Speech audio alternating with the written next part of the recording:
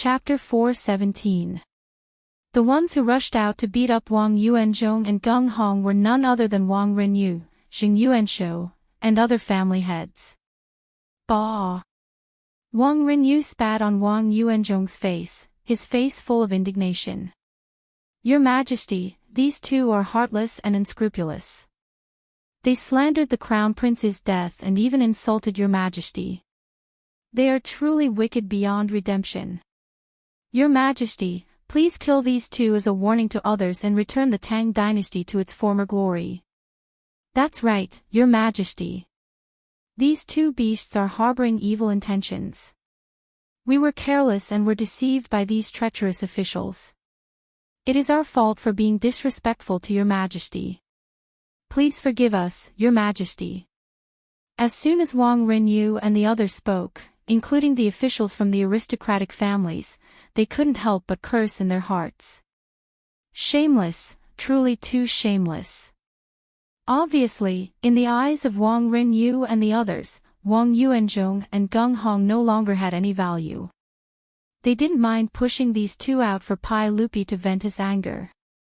In the main hall, the officials from the aristocratic families didn't react any slower than their family heads.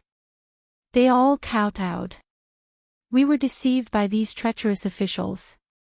We deserve to die 10,000 times. Your Majesty, these two beasts are deceiving the public and slandering the Emperor's father. They deserve to be killed. We should die 10,000 times for being deceived by these treacherous officials. Such an unruly and fatherless dog, his death is not worth pitying. Your Majesty, please issue an edict to kill these two beasts. In the main hall, countless officials began to shout and shout. Geng Hong was so scared that he wet his pants. A puddle of stinky yellow liquid flowed out from his crotch.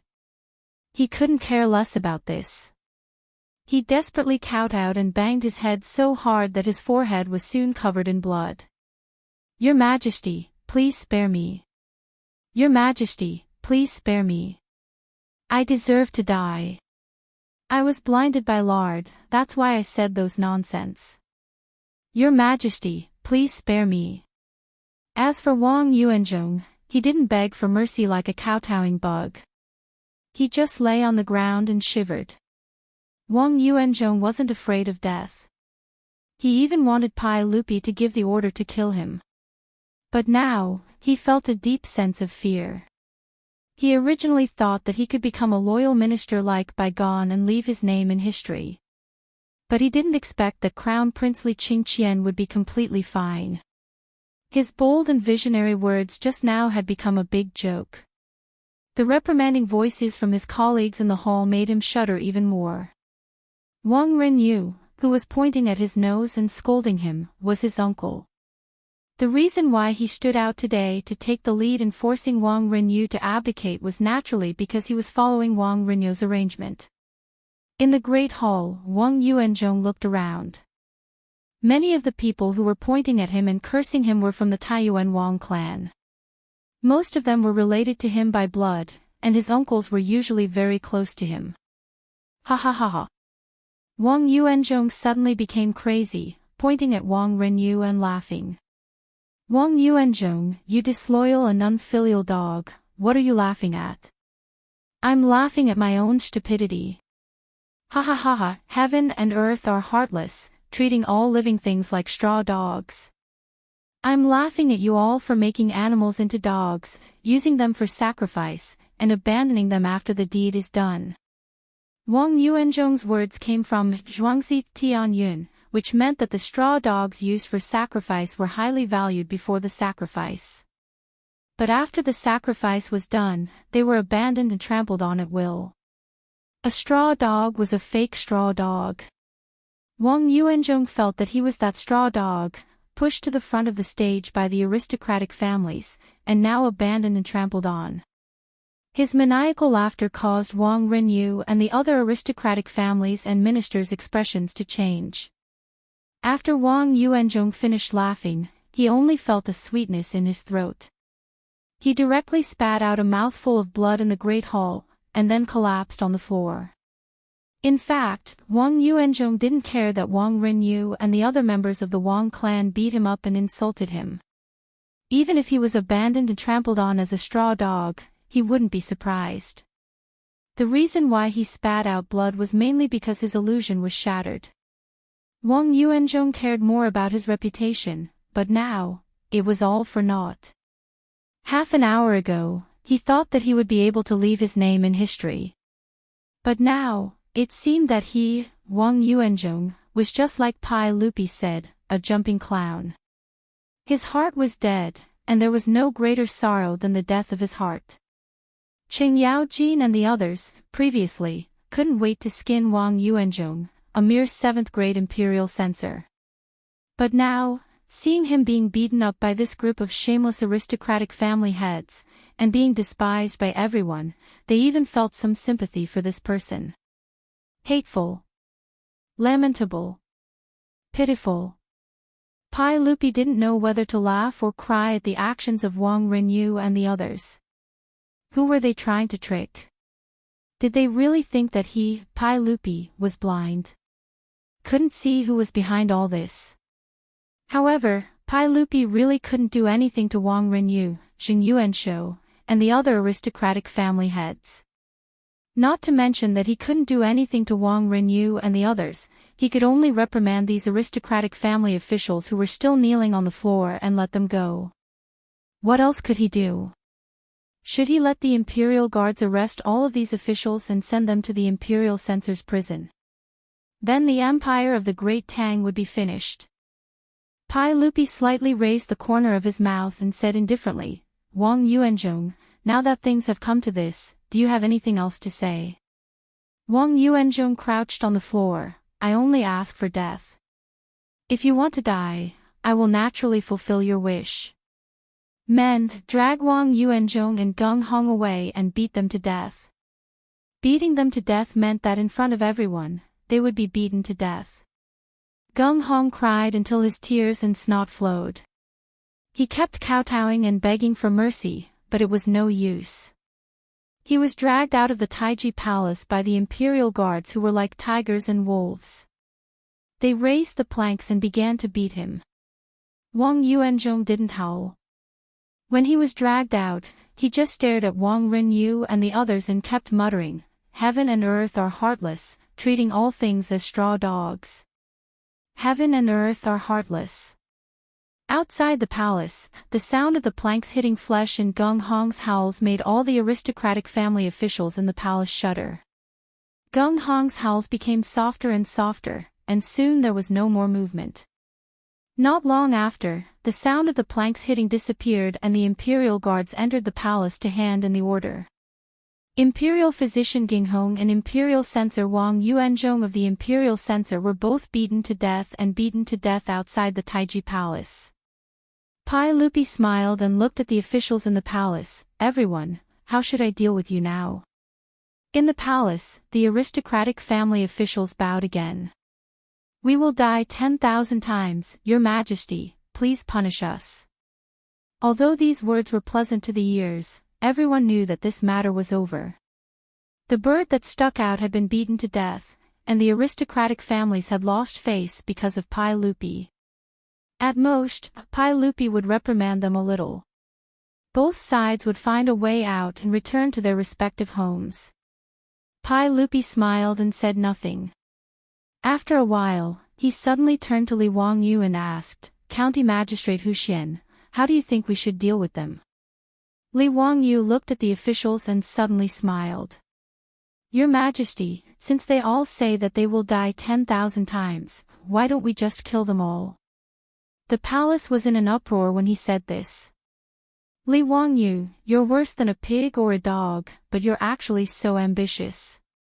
In their hearts, the officials had already developed a relationship beyond friendship with Li Wangyu's 18 generations of ancestors, and they were cursing him endlessly. Chapter 4:18.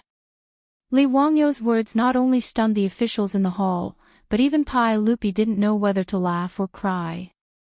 Li Wangyu had naturally said this on purpose to disgust these shameless aristocratic clans. In any case, even if he was an idiot in politics, he knew that Pai Lupi couldn't kill these officials. Unexpectedly, Pai Lupi was also a drama queen. He actually played along with Li Wangyu's words. County Magistrate Hu Xin's words are reasonable. Slandering the emperor's father should be executed. Since that's the case. Before he could finish speaking, the aristocratic clan's officials were already so frightened that their faces turned pale. Li Er must have gone crazy from the shock today, right? Why wasn't he following the script? Could it be that he really dared to kill the more than 300 officials in the hall who were trying to force the emperor to abdicate? Wang Renyu, Xing Yuanshou, and the other aristocratic clan's big shots all paled.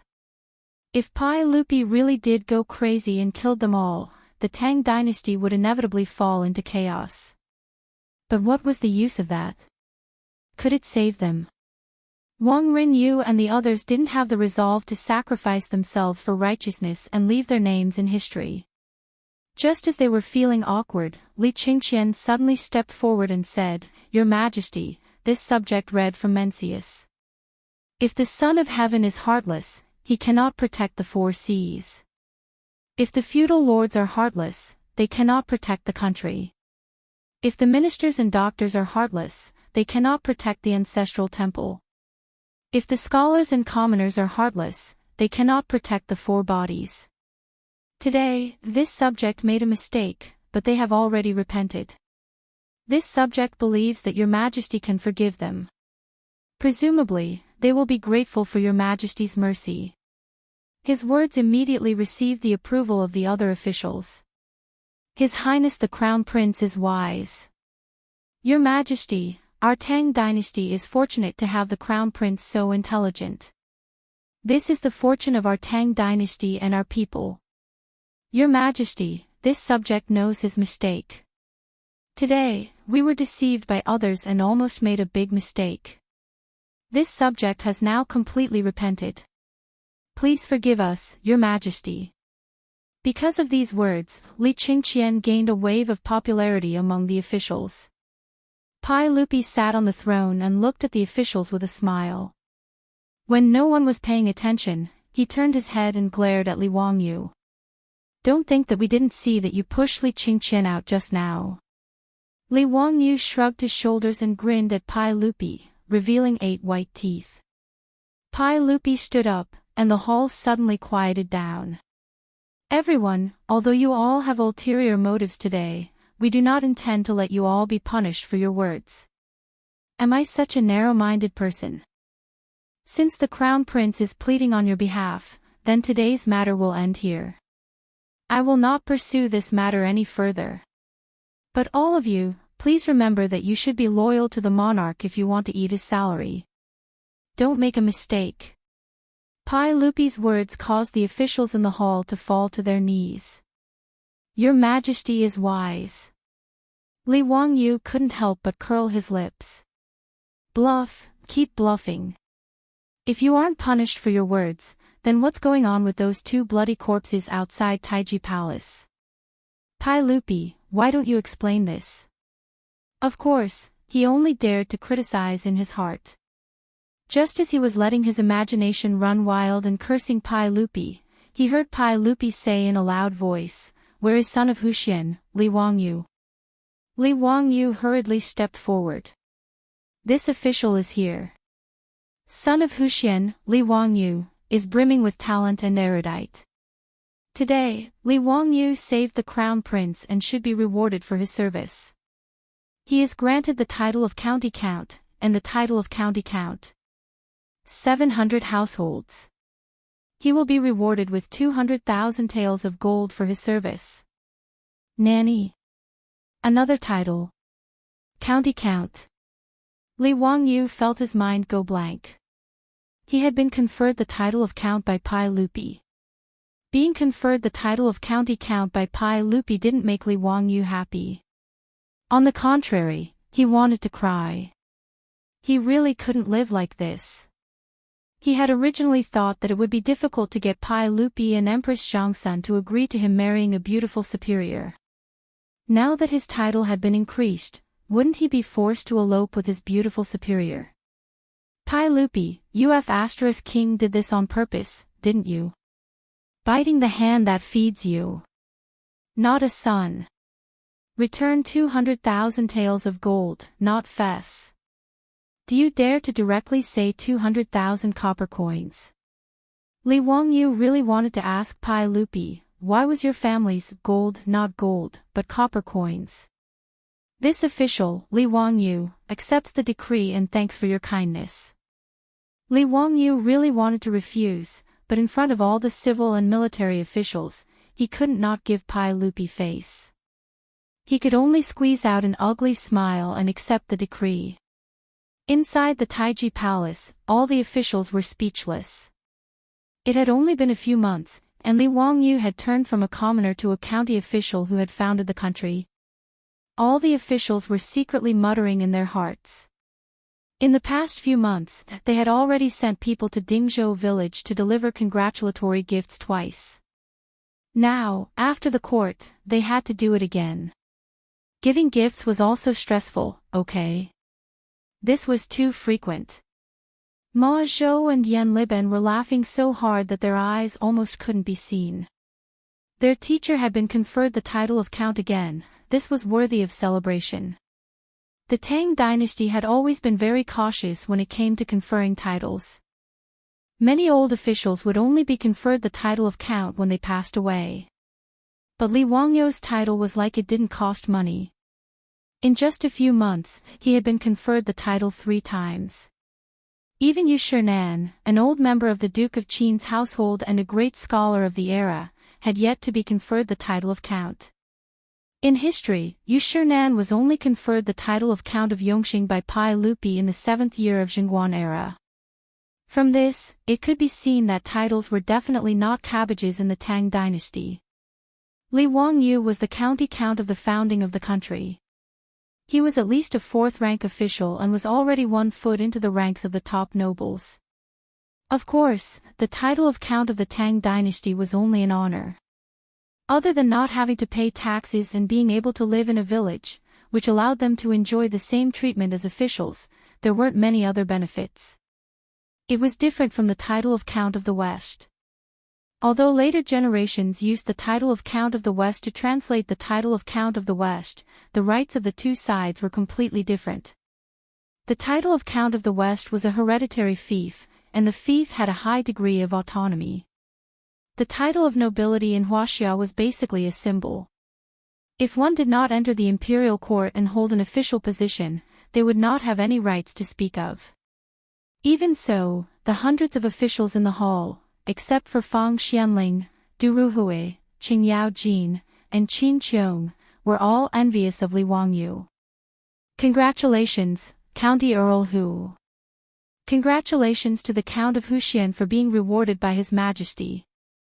Although they had just been disgusted by Li Wangyu, the officials from the aristocratic families still had to force smiles and congratulate Li Wangyu.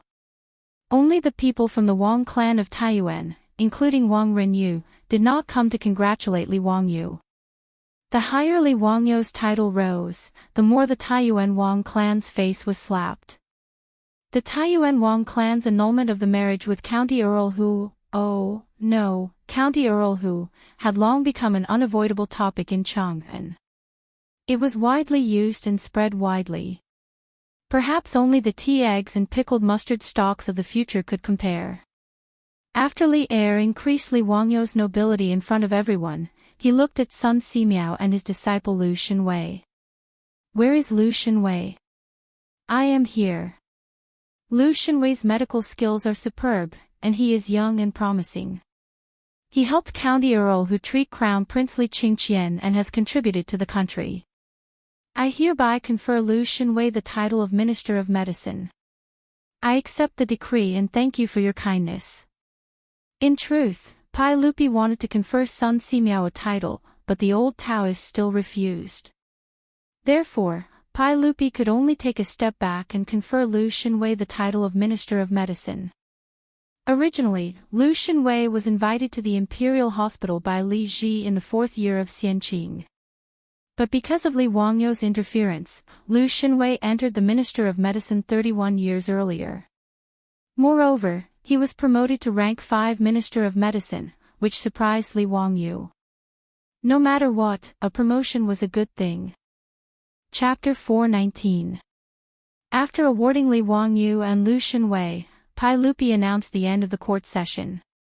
The curtains were drawn to the lunar court examination on the 7th month of the 2nd year of Jingguan. The so-called attempt to force the emperor to abdicate was more like a joke.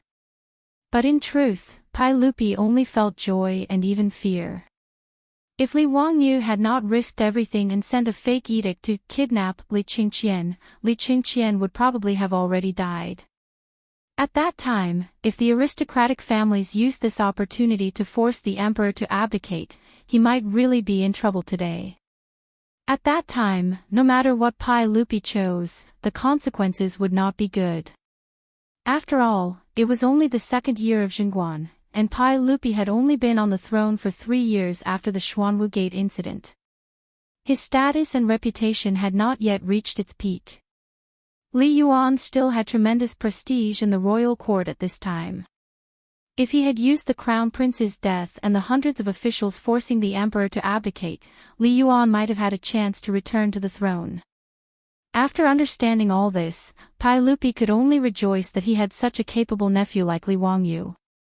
He also rejoiced that he had forced Li Wangyou to take Li Qingqian as his disciple. Pai Lupi was very proud of this. What he did not know was that if Li Wangyou had not taught Li Qingqian how to make ice cream, his son would not have gotten this intestinal blockage. Every sip and every peck is predetermined. The various events of the court session were quickly spread by the hundreds of officials to all of Chang'an's 108 markets. The common people were not interested in discussing the matter of forcing the emperor to abdicate. To the common people, it made no difference who sat on the throne in Taiji Palace. But they were rather interested in the matter of the crown prince, who was rumored to have died, being brought back to life by County Count Hu's miraculous hands. Even the crown prince with intestinal blockage could be saved. This was truly inconceivable. All the doctors and medical workers in Chang'an had said in unison that there was no cure for intestinal obstruction, which made Li Wangyou even more mysterious. Li Wangyou, who was worshipped by many people as the god of wealth, was now rumored to be a Daluo golden immortal who had descended to the mortal world. He could regrow flesh and blood and had the ability to bring people back from the dead. Li Wangyou's name was so popular in Chang'an that he could be said to be an internet celebrity of the Tang dynasty. Fortunately, cameras had not been invented in the Tang dynasty. In noticed Chang'an, only a few people knew Li Wangyou. Otherwise, he really didn't need to go out. Walking on the streets, he would definitely be surrounded by people like a rare animal. The rumors about County Count Li Wangyou's medical skills became more and more exaggerated, and many nobles and officials even believed them. After all, this was what Pai Lupi had said in front of everyone in Taiji Palace. Li Wangyou had even been promoted to County Count because he had saved the crown prince. Therefore, many officials and generals who were ill really went to Dingzhou village in Huxian to ask Li Wangyou for medical treatment. Li Wangyou felt extremely annoyed about this. How could he know any medical skills?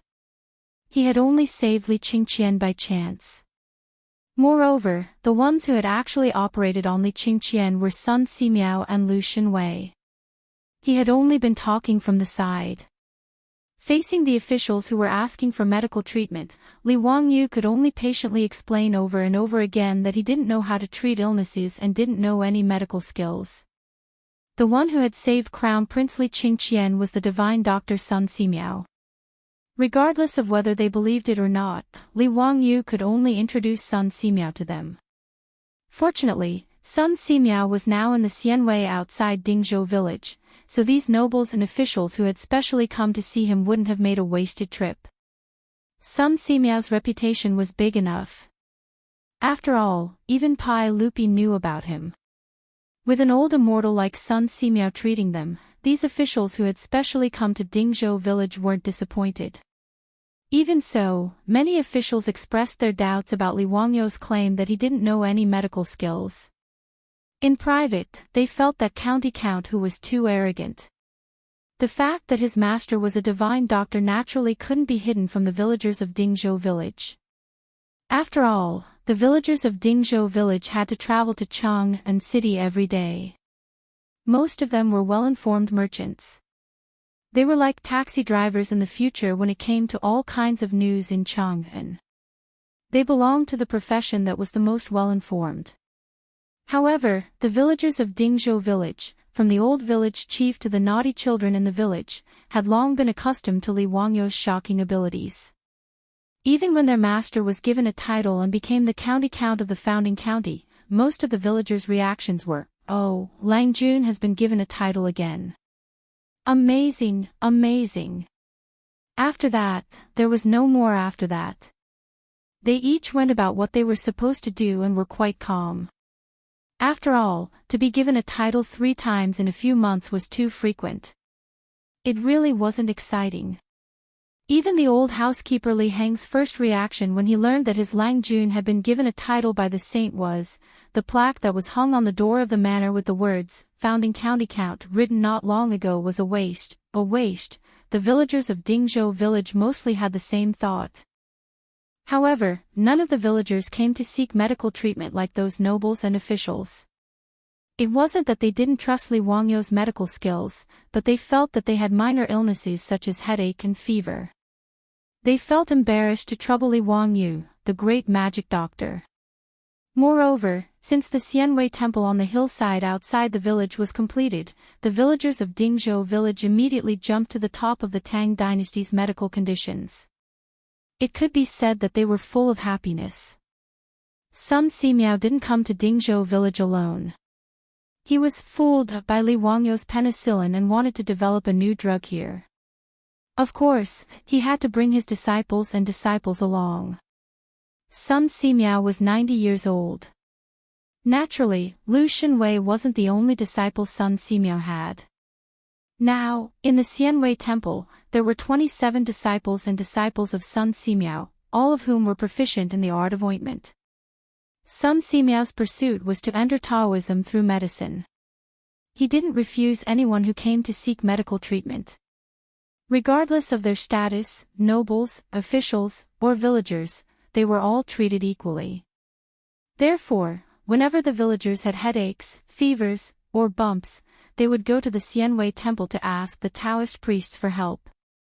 No one dared to disturb their master because of these minor illnesses. Li Wangyou was naturally happy to see this happen. He felt that it was a wise decision to trick Sun Simiao into coming to Dingzhou village.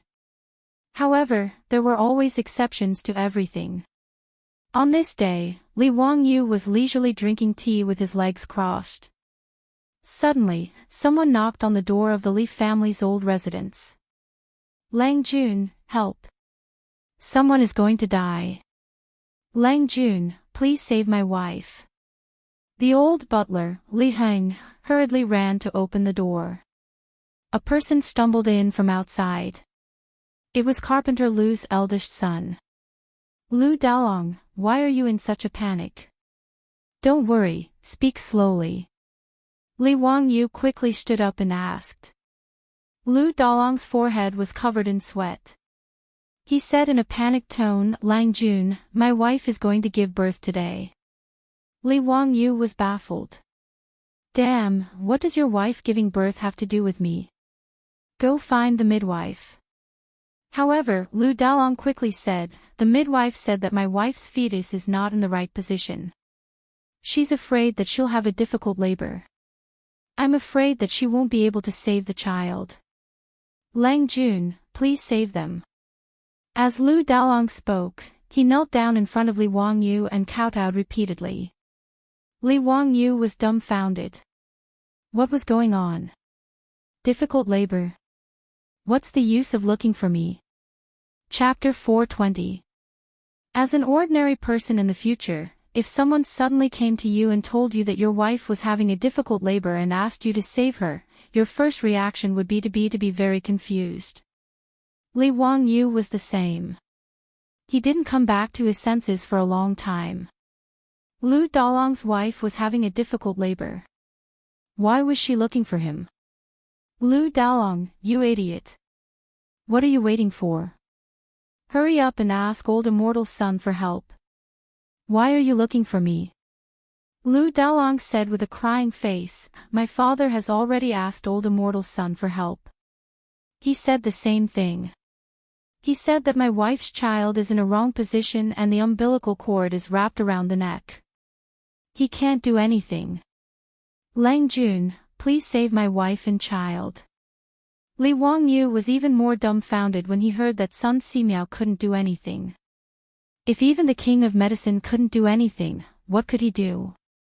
While he was in a daze, he heard a commotion outside. His beautiful superior, who had come out to see what was going on, heard that Lu Dalong's wife was having a difficult labor. She subconsciously blurted out, hurry up and do a cesarean section. Why are you still in a daze? What? Cesarean section. Li Wangyu looked at his beautiful superior in a daze. Are you sure you're not talking nonsense? Who knows how to do a cesarean section? Is it you or me? Or Sun Simiao? Wangyu, you and Sun Simiao can perform an appendectomy for Li Qingqian. You should be able to do a cesarean section, right? Li Wangyu was speechless. How could they be the same thing? Besides, if they cut open Lu Dalong's wife's stomach, how could they prevent her wound from getting infected? They didn't have any cephalosporin capsules. As for the penicillin that Sun Simiao wanted, they couldn't even find it. If they really cut open Lu Dalong's wife's stomach, whether she could survive or not would depend on her luck. Wangyu, why are you still in a daze? Hurry up, it's more important to save people. The beautiful boss was also anxious and pushed Li Wangyu out. I. Li Wangyu was so anxious that he started sweating. He said incoherently, ask Niu Wu to bring the alcohol from home. Sigh, what's going on? Got it. Hurry up and go. I'll have Niu Wu send the things over later. The beautiful boss said anxiously. Li Wangyu was at his wit's end. He could only wait and see. He could only follow Lu Dalong out of the manor and jog towards Carpenter Lu's house. Lu Dalong thought that Li Wangyu was running too slowly, so he bent down and carried Li Wangyu on his back before running home. This fellow was worried about his wife, so he ran as fast as he could. However, Li Wangyu, who was lying on his back, was jolted so much that he almost vomited. When Lu Dalong ran back to his house and put Li Wangyu down, Li Wangyu's little face was pale and cold sweat was dripping down his forehead. He glared at Lu Dalong angrily, but he didn't have the time to find trouble with this idiot. He hurried into the house. Since ancient times in Wuxia, giving birth to a child was akin to a woman breaking through the gates of hell. Not to mention these ordinary peasant women, even in the imperial palace, there were countless concubines who had died because of difficult childbirth. Lu Dalong's wife had a difficult birth. That was basically a step into the bridge of helplessness. Li Wangyu didn't care about the taboo between men and women. He pushed the door open and entered the house. Lu Dalong wanted to follow him in, but he was stopped by his father, Carpenter Lu. You idiot, the woman inside is giving birth. Why are you going in? Then why did Lang Jun and old Immortal's son go in? Lu Dalong wasn't convinced and said with a stiff neck. He was worried about his wife, so he didn't care about these things. Nonsense, who is Lang Jun? He and old Immortal's son are miracle doctors, do you understand? Are miracle doctors human? Li Wangyu, who had just stepped into the house, almost tripped when he heard Carpenter Lu's words. What is this old man talking about? How am I not human?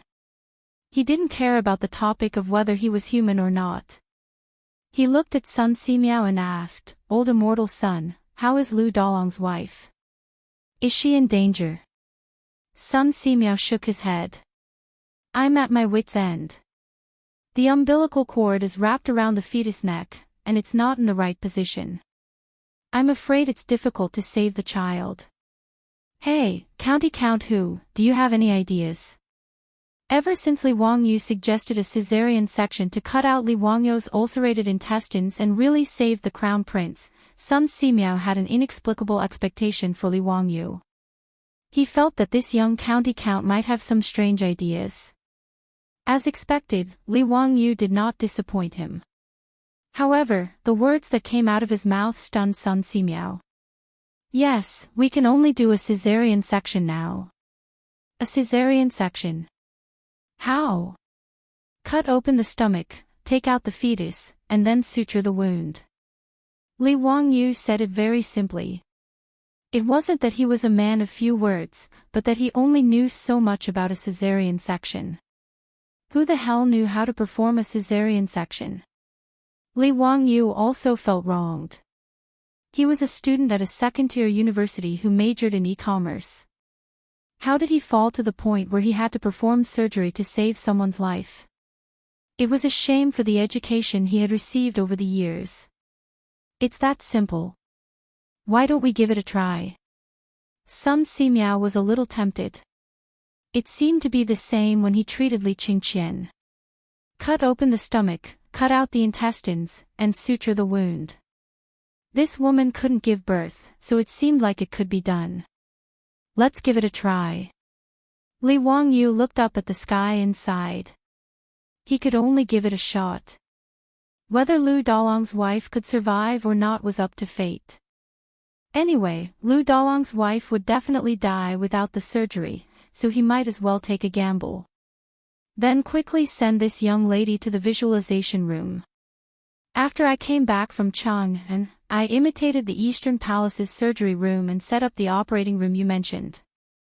It's just right for today, Sun Simiao said without hesitation. Medical fanatic Sun Simiao had tried surgery once, so he was naturally very interested in it. When he was taking care of Li Qingqian in the Eastern Palace, he asked Li Wangyu about surgery every day. What was surgery, how to set up the operating room, what surgical instruments were needed, why did they have to use alcohol to disinfect, and so on. Li Wangyu was often speechless. He could only rely on the common sense and imagination he had learned from watching television dramas to deal with the curious baby, Sun Simiao. After returning from Chang'an, Sun Simiao immediately ordered someone to set up an operating room, intending to study surgery in depth. It came in handy today. Li Wangyu nodded and walked out of the room. He said to the anxious father and son of the Lu family, Lu Dalong, old immortal son, and I can try to save your wife, but we might not be able to save her. The risk is great. Are you willing to give it a try? Lu Dalong and his father looked at each other and knelt down without hesitation. Yes, I'm willing. Lang Jun, please save my aunt. If anything happens, I won't complain. That's my wife's life. Lang Jun, old immortal son, please treat her. In this era, there were no such things as medical disputes in the future. Not to mention, Lu Dalong knew that his wife's life was in danger. She could die at any time. If they really couldn't save her, the father and son of the Lu family couldn't blame Li Wangyu and Sun Simiao. They still had to thank them for saving her. Li Wangyu didn't argue and ordered, if that's the case, immediately carry your wife to the visualization room and prepare for surgery. Lu Dalong naturally didn't understand what surgery was, nor did he dare to ask. He hurriedly removed the door planks and asked the midwife and his mother to dress his wife. Together with his father and two brothers, they carried the groaning auntie to the manifestation realm. Chapter 421. After the father and son of the Lu family carried Lu Dalong's wife to the temple, they could only wait anxiously in the temple and pray silently for the Tao ancestors' protection. In the operating theater of the Taoist temple, Li Wangyu was in a dilemma. There was no other reason. In order to perform the surgery, he had to first disinfect and take off Lu Dalong's wife's clothes. There were no such things as surgical gowns these days. Neither Li Wangyu nor Sun Simiao had thought of preparing such things. With the sanitary conditions of the Tang dynasty, the clothes on Lu Dalong's wife's body were not hygienic at all. There might be a lot of bacteria. What made Li Wangyu feel troubled was not only the problem of taking off her clothes. He seemed to remember that before performing a caesarean section, he had to prepare the pregnant woman's hair. That meant, cough, cough, cough, that was to shave off the body hair to prevent bacterial infection. At this moment, only Li Wangyu and Sun Simiao were in the operating theater. After all, he was delivering a woman's child. Sun Simiao was too embarrassed to ask his disciples to help. The old Taoist priest was prepared to perform a caesarean section on Lu Dalong's wife himself. Anyway, he was a doctor and was 90 years old. He no longer had to care about these things between men and women. As for Li Wangyu, in Sun Simiao's opinion, he was just a young man. His hair was not fully grown yet, so there was no need to avoid him. Besides, Sun Simiao did not even know what a caesarean section was. Without Li Wangyu's help, the old Taoist priest was not confident. This was a living human life. If something went wrong, 2 lives would be lost. He could not be careless. Li Wangyu wanted to hide, but he was stopped by the old Taoist priest. He had no choice but to stay. Old immortal son, that, cough, cough, we have to take off her clothes first. Li Wangyu's face was red as he pointed at Lu Dalong's wife who was moaning on the operating table. Lu Dalong's wife was in so much pain that her forehead was covered in sweat. However, when she heard this, she could not help but widen her eyes in fear and shake her head repeatedly. No, how can this be? I'm a woman. Lu Dalong's wife protested in a voice as soft as a mosquito's. She would rather die than be naked in front of Sun Simiao and Li Wangyu. Although the people of the Tang dynasty were civilized, unlike the Ming and Qing dynasties where people were confined by feudalism, it was still difficult for Lu Dalong's wife to bring up this matter. If Li Wangyu had accidentally transmigrated to the Ming and Qing dynasties, then there was no need to think about a caesarean section at all. The patient's family members would rather watch the patient die of pain than let them save the patient. The Ming dynasty's medical practice specifications stated, even if you are separated by curtains, you must cover your hands with gauze. Needless to say, a male doctor delivering a baby to a woman. In the book, there was a woman named Ma who would rather die than see a male doctor because of an indescribable disease. Madame Ma said, I would rather die than let a man see this illness. In the end, Madame Ma died, but she was praised by the people of her time for being a woman of virtue, which was lamentable. Lu Dalong's mother-in-law was now mostly shy like a woman and not bound by etiquette and morals. Sun Simiao frowned slightly. Madame Lu, if you don't do this, I'm afraid that today will be the day you die. That's a corpse and 2 lives. Have you thought it through? I and the county magistrate are both doctors. As the saying goes, doctors have the heart of parents. Do you need to avoid your parents like this? Sun Simiao's words made Lu Dalong's mother-in-law fall silent. In the end, she suppressed her shyness and closed her eyes. She nodded slightly to show that she agreed. Sun Simiao picked up the scissors and handed it to Li Wangyu, indicating that he should cut open Lu Dalong's mother-in-law's clothes.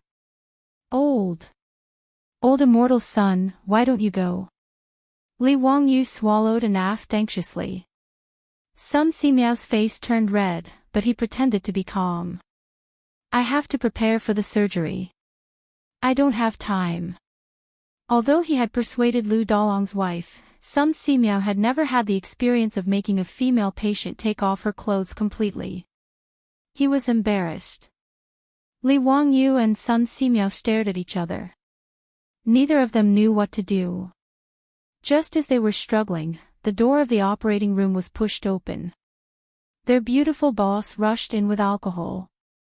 Seeing their beautiful boss come in, Li Wangyu and Sun Simiao were secretly relieved. Chongqing, you came at the right time. Help Lu Dalong's wife cut open her clothes. Oh, right, you also need to prepare the hair.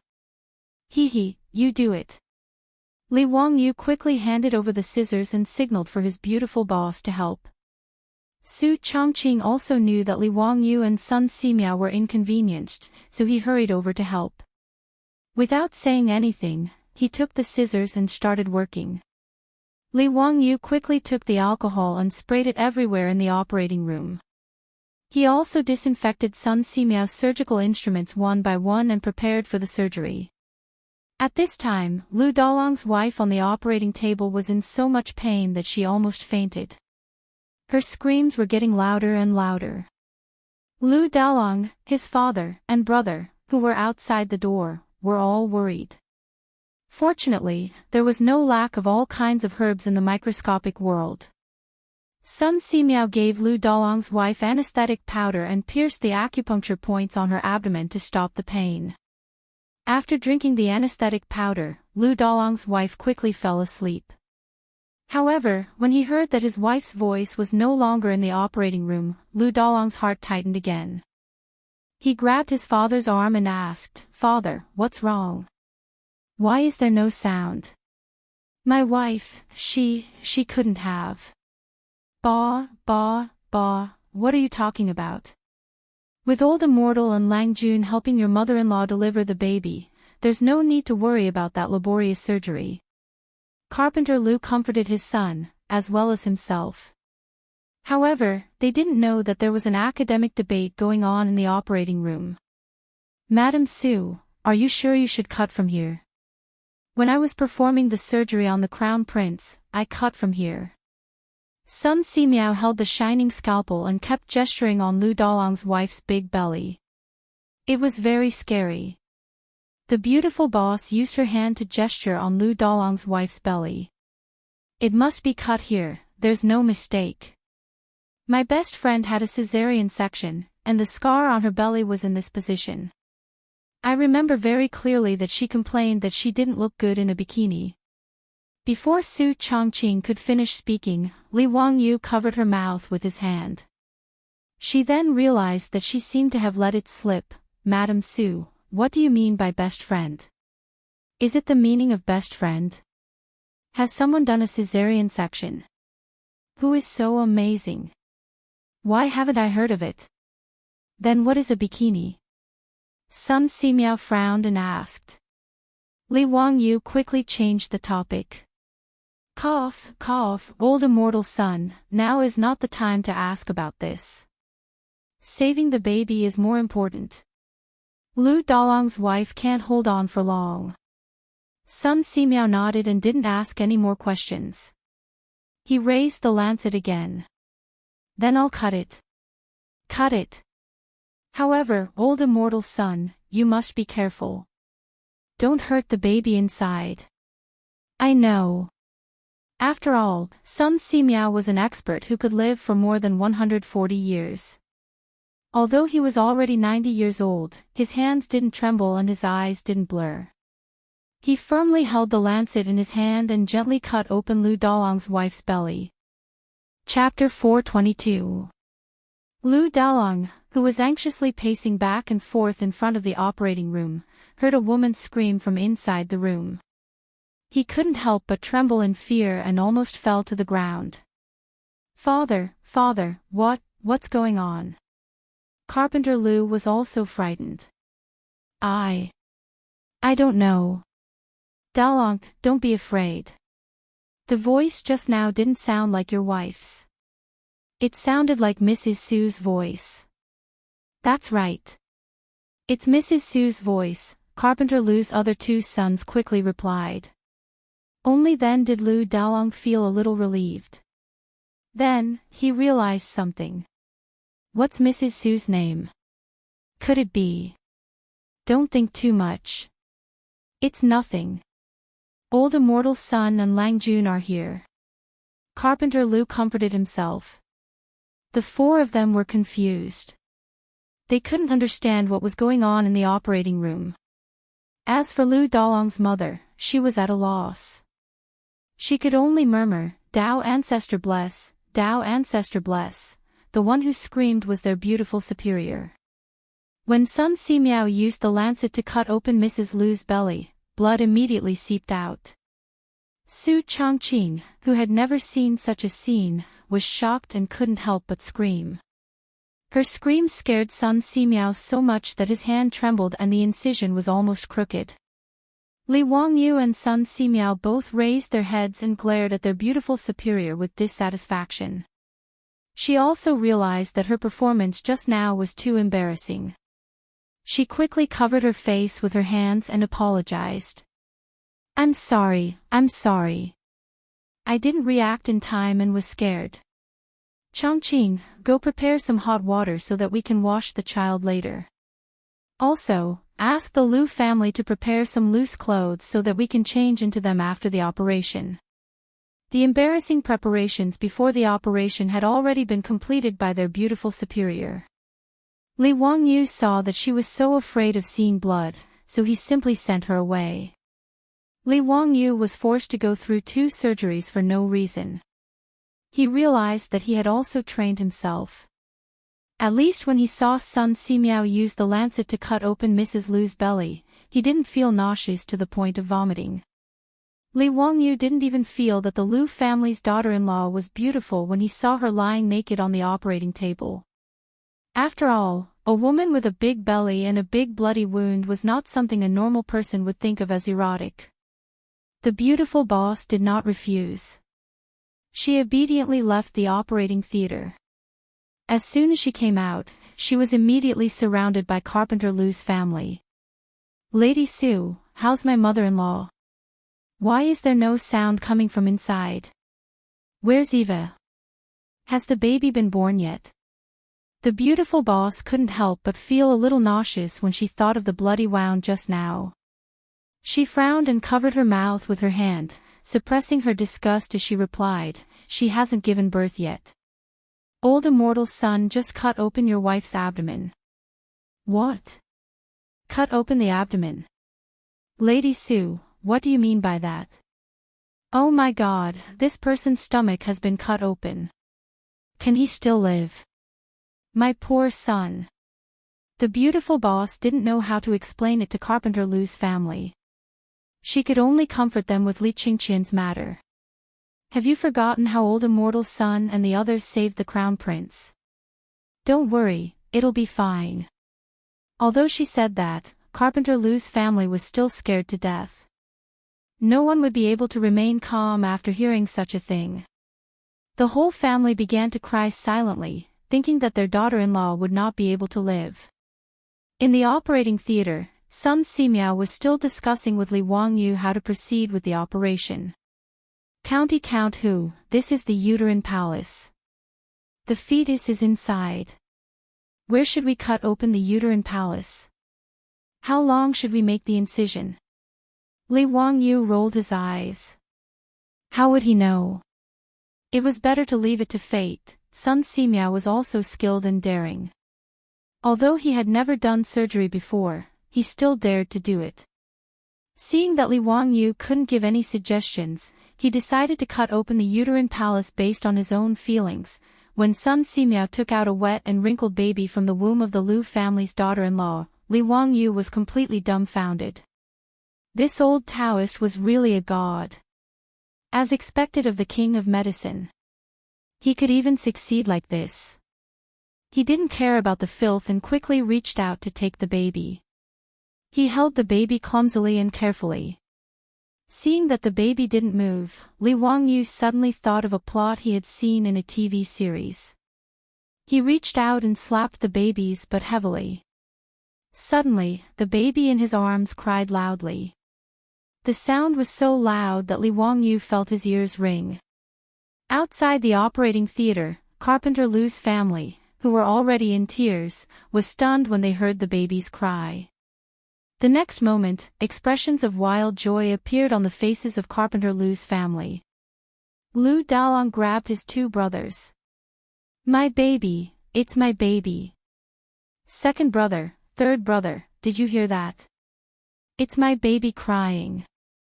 Ha ha ha, Lu Dalong, have a baby. He was ecstatic when Carpenter Lu slapped his head. What are you laughing about? We don't even know if your wife is dead or alive. When he heard his father's words, Lu Dalong's face fell again. However, when he heard the baby crying in the room, he couldn't help but smile. At this time, the beautiful boss also brought hot water. She was also surprised when she heard the baby crying. Wang Yu, the baby is born. Is it a boy or a girl? Li Wangyu looked down at the baby in his arms and replied with disdain, a boy, a money-losing product. Construction bank. The beautiful boss couldn't help but cover her mouth and laugh. If Lu Dalong heard what you said, he would definitely fight you to the death. This is the Tang dynasty. They want to have a boy. Li Wangyu curled his lips. I like girls. It's so good to have a sweet little jacket. Hee, Chongqing, let's have a daughter in the future, okay? The beautiful boss blushed a little when she heard what he said. She glared at him and carefully reached out to wash the baby in the warm water. Neither of them had any experience in taking care of a baby. After a while, they finally cleaned the baby and wrapped it in the cloth they prepared. Li Wangyu couldn't help with the rest. He simply carried the baby out of the operating room with the beautiful boss. Sun Simiao was left to clean up the mess and suture the wound. Now that the unprecedented cesarean section was done, the baby was born safely. However, whether the Lu family's daughter-in-law could survive or not depended on whether she was lucky enough. Li Wangyu couldn't do anything about it. When the beautiful boss came out of the operating room with the baby in her arms, Carpenter Lu and his family all knelt down and kowtowed to Li Wangyu. Lang Jun, you are my reborn parent. I won't forget you saving my life. I'll repay you with everything I have. What are you doing? Get up quickly.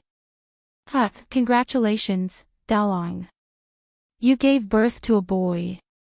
Carpenter Lu, congratulations on having a grandson.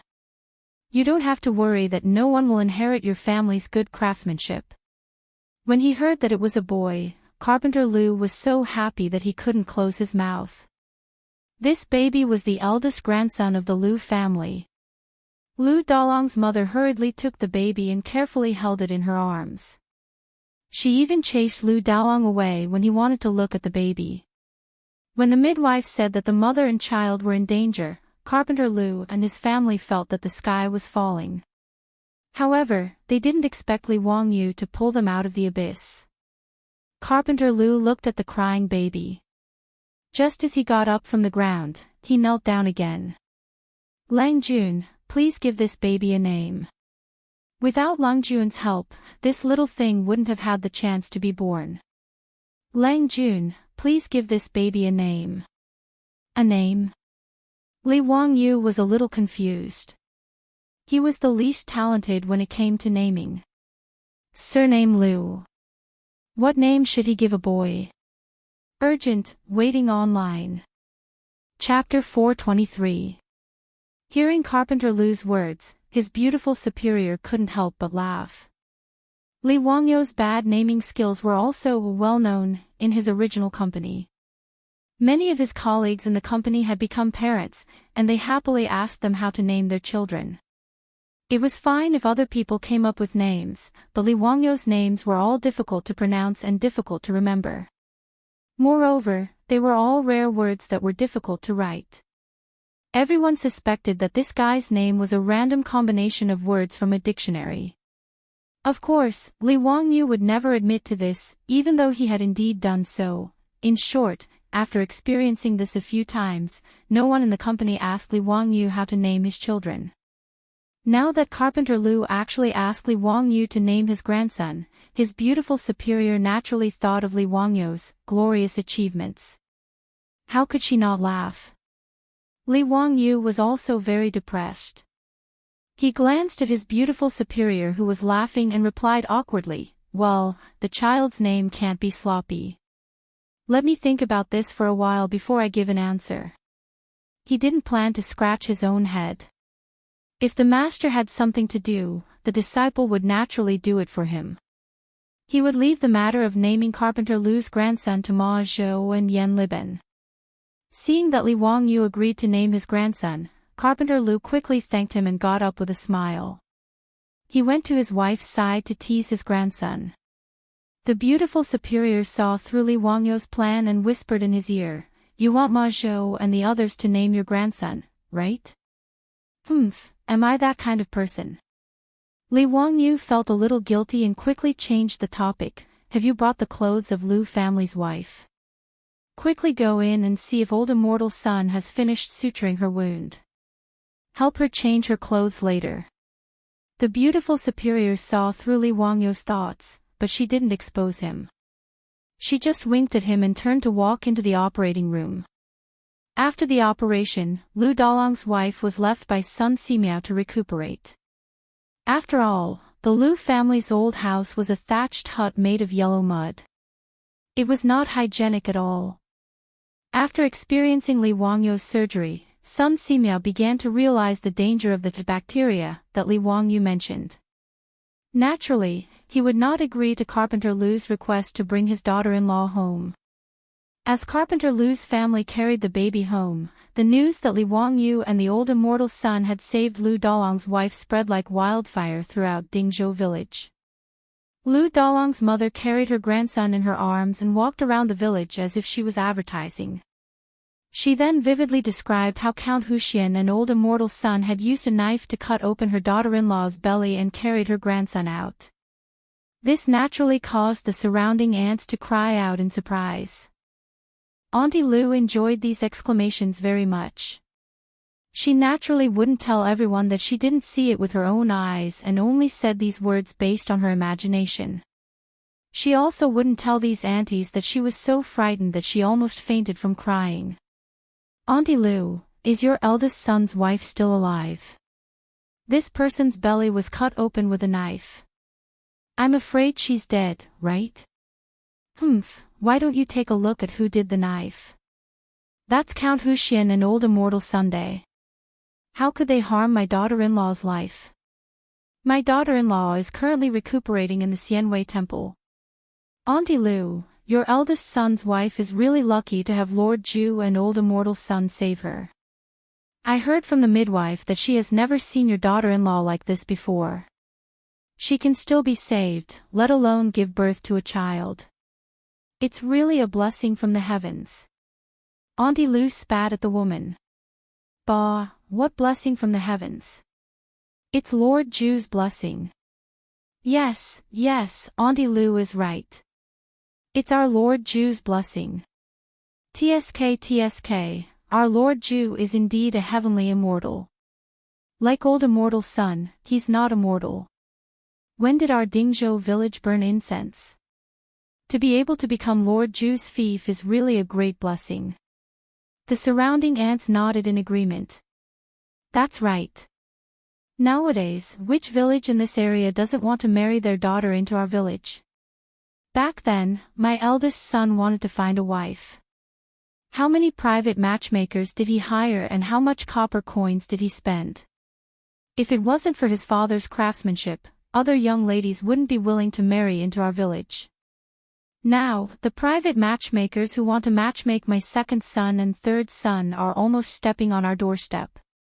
Auntie Lu's face was full of pride when she spoke of this matter. I heard that the people who want to marry your second son are from the wealthy families in Huxian County. The topic of the aunts quickly deviated. It was just as the two elements gave birth to the 4 divisions, and the 4 divisions gave birth to the 8 trigrams. A group of gossipy aunts began to discuss family matters with relish. Lu Dalong's wife was indeed in good health.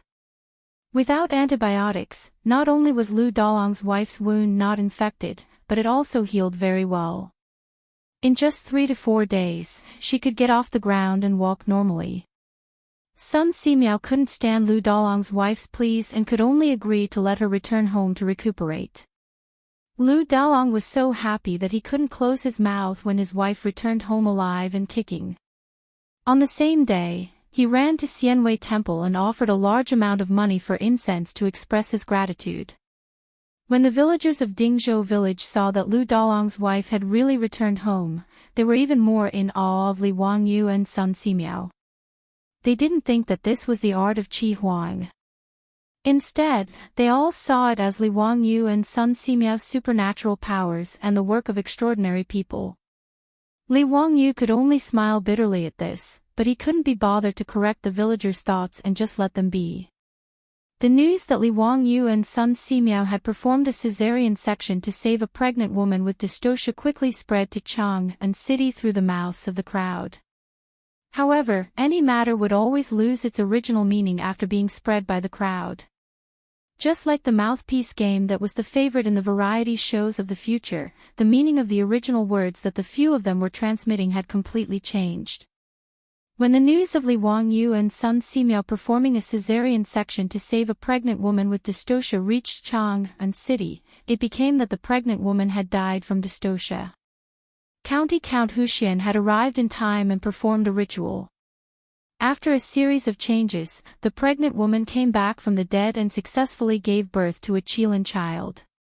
At that time, there were even fresh flowers falling from the sky, heavenly music playing, and colorful clouds blooming. Everyone was shocked, but they firmly believed in this absurd rumor. Pai Lupi lived deep in Taiji Palace, but he was also well informed. After the 100 Horsemen department reported this matter, Pai Lupi immediately summoned Li Wangyu to Taiji Palace. "Zio, have we treated you unfairly?" The moment Li Wangyu entered the legislative hall, he didn't even have time to bow to Pai Lupi before Pai Lupi began to make things difficult for him in an unfriendly tone. Li Wangyu couldn't help but be stunned. What was Pai Lupi up to this time? Chapter 424. Li Wangyu didn't understand what Pai Lupi meant, so he quickly flattered him. "Uncle, why do you say that?" "Uncle, of course, you care about and love me. It's because of Uncle's teaching and encouragement that I didn't become a useless playboy. If Uncle has any orders, I'll do it without hesitation." Pai Lupi's expression eased a lot when he heard that. He nodded proudly and said, "In that case, why don't you perform the ritual for your aunt when you have the supernatural power to protect the pregnant woman?" "What?" Li Wangyu's eyes nearly popped out of their sockets. Why did he understand every word Pai Lupi said, but he didn't understand what the guy was talking about? What did he mean by having the supernatural power to protect the pregnant woman? Why did he have to perform the ritual for Empress Zhongsun? Did he look like Yuan Tiangang, Sun Simiao, and other old Taoists? Li Wangyu really didn't understand what Pai Lupi meant. He could only brace himself and ask carefully, "Uncle, what do you mean?" "Nephew, why can't I understand?" "Uncle, do you need to pray for my aunt?" "I'll go to Taoist Yuan immediately and ask him to prepare the Luo Tian grand ritual to pray for my aunt." Pai Lupi glanced at him and said, "What's the use of me looking for Yuan Tiangang? I heard that you saved a dead pregnant woman in Dingzhou village and gave birth to a child. Is that true? Now your aunt is pregnant for 10 months and is about to give birth. As a nephew, don't you plan to do something for your aunt?" Li Wangyu was completely confused. It took him a long time to figure out that he and Sun Simiao had performed a caesarean section and saved Lu Dalong's wife. It was actually rumored to be like this. Even Pai Lupi, the emperor of the Tang dynasty, believed it. It was really nonsense. He quickly explained to Pai Lupi, "Uncle, who is talking nonsense? If I had the ability to bring the dead back to life, would I have been bullied by the Li clan of Huxian? I did save a pregnant woman, but I didn't perform any ritual. Instead, I performed a caesarean section for the pregnant woman with old Immortal Sunday. Just like saving Qingqian, we cut open the pregnant woman's abdomen and took out the fetus. That's all." Pai Lupi was skeptical. "Really? If I lie, may the heavens strike me with lightning." Seeing that Li Er didn't believe him, Li Wangyu even swore an oath. Hearing Li Wangyu's words, Pai Lupi also knew that he made a blunder. He couldn't help but blush as he coughed lightly. "Since that's the case, you and Minister's son can stay in the palace for the time being." So's, your and wife's, you, SSS right. Li Wangyu instinctively wanted to refuse Pai Lupi's words. Living in Dingzhou village was so comfortable, and he could whisper sweet nothings to his beautiful boss every day. Living in Taiji Palace was too stifling. How could it compare to living in his own manor? Moreover, Empress Zhongsun was pregnant with the future Emperor Gaozong of Tang, Li Ji. Li Wangyu knew that Li Ji had given birth smoothly without any hiccups. Asking him to come live in the palace to prevent Empress Zhongsun from giving birth was like taking off his pants to fart. Wasn't that superfluous? However, Li Wangyu swallowed the words that were about to come out of his mouth. He knew the history, but Pai Lupi didn't. He couldn't tell Pai Lupi that his wife would give birth smoothly on the 21st day of the 7th lunar month in the 2nd year of Jingguan. She would give birth to a boy, and he would be named Li Ji. His nickname was Ji Nu, and he would inherit his throne in the future. It would be strange if Pai Lupi didn't think he was crazy. Li Wangyu counted the days. It was already the 16th day of the 7th lunar month. Li Ji would be born in 5 days. Since that was the case, he didn't want to talk nonsense. He would just come to Taiji Palace and stay for a few days. Understanding this point, Li Wangyu nodded happily and agreed. Uncle, don't worry. I won't be careless about Aunt's matter. I'll go back to Dingzhou village first and get ready. Tomorrow, I'll go to the palace with old Immortal Sunday, Pai Lupi nodded. Okay. Li Wangyu chatted with Pai Lupi for a while and then left the palace. He didn't rush back to Dingzhou village. Instead, he planned to go to the Chou Manor first. Now that the Chou Manor had taken over the business of the beverage vending machine, it was doing well. In Chang'an City, the beverage vending machine could be seen everywhere. The ice-making workshop in Dingzhou village was also built. Every day, large amounts of ice were transported by four-wheeled carriages to the boiled water shops in Chang'an City. Naturally, the machine, which could automatically produce iced boiled water with copper coins, attracted the curiosity of everyone in Chang'an City. The sales kept increasing. Now, the copper coins that were transported back to Dingzhou village every day gave the old housekeeper Li Heng a headache. He didn't know where to store so many copper coins. Li Wangyu passed by a boiled water shop. He also took out his copper coins and bought 2 bamboo tubes of iced drinks. He drank with Niu Wu as they walked. It was very pleasant. He went to the Chou Manor not only to discuss the vending machine, but also to discuss the transportation of sorghum from the Chou Manor. The sorghum used by the brewery in the Qinling Mountains was provided by the Chou Manor. Now, the sorghum wine produced by the brewery was in short supply.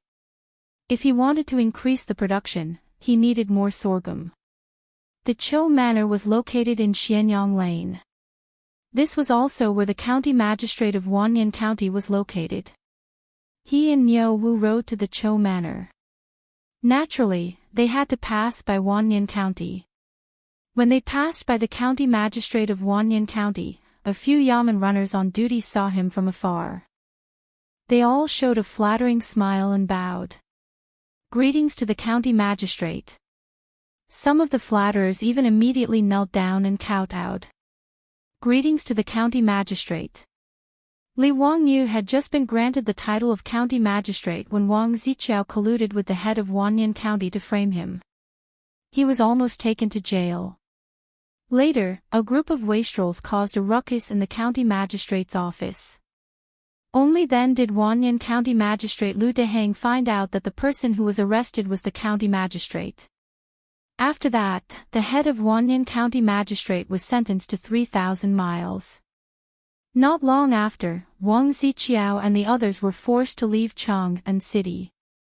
Li Wangyu's title became higher and higher, and his reputation became more and more prominent. The yamen runners of Wanyan County naturally had a deep impression of Li Wangyu. Now that they saw him riding a horse, how could they not hurry to greet him? Li Wangyu smiled and cupped his hands at the yamen runners. It could be considered a greeting. Just as he was about to urge his horse forward, he saw a group of people not far away. They were extremely noisy as they headed towards the county magistrate of Wanyan County. In a moment of curiosity, Li Wangyu pulled on the reins and stopped to watch. He saw the group of people escorting a man over. They shouted, "Bring this disobedient son to see the magistrate. This damned gambler. Disobedient son, he deserves to be killed. He will die a horrible death. Auntie Fong, don't worry. We will testify for you. The Ming house will definitely punish this disobedient son." In the crowd, there was a white-haired old woman. She was wiping her tears and crying. What was going on? Seeing this scene, Li Wangyu was in no hurry to leave. He wanted to see what was going on. The group of people quickly arrived in front of Wanyan County.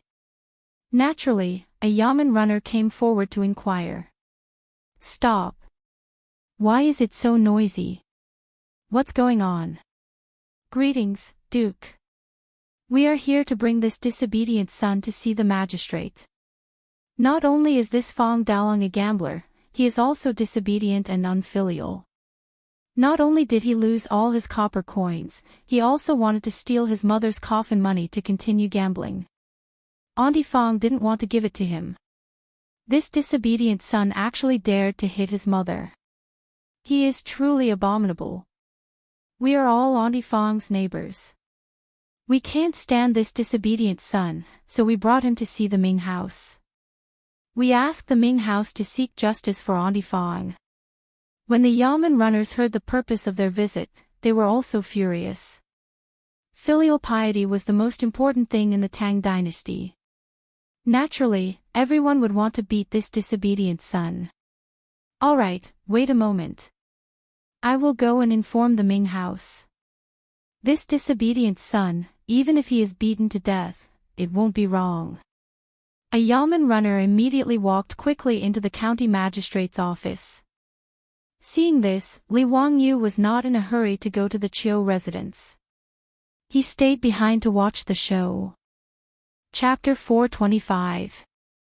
After Wanyan County Magistrate Lu Dehang heard the report, he did not delay and immediately ordered the 3 groups of bailiffs to begin the trial. Pai Lupi himself had lost his filial piety due to the Xuanwu Gate incident, so he paid more attention to it. In the laws of the Tang dynasty, one of the 10 unpardonable crimes was disobedience, which had the same status as rebellion. Those who beat their parents were beheaded. In the Song dynasty, the punishment for disobedience was even harsher. Those who insulted their parents were beheaded and their bodies thrown out on the streets. The Ming and Qing dynasties were even worse. The reason why the ancient Chinese laws were so strict on disobedience was not only to respect filial piety, but also to protect the ruling position of the emperor. Even one's own father could not disobey, so it was naturally the same for the emperor's father. Therefore, in ancient China, disobedience was no different from suicide. If what these people said was true, then the man called Fong Dalong would be dead without a doubt. This was the first time Li Wangyu had seen such a disobedient son in the Tang dynasty, so he was naturally curious. He and Niu Wu dismounted from their horses and followed the commoners who reported to the officials. They entered the main hall of the county yamen to watch and listen to the trial. Lu Dehang sat in the hall and saw Li Wangyu in the crowd.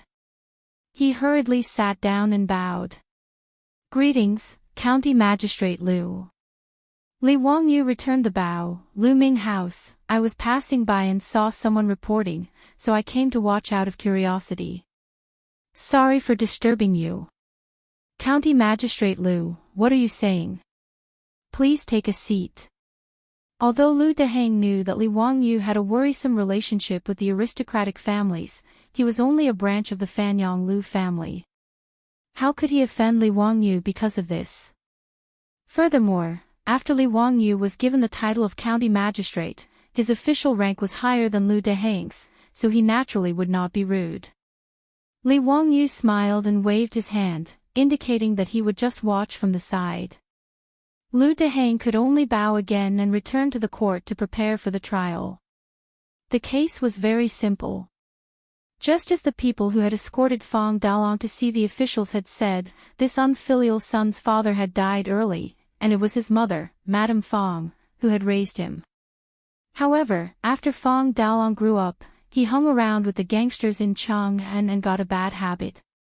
Usually, the neighbors did not like him. Fong Dalong was a gambling addict and often visited gambling dens. The Tang people loved gambling, so this was not a big deal. However, ordinary people only gambled a little for pleasure, while Fong Dalong gambled a lot. The copper coins that his mother had painstakingly saved were all sent to the gambling house by him.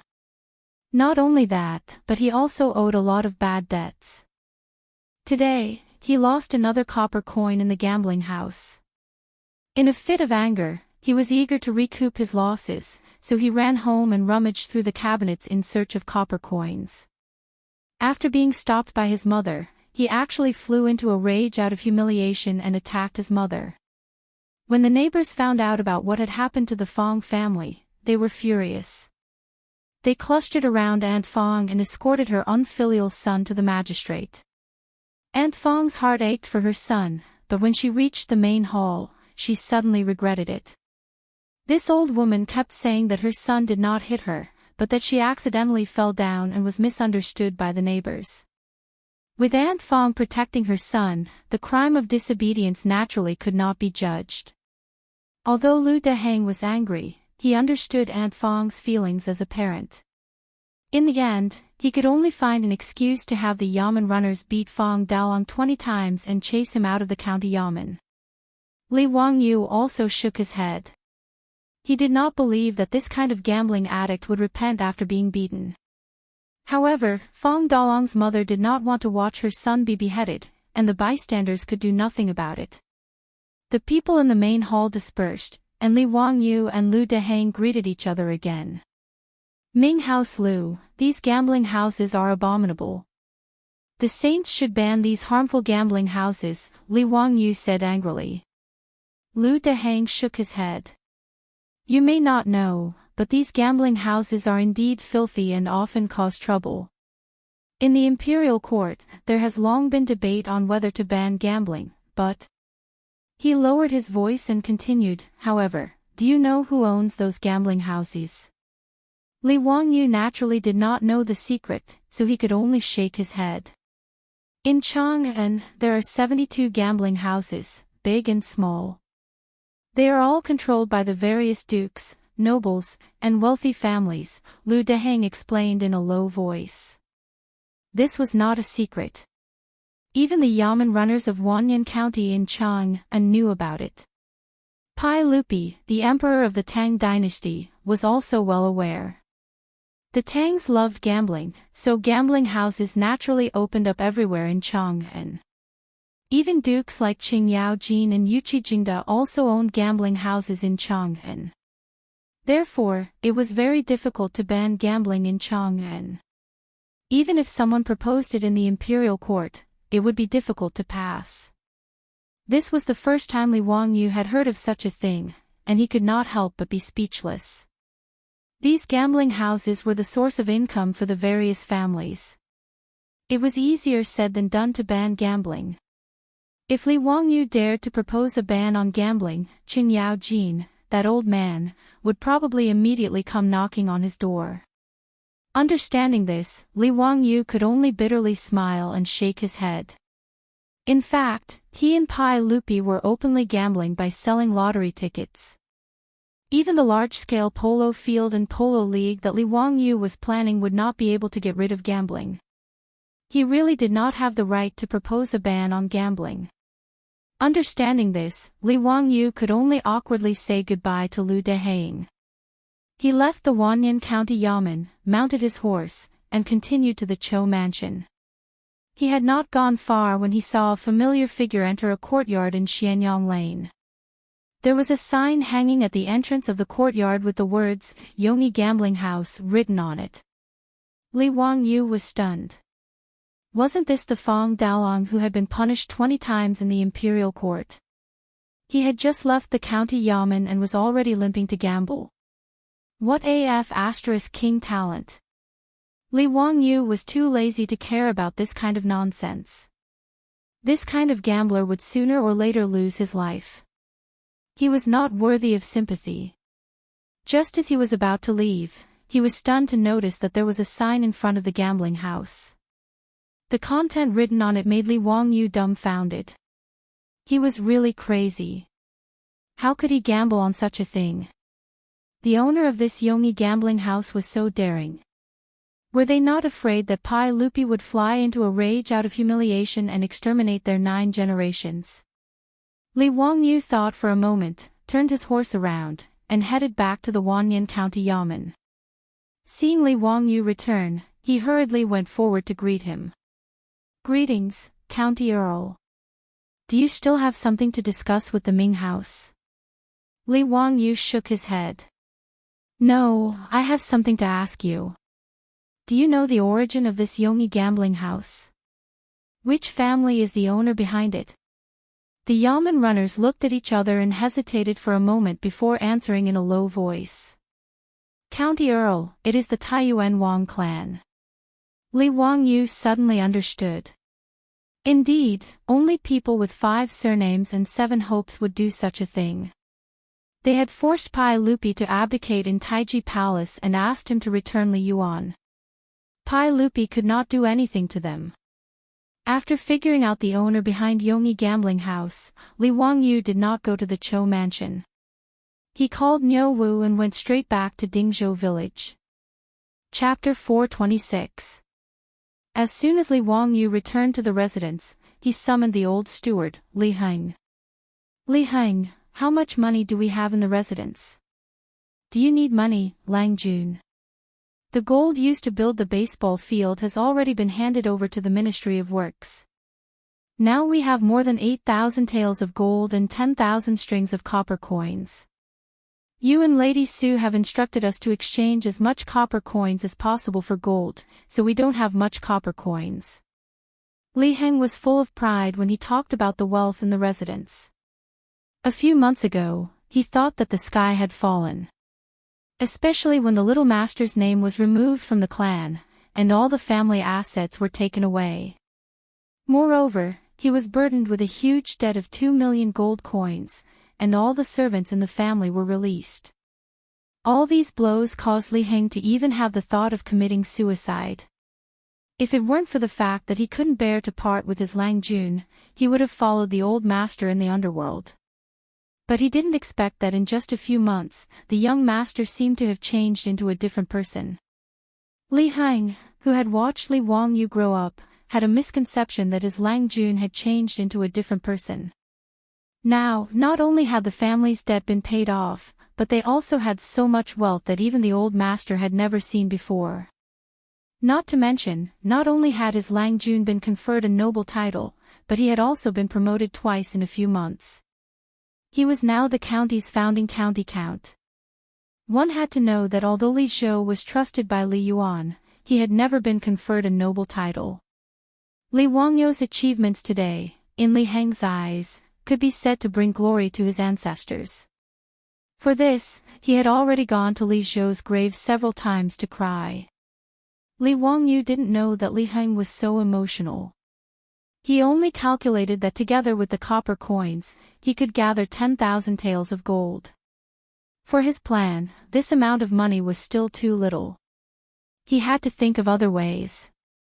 "Li Heng, have Niu Wu go to the Shun Feng Carriage Company in the Eastern Market and bring me 40 carriages. Lang Jun, why are you bringing back so many carriages? Are you transporting something?" Li Heng didn't understand. Li Wangyu nodded.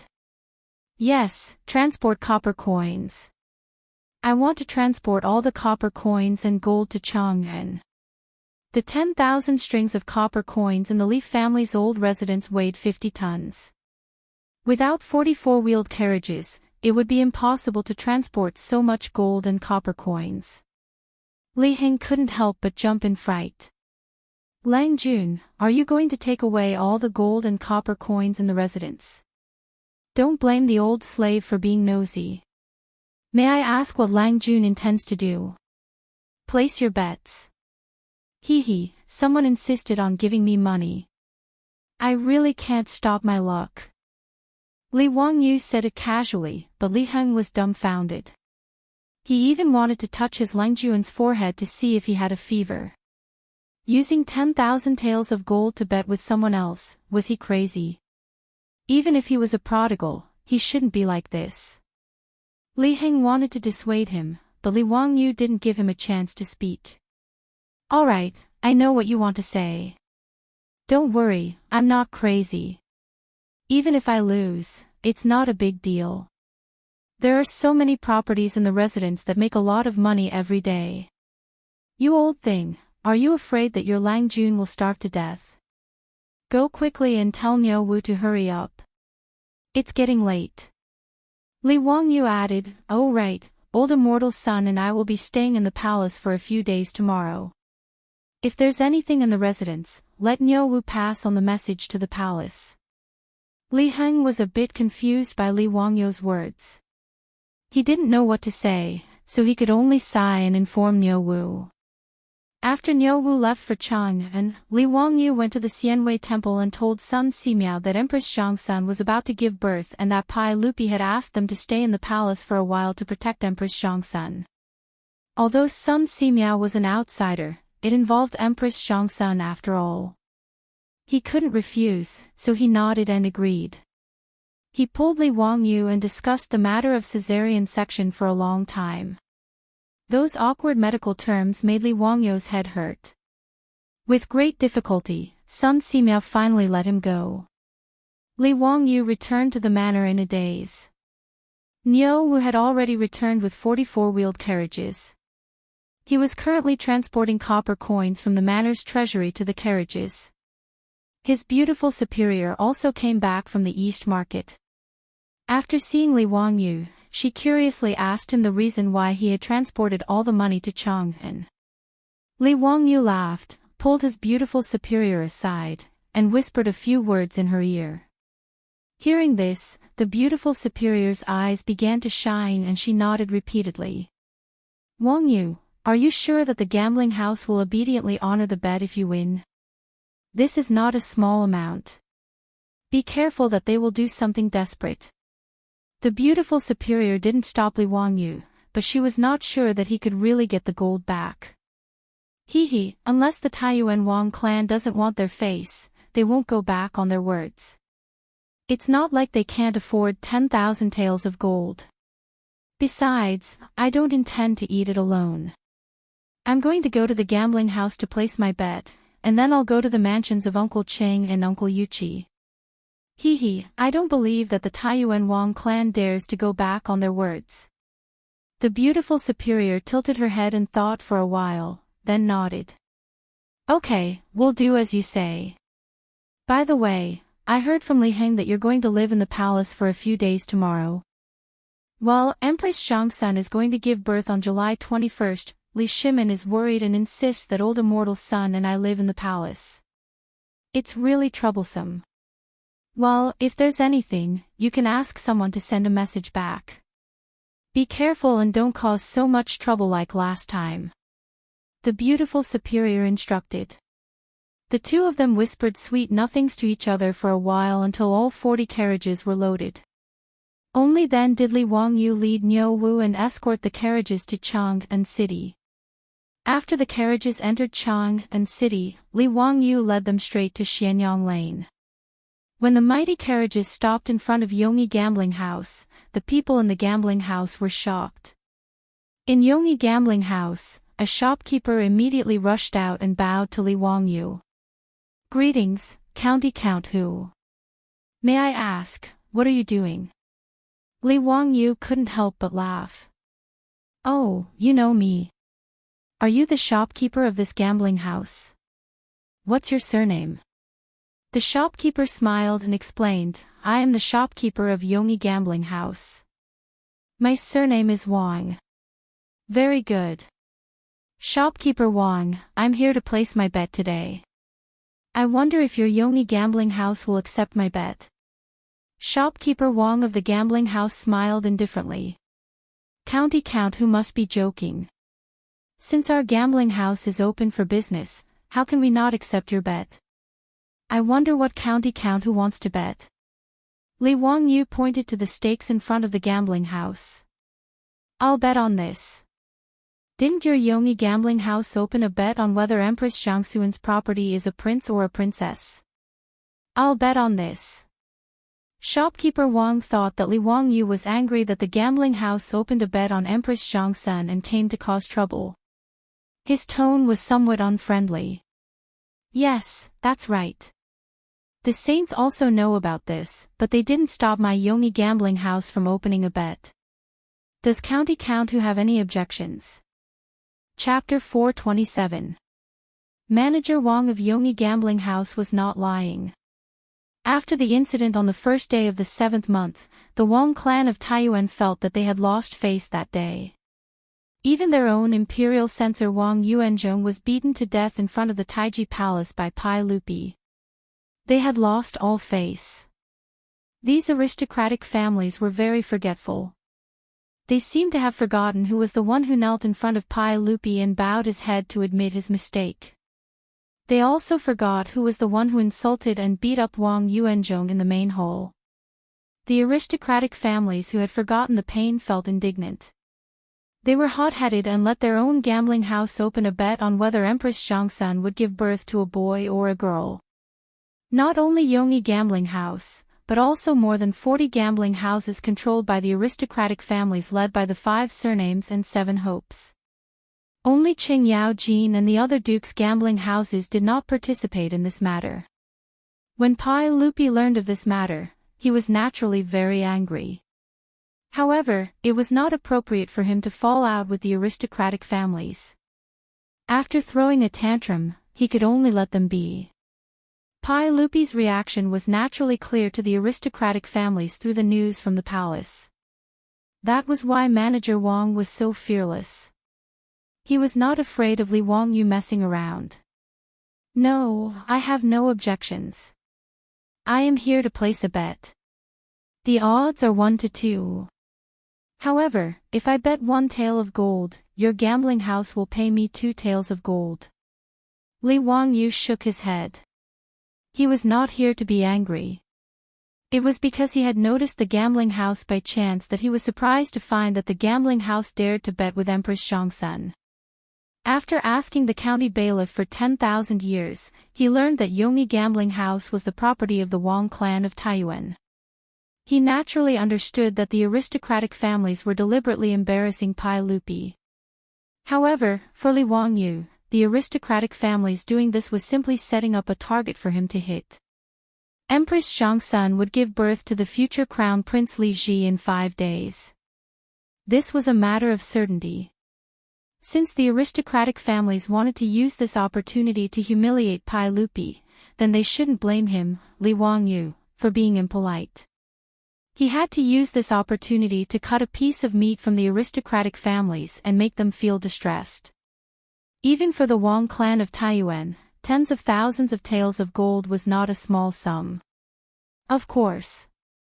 In response to Li Wangyu's inquiry, shopkeeper Wang nodded slightly. At the same time, he was very surprised.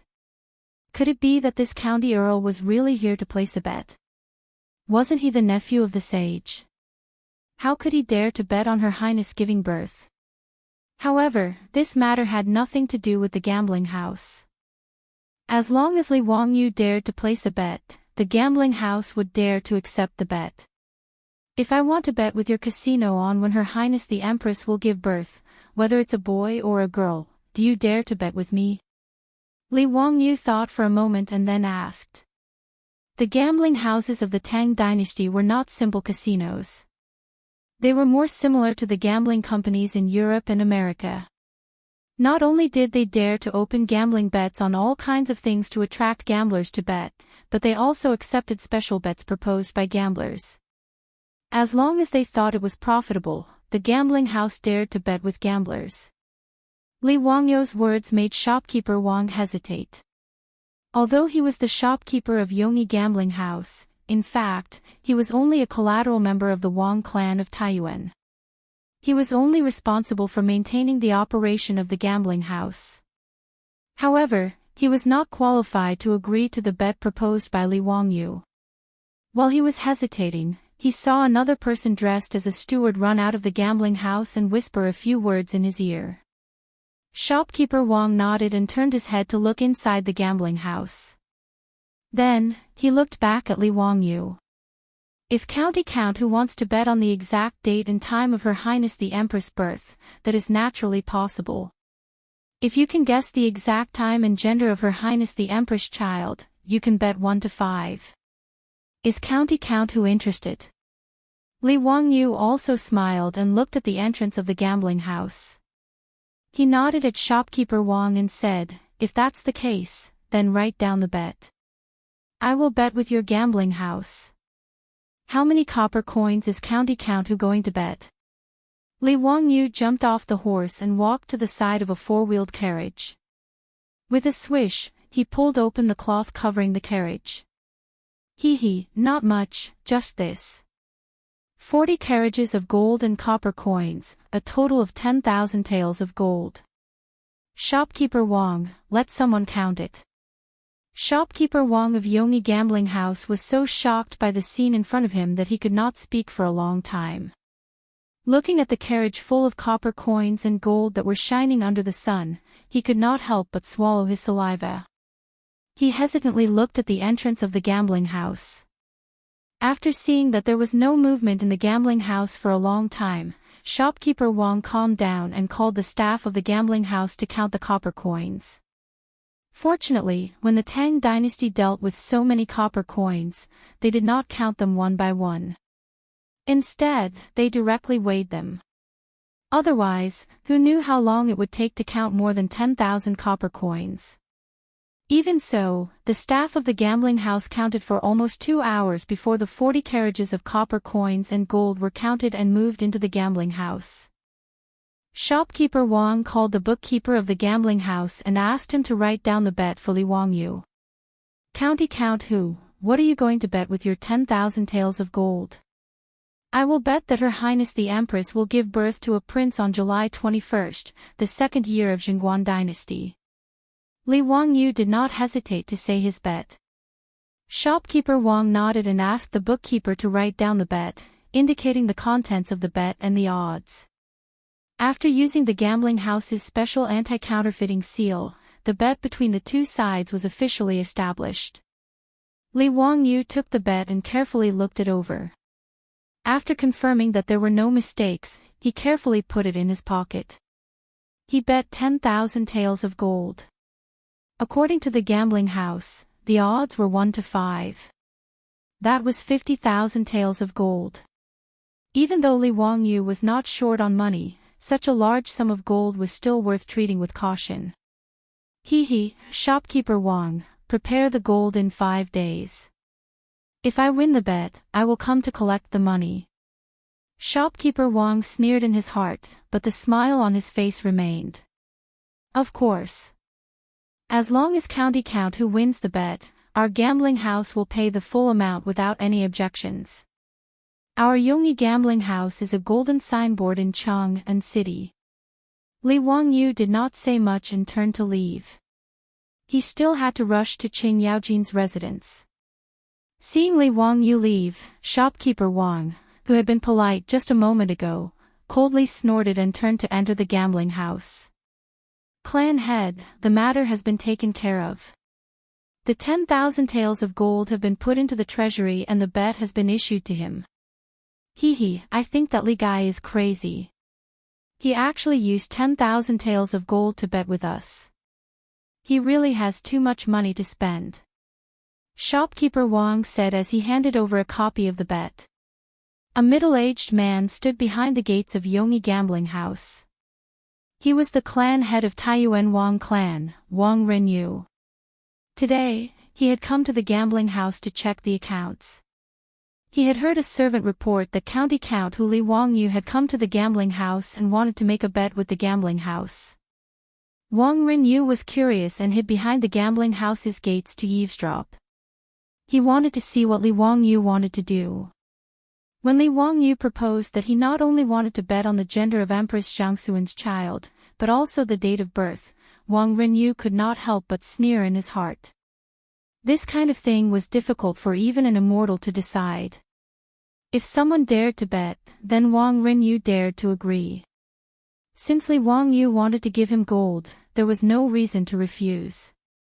While shopkeeper Wang was hesitating, Wang Renyu immediately asked someone to pass a message to him, asking him to accept Li Wangyu's bet and personally set the odds to 1 to 5. Wang Renyu took the copy of the bet. After reading it, he ordered, "Send someone to Chang'an City to spread the news of that little bastard surnamed Li's bet with the gambling house." Shopkeeper Wang did not understand. Clan head, why? It's not in line with the rules of our gambling house. As a gambling house, it was natural to keep secrets for their customers. This was also the reputation of the gambling house. Wang Renyu sneered. I just want the saint to see how his good nephew used the empress to make a bet. Let the people of Chang'an City see how this little bastard surnamed Li is a wastrel. Shopkeeper Wang laughed sinisterly, as if they already had victory in their hands. At this time, outside Duke Lu's mansion, Li Wangyu was struggling. Chapter 428. Li Wangyu couldn't help but recall the fear of being dominated by the old hooligan when he saw the glittering words, Duke Lu's estate. To him, Duke Lu's estate was no less terrifying than a dragon's lair or a tiger's den. And he was actually walking right into the trap. It was truly infuriating. After some hesitation, Li Wangyu finally mustered up the courage to walk into the estate under the astonished gazes of Duke Lu's subordinates. Naturally, Chu Tongbing had informed Qing Yaojin that County Count Li Wangyu was pacing back and forth in front of the estate. As a result, Li Wangyu had only just stepped through the threshold of Duke Lu's estate when he heard the familiar wailing of ghosts and howling of wolves. Wahahaha, Li family's brat, what wind blew you here today? You actually know to come see your Uncle Qing. Not bad, not bad. Servants, prepare the wine and the banquet. Upon hearing this, Li Wangyu subconsciously turned his head and wanted to run. But before he could turn around, that huge palm had already landed on his shoulder. Li family's brat, where are you going? Li Wangyu turned his head and squeezed out a smile that was uglier than crying. Hee, Uncle Qing, this nephew remembered that I still have a gift that I haven't brought yet, so I'm going to get it. Don't talk nonsense. What gift? Come, accompany me for a few drinks. Qing Yaojin didn't waste any more words with Li Wangyu. He grabbed him and strode into the estate. Qing Chimo, Qing Chuliang, and Qing Chubi also rushed out at this time. When they saw Li Wangyu, they were all astonished. Qing Chimo inwardly gave Li Wangyu a thumbs up, expressing his admiration for his courage. Needless to say, this thumbs-up gesture was something that the wastrels had learned from Li Wangyu. Qing Chuliang's face was full of arrogance. He flung open the fan in his hand and shook his head. Friends from afar, isn't it a pleasure? Before he could finish speaking, he was kicked by Qing Yaojin. Bastard, get the hell out of here, you my ass. Stop pretending to be a pedantic scholar here. Hurry up and get someone to send wine and food over. Li Wangyu almost burst out laughing. Qing Yaojin scolded his son for being straight. Why did he feel that it was so funny? Translated into modern Chinese, the word direct was beep, beep, beep. It was a curse word that needed to be beeped in TV programs. Qing Yaojin was scolding Qing Chuliang. Was he scolding himself or his wife? Li Wangyu felt that this was a philosophical question. After Qing Yaojin scolded his son and released him, Li Wangyu finally found a chance to speak.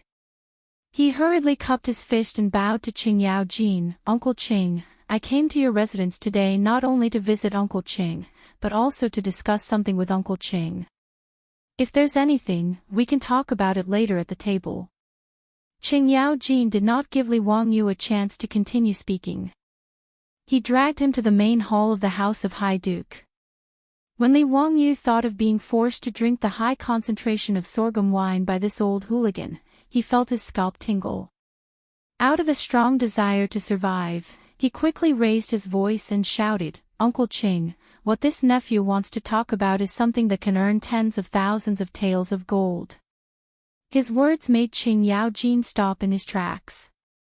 He turned to look at Li Wangyu in amazement. "Li family's boy, what good news do you have? Let's hear it." Although the House of High Duke Lu had a lot of property, Qing Yaojin had also benefited from Li Wangyu's fame and won a lot of gold from gambling with the officials. But in such a big Duke Lu's mansion, the extravagance of people and horses was not low. Hearing Li Wangyu say that he could earn tens of thousands of taels of gold, the old hooligan was naturally interested. Even Qing Chumo and his two brothers gathered around, intending to listen to Li Wangyu's ideas. Li Wangyu did not say much. He directly took out the promissory note issued by Yongyi Casino and handed it to Qing Yaojin. "Uncle Qing, this is your nephew's opportunity to make money." "What is this?" "Ha! A promissory note from the casino." Qing Yaojin took the promissory note and carefully looked at the contents. He could not help but suck in a breath of cold air. "Hey, boy, you have big guts. You actually dare to bet on Her Royal Highness giving birth. Are you not afraid that the saints will beat you? TSK, you actually bet 10,000 taels of gold. Are you crazy?" Not only was Qing Yaojin surprised, even Qing Chumo and his two brothers were also shocked by this promissory note. 10,000 taels of gold. Ziyu, what kind of stimulation did you receive? You actually dare to bet 10,000 taels of gold with the casino. Qing Chumo bitterly lamented, "If you really want to die, why don't you take the gold and gamble with my family's casino?" Li Wangyu rolled his eyes and directly raised his middle finger at Qing Chumo.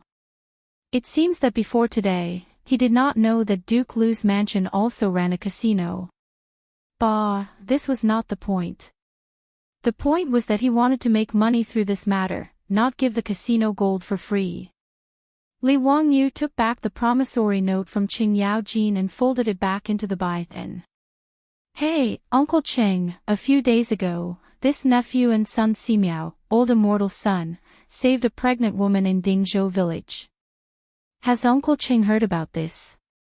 Qing Yaojin nodded. "I know about this matter. It is said that it was you who opened the altar and saved the pregnant woman who was already buried. It is said that the pregnant woman's grave cracked open, and the pregnant woman walked out by herself and smoothly gave birth to a child. I was just about to ask you, what kind of immortal method is this?" Regarding their father's words, Qing Chumo and his brothers also nodded repeatedly and looked at Li Wangyu with curious expressions. The old hooligan's words made Li Wangyu speechless. He even wanted to look up and see if there would be a crow flying over his head at this time. Why is this rumor getting more and more exaggerated? When it came to Qing Yaojin, it had become the burial of Lu Dalong's wife after her death. Li Wangyu deeply admired the people of Chang'an's ability to gossip. It was comparable to the media of the future. He could only explain to Qing Yaojin and his brothers what a caesarean section was and how he and son Simiao saved the pregnant woman. Qing Yaojin's eyes widened. "Damn it, this woman can cut open her belly and take out the fetus. TSK, this is indeed the magic of immortals." Li Wangyu was speechless. It was obviously a surgery, how did it become magic? However, magic was magic. He didn't want to correct Qing Yaojin's words, so he just continued with the old hooligan's words. "Uncle Qing, old Immortal's son can not only perform a caesarean section on a pregnant woman, he can also predict when the pregnant woman will give birth and give birth to a child. It is very magical. Her Highness the Empress is pregnant and has also asked old Immortal's son to diagnose her. The reason why I dared to bet 10,000 taels of gold with the Wang clan of Taiyuan is because I am sure that I can predict when the Empress will give birth and give birth to a child. Otherwise, I am not crazy. How could I bet all the gold in the residence with the Wang clan of Taiyuan's gambling house?" Using Sun Simiao's name to persuade Qing Yaojin was also a helpless move by Li Wangyu. After all, he couldn't tell Qing Yaojin that he could see 500 years in the past and 500 years in the future and that he could predict the future. If he really said that, it would be strange if Qing Yaojin didn't beat him up. Therefore, using Sun Simiao's reputation as a miracle doctor was the best choice. Hearing this, Qing Yaojin was stunned and also jumped up. Chapter 429. Qing Yaojin stared at Li Wangyu. Kid, you can't joke about this. Are you sure? Of course. Uncle Qing, as you can see, I have already sent all the gold to Taiyuan Wang clan's Yomi gambling house. I only have so much gold in my residence. Otherwise, I would have placed more bets. Actually, I came to Uncle Chang's residence today to borrow some gold. I can use the four-wheeled carriage company and winery as collateral to borrow 10,000 taels of gold. I will return it in 5 days, and I will give Uncle Qing interest according to the interest. Is that possible? Qing Yaojin laughed loudly, and his large palm landed on his shoulder again. Wahahaha, kid, you are dreaming.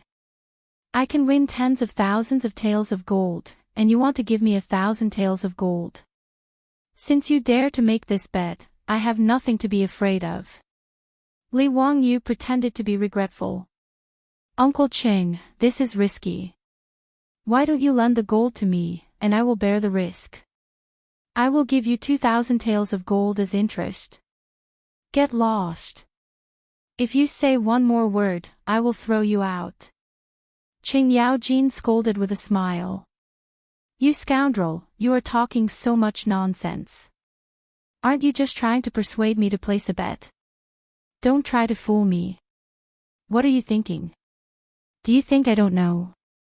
Seeing that his thoughts had been seen through by Qing Yaojin, Li Wangyu rubbed his nose awkwardly and said with an embarrassed smile, Hee, Uncle Qing, isn't it because your nephew has a chance to get rich, and I'm thinking that you're old? Let's go and drink. Let's chat. Uncle Qing, do you want to invite Uncle Yuqi and Uncle Qin to the residence? Hee, it is better to enjoy it together than to enjoy it alone. What Li Wangyu wanted was not only to earn some gold from the aristocratic families, but also to let the aristocratic families bleed. This way, it would not be just him and Qing Yaojin who would appear and pull the dukes together to place a bet. At that time, he would not be afraid that the aristocratic families would lose and turn against him. Qing Yaojin's eyes flashed. He immediately understood what Li Wangyu was thinking. Heh, you bad boy, you really suit my taste. After he finished speaking, he slapped Xing Chumo's head again. You 3 brothers should learn from your mother. Look at how bad this Li family brat is. You 3 idiots, even after being sold, you still have to help others count the money. His words made Li Wangyu and the 3 Qing brothers' faces darken. F***ck, if it wasn't for the fact that he really couldn't beat this old man, Li Wangyu would have fought him to the death. Li Wangyu looked up at the sky and pretended not to hear Qing Yaojin's words. Don't be angry, don't be angry. It's not worth getting angry over this old hooligan. Men, send invitations to second brother, old thief Yuqi, Duke Bao, Duke Qiao, invite them to drink at our residence. I'm holding a banquet today because I have something to discuss with them. Qing Yaojin directly waved his hand to summon the steward of the residence and ordered him to immediately invite those Duke bigwigs.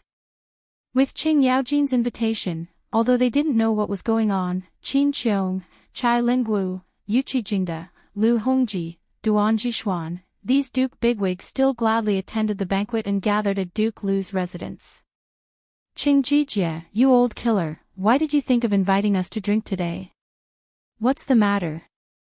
You're still being so mysterious and not explaining clearly. As soon as Yuqi Jingde entered the main hall, he started shouting in a hoarse voice. Qing Yaojin wasn't polite. He first threw a jug of wine at Yuqi Jingde, then laughed and scolded, Scram, I'm kindly bringing you guys to get rich. You old man, if you don't want to earn gold, then take care and don't send me off. His words attracted the interest of these bigwigs. If they could earn gold, who would refuse? The last 2 times Qing Yaojin made a bet with the officials, he won several tens of thousands of taels of gold. These duke bigwigs were so envious that their eyes turned red. Qing Jijie, tell me clearly, what's so good about it, and how much can we earn? Yuqi Jingde raised his head and gulped down a mouthful of wine. He wiped the wine stains from the corner of his mouth with his hand before asking. How much we can earn depends on how much you guys invest. 5 times the profit, are you interested? Oh. 5 times is pretty good. How much time would it take to earn it back? If it takes too long, it won't be worth it. You're not freaking saying that you're organizing a caravan to sell goods to various countries in the western regions, right? That's 10 times the profit, but the time is too long, and the risk is also high. Moreover, in our residences, there are also people doing this business, so there's nothing strange about it. When Chai Lingwu heard that there was 5 times the profit, he was rather moved. Qing Yaojin raised his head and laughed heartily. It doesn't need that long, 5 days is enough. It just depends on whether or not you guys dare to gamble. His words naturally aroused the interest of Qin Qiong and the others, who promptly asked what kind of business it was that could earn 5 times the profit in 5 days. Qing Yaojin chuckled and had someone call Li Wangyu out. This matter was caused by this brat, you guys can ask him directly. Li Wangyu hurriedly greeted the group of Duke bigwigs, then took out the promissory note issued by Yongyi Gambling House from the buy-in at his waist and handed it over to the various Duke bigwigs for them to see. After everyone saw the promissory note, there was naturally an uproar. County Count Hu, you're quite generous. TSK, you're betting 10,000 taels of gold. When I was your age, I wasn't this generous. Duan Jishuan raised his head and downed a bowl of wine, making fun of Li Wangyu. Yuqi Jingde glared at him, scrammed to the side. When you were freaking 16 years old, did you see 10,000 taels of gold? Old man Yuqi, do you freaking want to compete with me? Come. Do you think I'm afraid of you? The group of old killers, who hadn't even drunk 2 mouthfuls of wine, almost started fighting in the main hall of Duke Lu's residence. However, in the face of this scene, the maidservants of Duke Lu's residence didn't even bat an eyelid.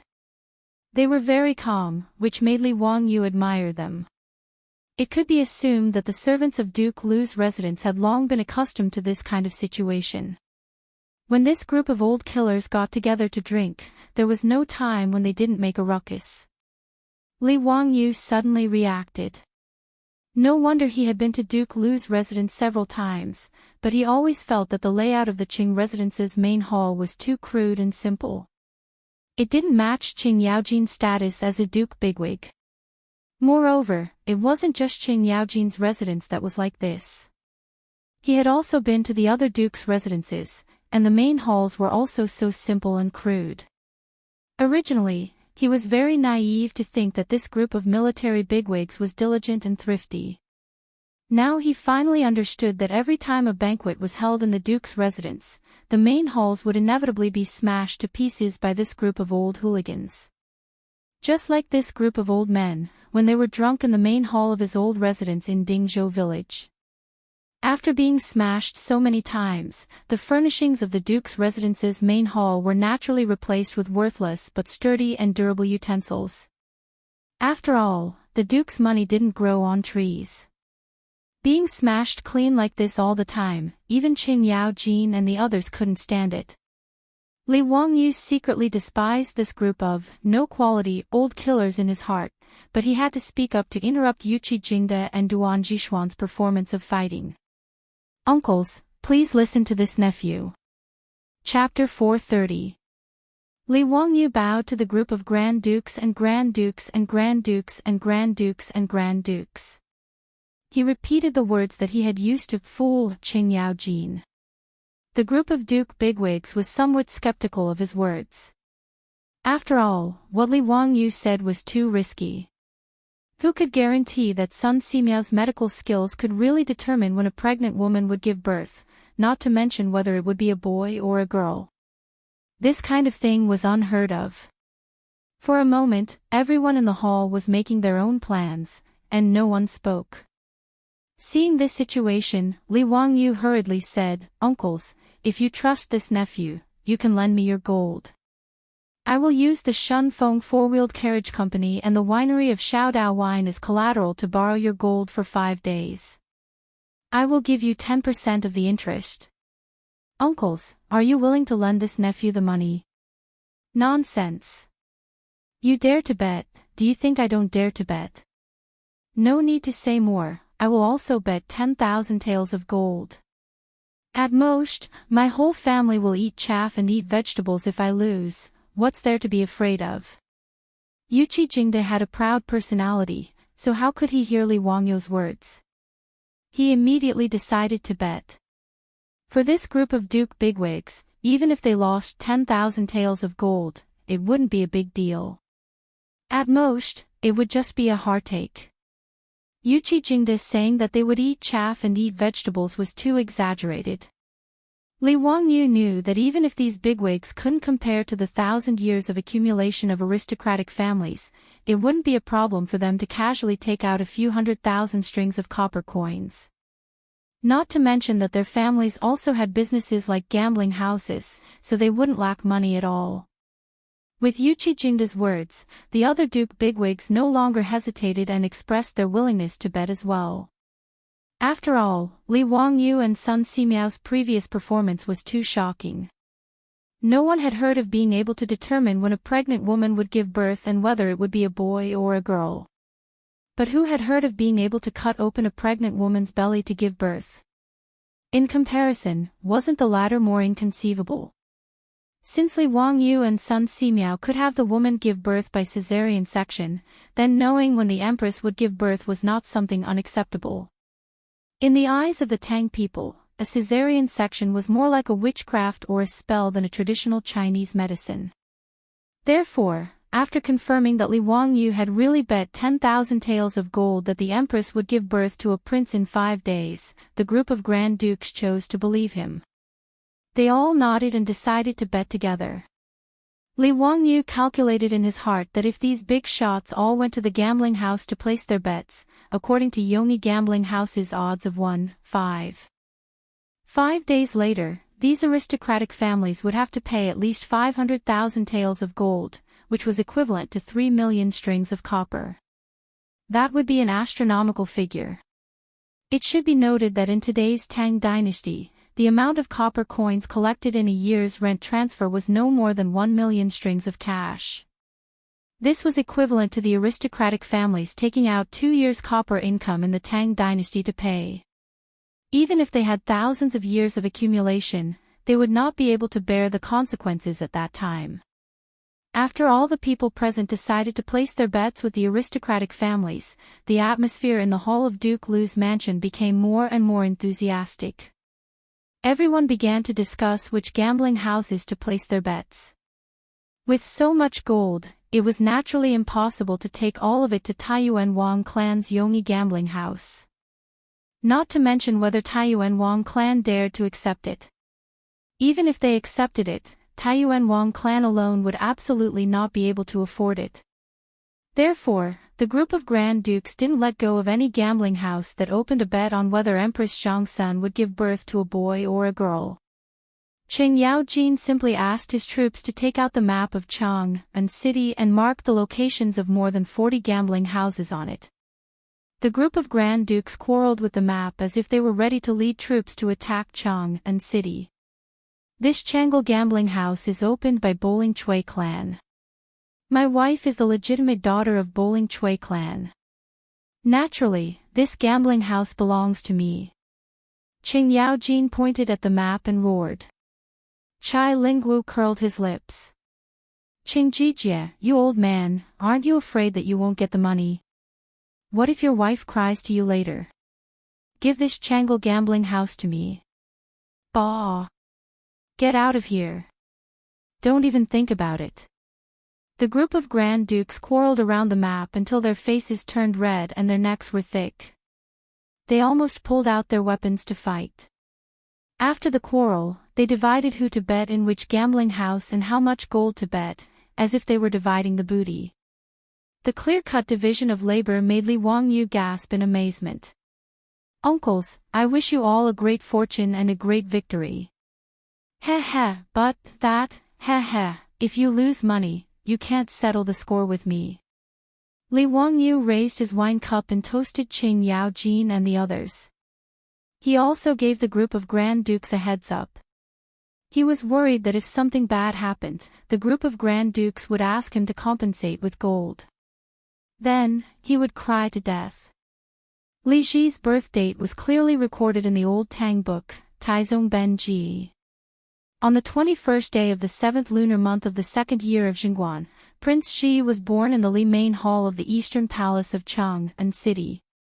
This was definitely not wrong. However, after experiencing Li Qingqian's appendicitis, Li Wangyu felt a little uneasy in his heart. He was afraid that his actions would inadvertently stir up the wings of history and cause Li Ji to be born a few days earlier or later. That would be bad. Although he still dared to gamble, he had to make it clear to Qing Yaojin and the others. Otherwise, if he lost the bet, he could not bear the responsibility. Qing Yaojin raised his head and gulped down a bowl of wine. He threw the bowl on the table heavily and glared at Li Wangyu. "Nonsense. Since we dared to gamble, if we lose, why would we go and find trouble with you, you scoundrel? As the saying goes, if you agree to gamble, you must accept to lose. Am I, your Uncle Qing, someone who can't afford to lose?" Li Wangyu thought about how Qing Yaojin was playing mahjong in his residence and how he still refused to pay up. He really wanted to nod his head and say yes. However, when he thought about his own small arms and legs, he decided that it would be better not to find trouble. He could only firmly shake his head. "Uncle Qing is straightforward and upright. Every word you say is a nail. You are the person I admire the most." He did not say anything else and hurriedly flattered him. After he finished speaking, the other Grand Dukes were dissatisfied and looked at him. "What? In the eyes of the Count of Huxian, are we people who can't afford to lose? If we really lose the bet, then we lose. Could it be that Li Jia Shaolang thinks that we will find trouble with you? What kind of people do you think we are?" When Li Wangyu saw that he had provoked everyone's anger, cold sweat began to flow down his back. He did not dare to argue and obediently took the large wine bowls on the table. He gritted his teeth and poured 3 bowls full of high-grade sorghum wine. "Uncles, I was wrong. I should not have measured the heart of a gentleman with the yardstick of a villain. These 3 bowls of wine can be considered my apology to you uncles." After he finished speaking, Li Wangyu closed his eyes and poured the wine into his mouth. Amidst the cheers of Qing Yaojin and the others, Li Wangyu drank 3 large bowls of wine in one gulp. Then, he felt dizzy and his vision turned black. He fell drunk on the floor of the main hall of Duke Lu's residence. Before he was completely drunk, Li Wangyu only had one thought of regret. "Damn it, why did I make sorghum wine in the first place?" Chapter 431. By the time Li Wangyu woke up, it was already the morning of the next day. He had gotten quite drunk at Duke Lu's mansion, so Qing Yaojin had asked him to stay the night. Qing Yaojin had also ordered his servants to report to the county magistrate's mansion in Dingzhou village. Rubbing his splitting headache, Li Wangyu once again swore that he would never drink with Qing Yaojin and the other old ruffians again. Today, he had to go to the palace, so after Li Wangyu got up, he quickly cleaned himself up with the help of the Qing mansion's maidservants and prepared to say goodbye to Qing Yaojin. But before Li Wangyu could say goodbye, the eunuch sent by Pai Lupi had already come to the gate of Duke Lu's mansion. Pai Lupi urgently summoned County Magistrate Li Wangyu to the palace. In order to find Li Wangyu, the eunuch had also rushed back and forth.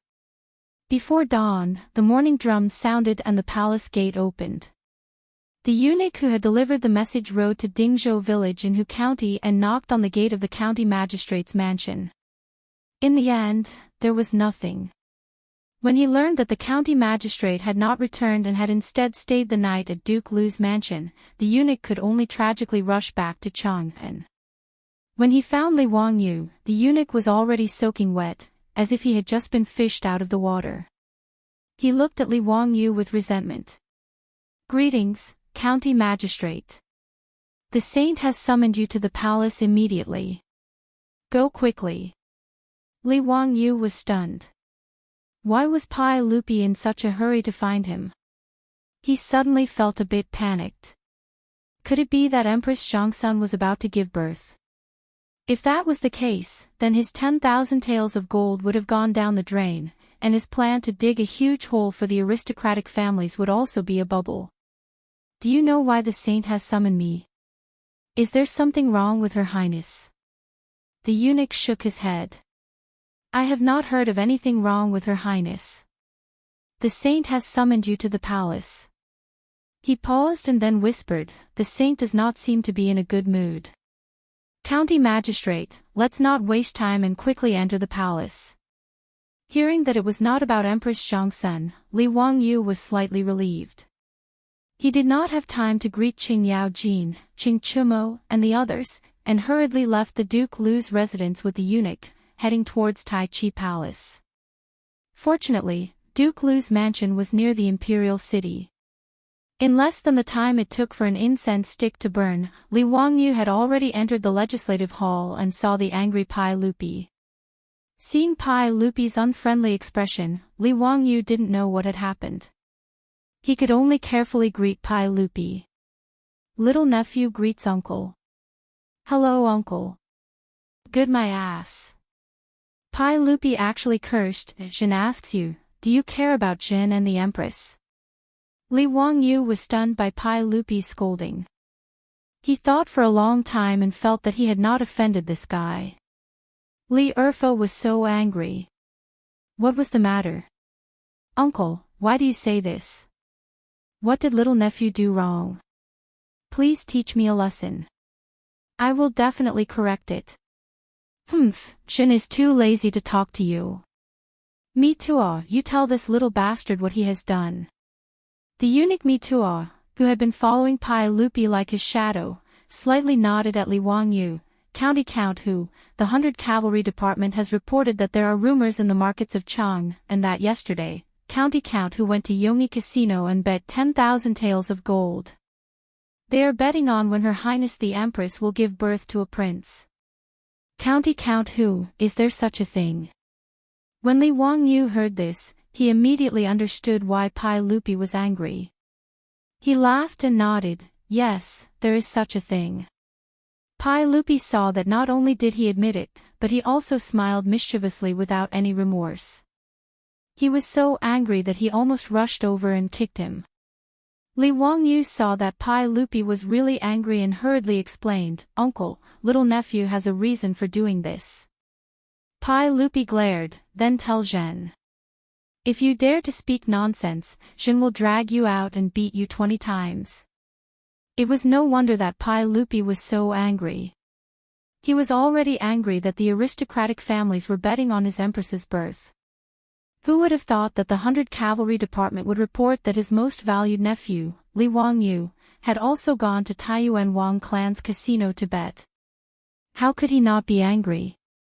Moreover, this little bastard not only bet, but also bet 10,000 taels of gold. It was really annoying. Even if he couldn't deal with these aristocratic families, how could he, Pai Lupi, not be able to deal with Li Wangyu?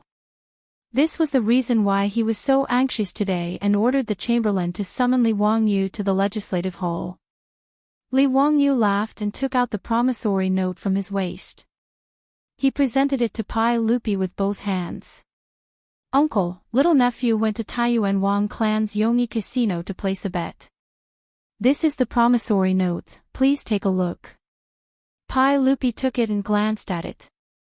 He couldn't help but widen his eyes and look at Li Wangyu in disbelief. "Little bastard, are you crazy? You dare to bet with Taiyuan Wang clan with such conditions? Do you really think that 10,000 taels of gold is not money?" "Uncle, if little nephew wasn't confident, why would I go to the casino to bet?" Little nephew's gold didn't come from the wind. Little nephew can't bear to give it to Taiyuan Wang clan like this. Then what do you mean by this? Could it be that Maid Guanyin will really give birth to a prince in 4 days? How do you know?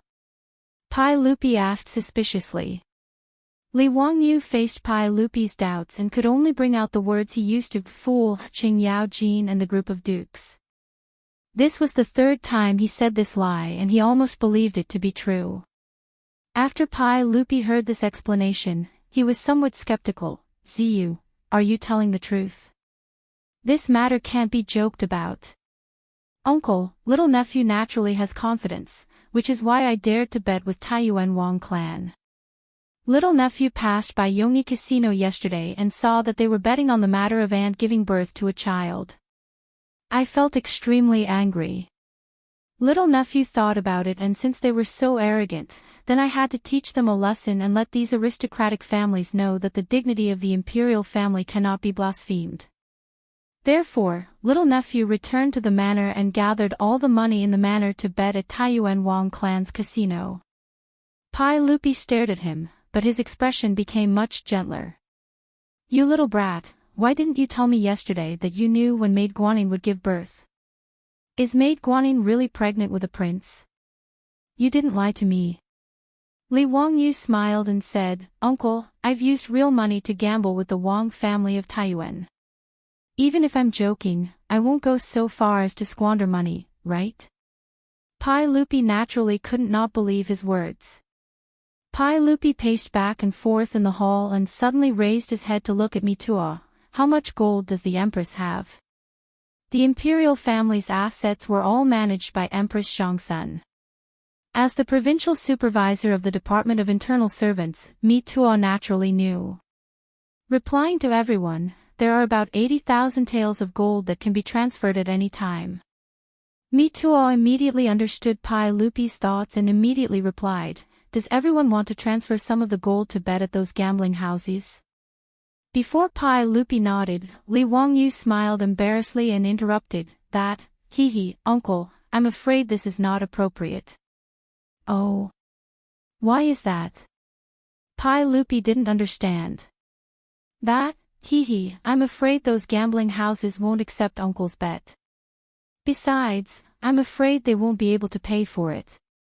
Li Wangyu touched his neck and was very embarrassed. Yesterday, little nephew, that, went to Duke Lu's manor. Uncle Qing also wanted to bet. Pai Lupi couldn't help but snort coldly. Qing Jijia wants to bet, why can't I bet? Yesterday Uncle Qing also invited Duke Qiao, Duke Bao, and them. Li Wangyu stammered and said the names of 8 or 9 dukes and prefectural dukes. They all want to bet at the gambling houses today. In total, they will bet about 100,000 taels of gold. He didn't finish speaking, but Pai Lupi already understood what he meant. In this way, if the aristocratic families lost the bet, they would have to pay at least 500,000 taels of gold. If he went to bet again, those aristocratic families wouldn't be able to pay for it even if they went bankrupt. Chapter 432. When Pai Lupi saw that he didn't have the chance to take advantage of the aristocratic families, he couldn't help but blow his beard and glare at Li Wangyu. His eyes were full of resentment. However, since things had already gotten to this point, he could only let it go. As a dignified emperor, he couldn't put down his face and compete with Qing Yaojin and the others for a bet, right? However, when he thought about how in 4 days, his 3rd son would be born, Pai Lupi couldn't help but smile. Ziyu, your literary talent is outstanding. Tell me about it. How should I name my son? You want me to name him again? Don't you know that you're bad at naming? Li Wangyu couldn't help but think about how Carpenter Lu had asked him to name his grandson, but he still hadn't done so.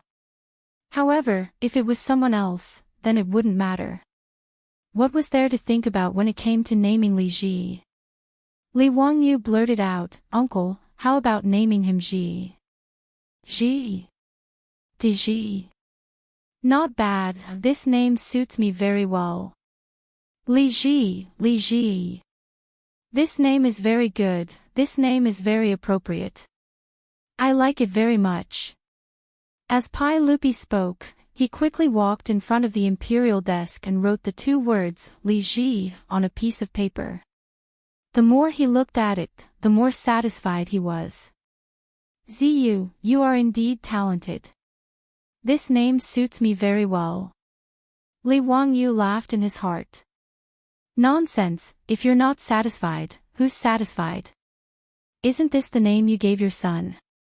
Pai Lupi excitedly paced around the hall and said, "A few days ago, Guanyin maid told me that she dreamed of a bird catcher who caught a lot of pheasants. In the dream, there was a child who bought all of those pheasants and set them all free. Perhaps that child is my son. I have to give him a pet name. Let's call him Ji Nu." Pai Lupi's words made Li Wangyu's heart calm down a bit. It seemed that he didn't affect history. Li Ji's pet name was still Ji Nu by Pai Lupi. It was fine as long as the butterfly's wings didn't affect Li Ji. He couldn't help but ridicule Pai Lupi's bad taste in his heart. What kind of thing was he giving his 3 most beloved sons and daughters pet names? Li Tai's nickname was Qin Ke, which was a kind of bird. Li Ji's nickname was Ji Nu, which meant a little pheasant. The little princess that Empress Zhangsun would give birth to in the future, Li Er's most beloved daughter, Princess Jinyang, was actually nicknamed Nuazi, which meant a rhinoceros, although it was a tradition in China that it was easier to raise a child with a lowly name. Li Er, as the emperor of Great Tang, had given his 3 most beloved princes and princesses such pet names.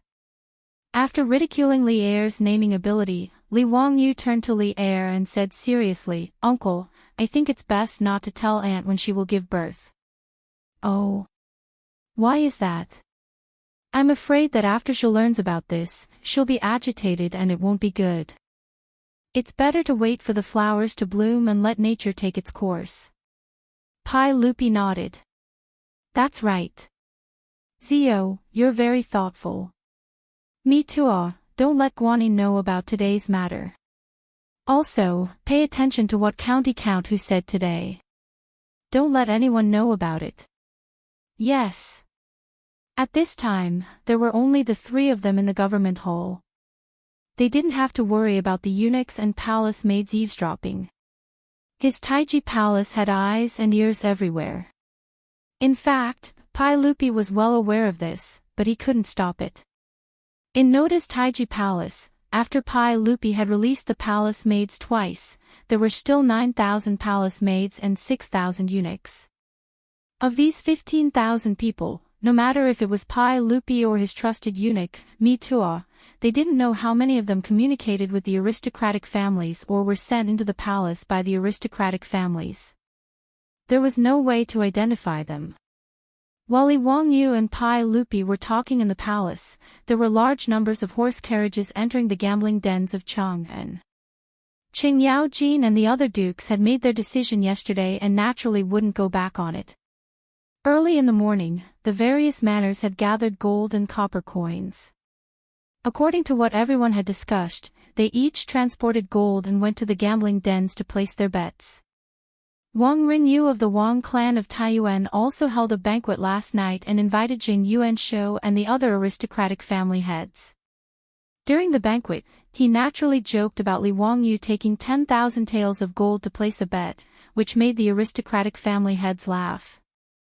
If they were to place a bet on whether it would be a son or a daughter, there was a 50% chance that they would be able to bet on it. But if they were to add the exact date of the birth, then they would be giving money to the Wang clan of Taiyuan. Not to mention the odds of 1 to 5, even if it was 1 to 10, they would still dare to bet. These aristocratic family heads could only envy Wang Rinyu's good luck to be able to win 10,000 taels of gold from Hu County. Who knew that early in the morning, the aristocratic family heads would unexpectedly receive a report from the manager of the gambling den. A certain duke wanted to come to the gambling den to bet that the empress would give birth to a prince in 4 days.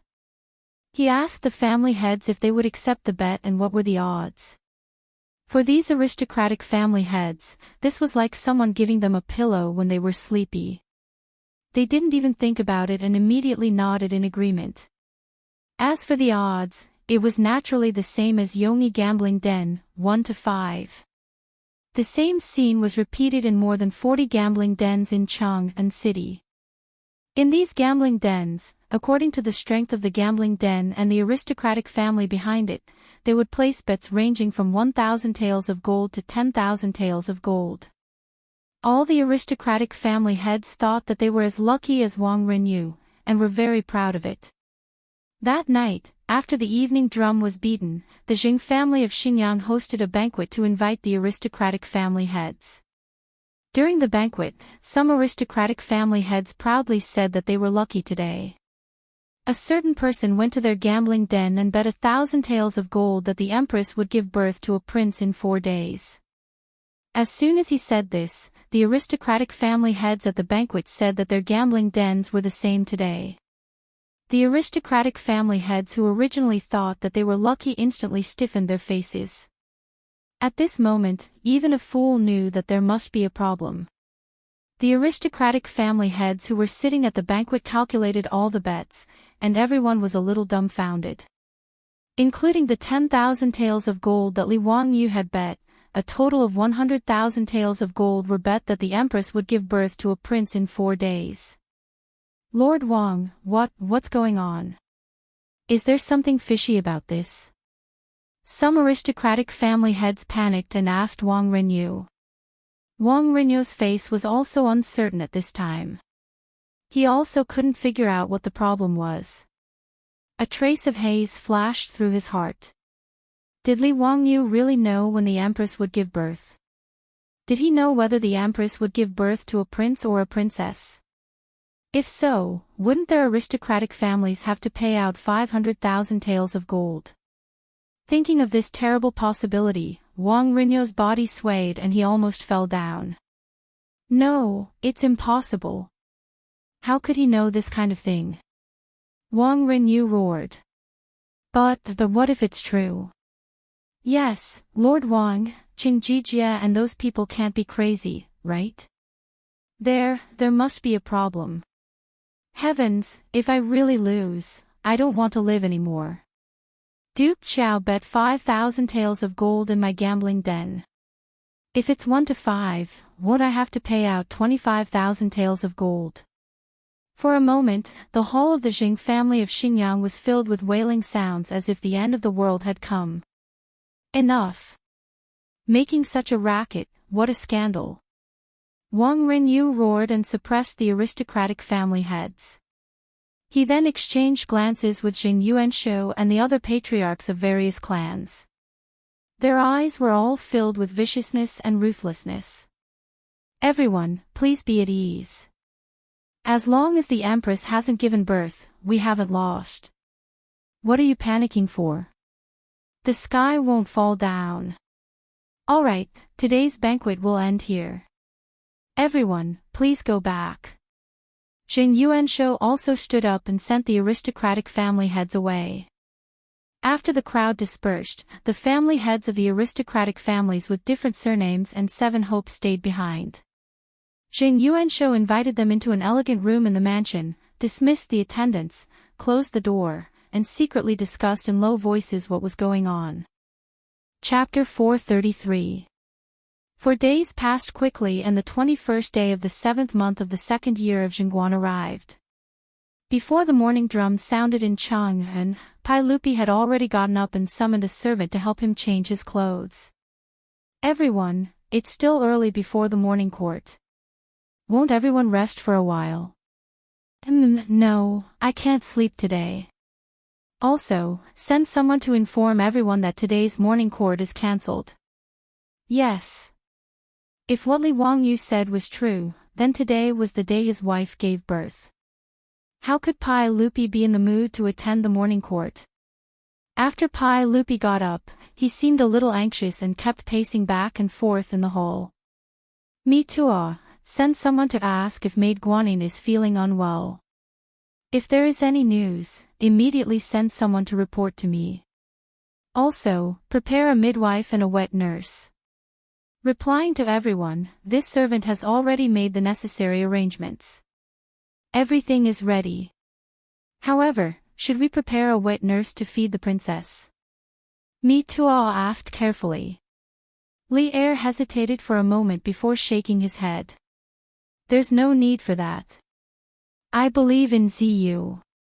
Since he dares to pat his chest and say that today is the day of my child's birth, it shouldn't be wrong.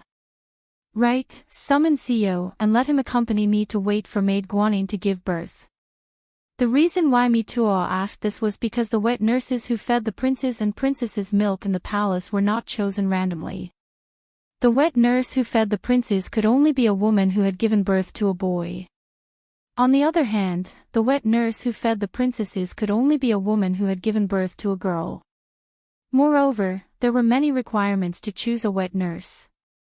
She had to be above 15 years old and below 20 years old, have a husband and a son, and have a good appearance. Her third child was only 3 months old. These wet nurses had feelings for the princes and princesses because they had drunk their milk. Especially when the prince who was fed by the wet nurse ascended to the throne, their value would be 100 times higher.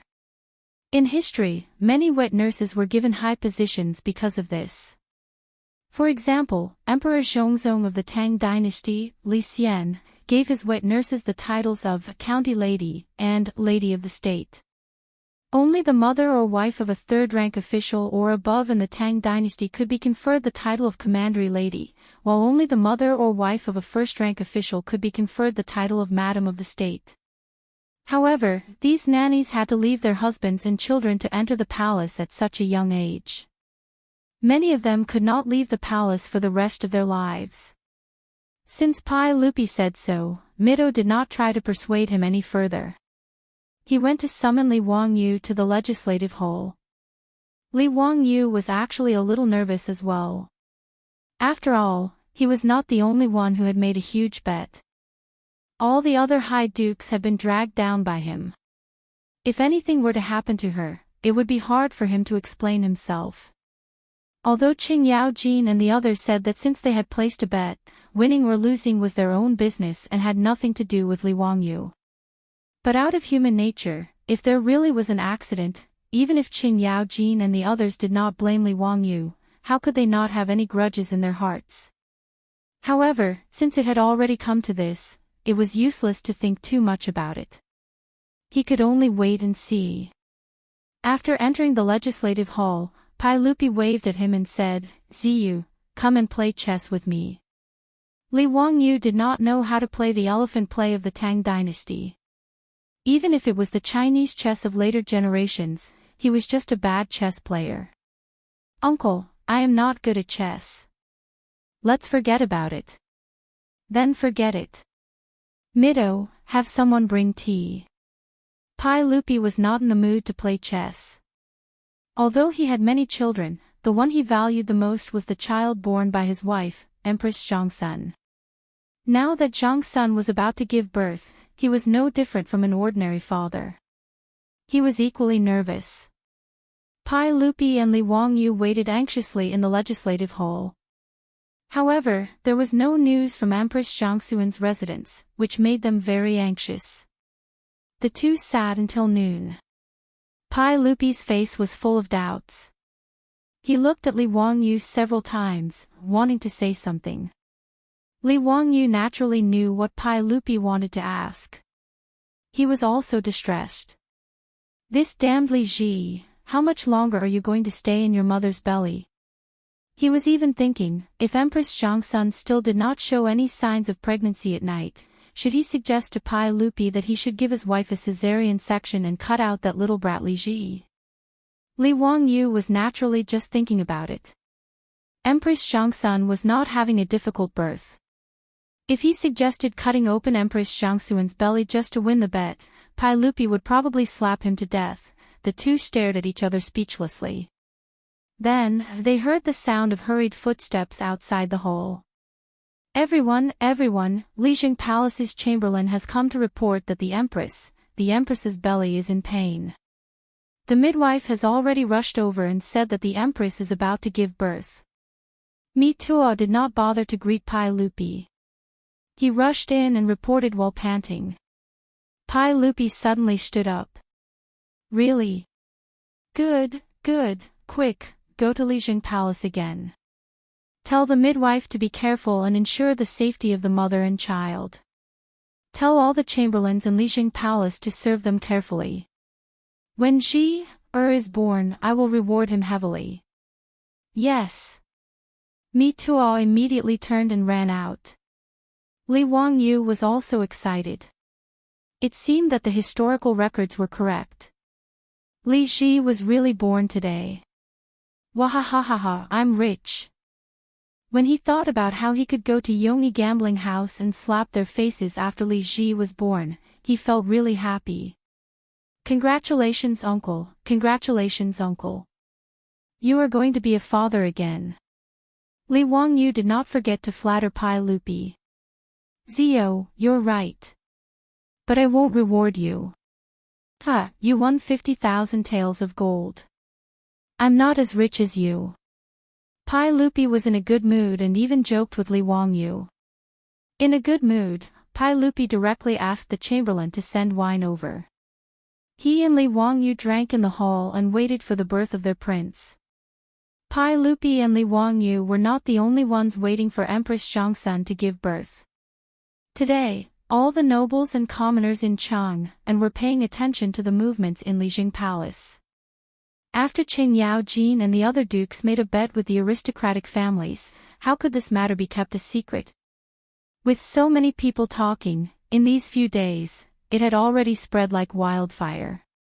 That day, Wang Renyu, in order to make Li Wangyu look bad, ordered people to go to the market and spread the news that Li Wangyu had bet a lot of money on the empress giving birth. The commoners of Chang and were already talking about it. The commoners of Chang and were very calm about County Count Hu's bet on the empress giving birth. After all, they had been baptized by the construction of a polo field and the issuance of lottery tickets. The commoners of Chang and were already used to County Count Hu's squandering. The focus of their discussion was not on how County Count Hu was squandering, but whether or not he could win the bet. Unlike the aristocratic families, most of the commoners of Chang and believed that County Count Hu would definitely win. The aristocratic family studied the ways of Confucius and Mencius, and what they learned was, Confucius does not speak of strange forces and chaotic gods. They did not believe the rumors on the streets, nor did they believe that Li Wangyu had used magic to revive a dead pregnant woman. They did not believe it, but the commoners of Chang'an did. Since County Count Hu could even revive a dead pregnant woman, what was so strange about him being able to determine whether the empress would give birth to a boy or a girl? And after Qing Yaojin and the other Grand Dukes went to the gambling houses to place their bets, the secret was no longer a secret. Almost half of the commoners of Chang and now knew that County Count Hu Li Wangyu had determined that the empress would give birth to a prince today. Thus, countless commoners flocked to the gambling houses of Chang'an, wanting to place their bets. Unfortunately, ever since the banquet at the Jing family's mansion in Xinjiang, the aristocratic families were all shocked and doubtful. All the gambling houses had cancelled their bets on whether the empress would give birth to a boy or a girl. This made the commoners of Chang'an very regretful. In the legislative hall, Li Wangyu and Pai Lupi were drinking grape wine, waiting for the good news from Lijin Hall. The two of them slowly took small sips, very satisfied and in a good mood. Everyone, the empress has given birth. Mi Tuo stumbled in from outside the hall, his expression somewhat ugly. Good, good. Let's go to Lijin Hall, I want to see my child. Pai Lupi threw down his wine cup, laughing as he stood up. But Mi Tuo's next sentence made Li Wangyu feel as if he had been struck by lightning, and his body stiffened. Everyone, the empress has given birth to a prince-princess. Chapter 434.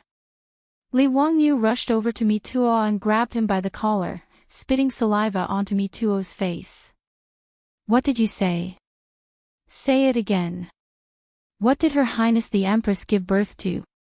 County Count Hu, Her Highness the Empress gave birth to a princess. Mi Tuo's complexion was also very unsightly. When he heard this news, he was also bewildered.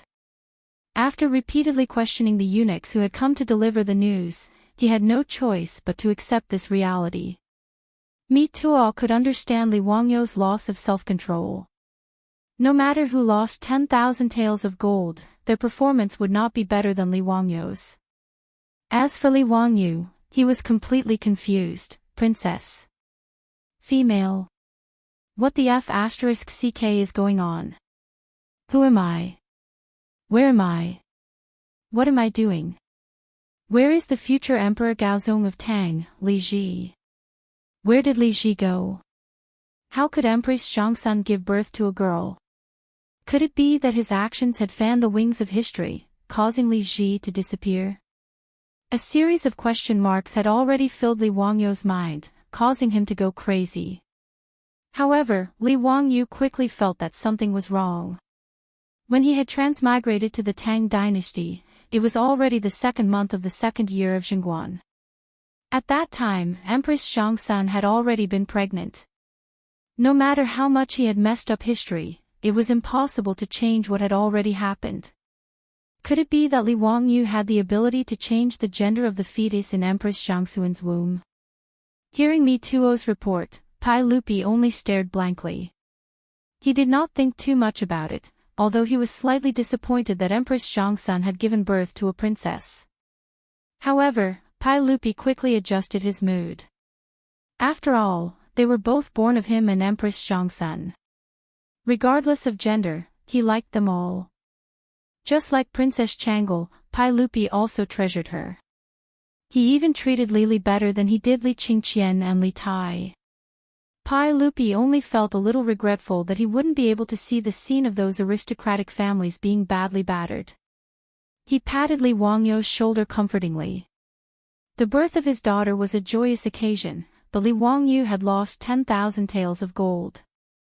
As for Qing Yao Jin and the other ministers, it seemed like each of them had lost 10,000 taels of gold. Zio, money is just a worldly possession. Just earn more. You're still young, so don't worry too much about these things. You have also worked hard. Go back to Dingzhou village and have a good rest. Pai Lupi knew that Li Wangyu must have suffered a heavy blow, so he comforted him. Li Wangyu was still in a daze. When he heard Pai Lupi's words, he shook his head and said, "Uncle, I want to see the princess." Li Wangyu was really unwilling if he didn't see the child that Empress Zhongsun gave birth to with his own eyes. He still felt that his head was buzzing and his brain was a mess. And, that's fine. Since it's like this, then let's go. Mi Tuo, bring us to Li Zhen Hall. Pai Lupi didn't know what Li Wangyu was thinking, so he naturally nodded in agreement. Pai Lupi, under the escort of numerous eunuchs and palace guards, went to Li Zhen Hall. When he arrived at Li Zhen Hall, the newly born princess had already been washed clean and sent to a wet nurse. She couldn't be seen for the time being.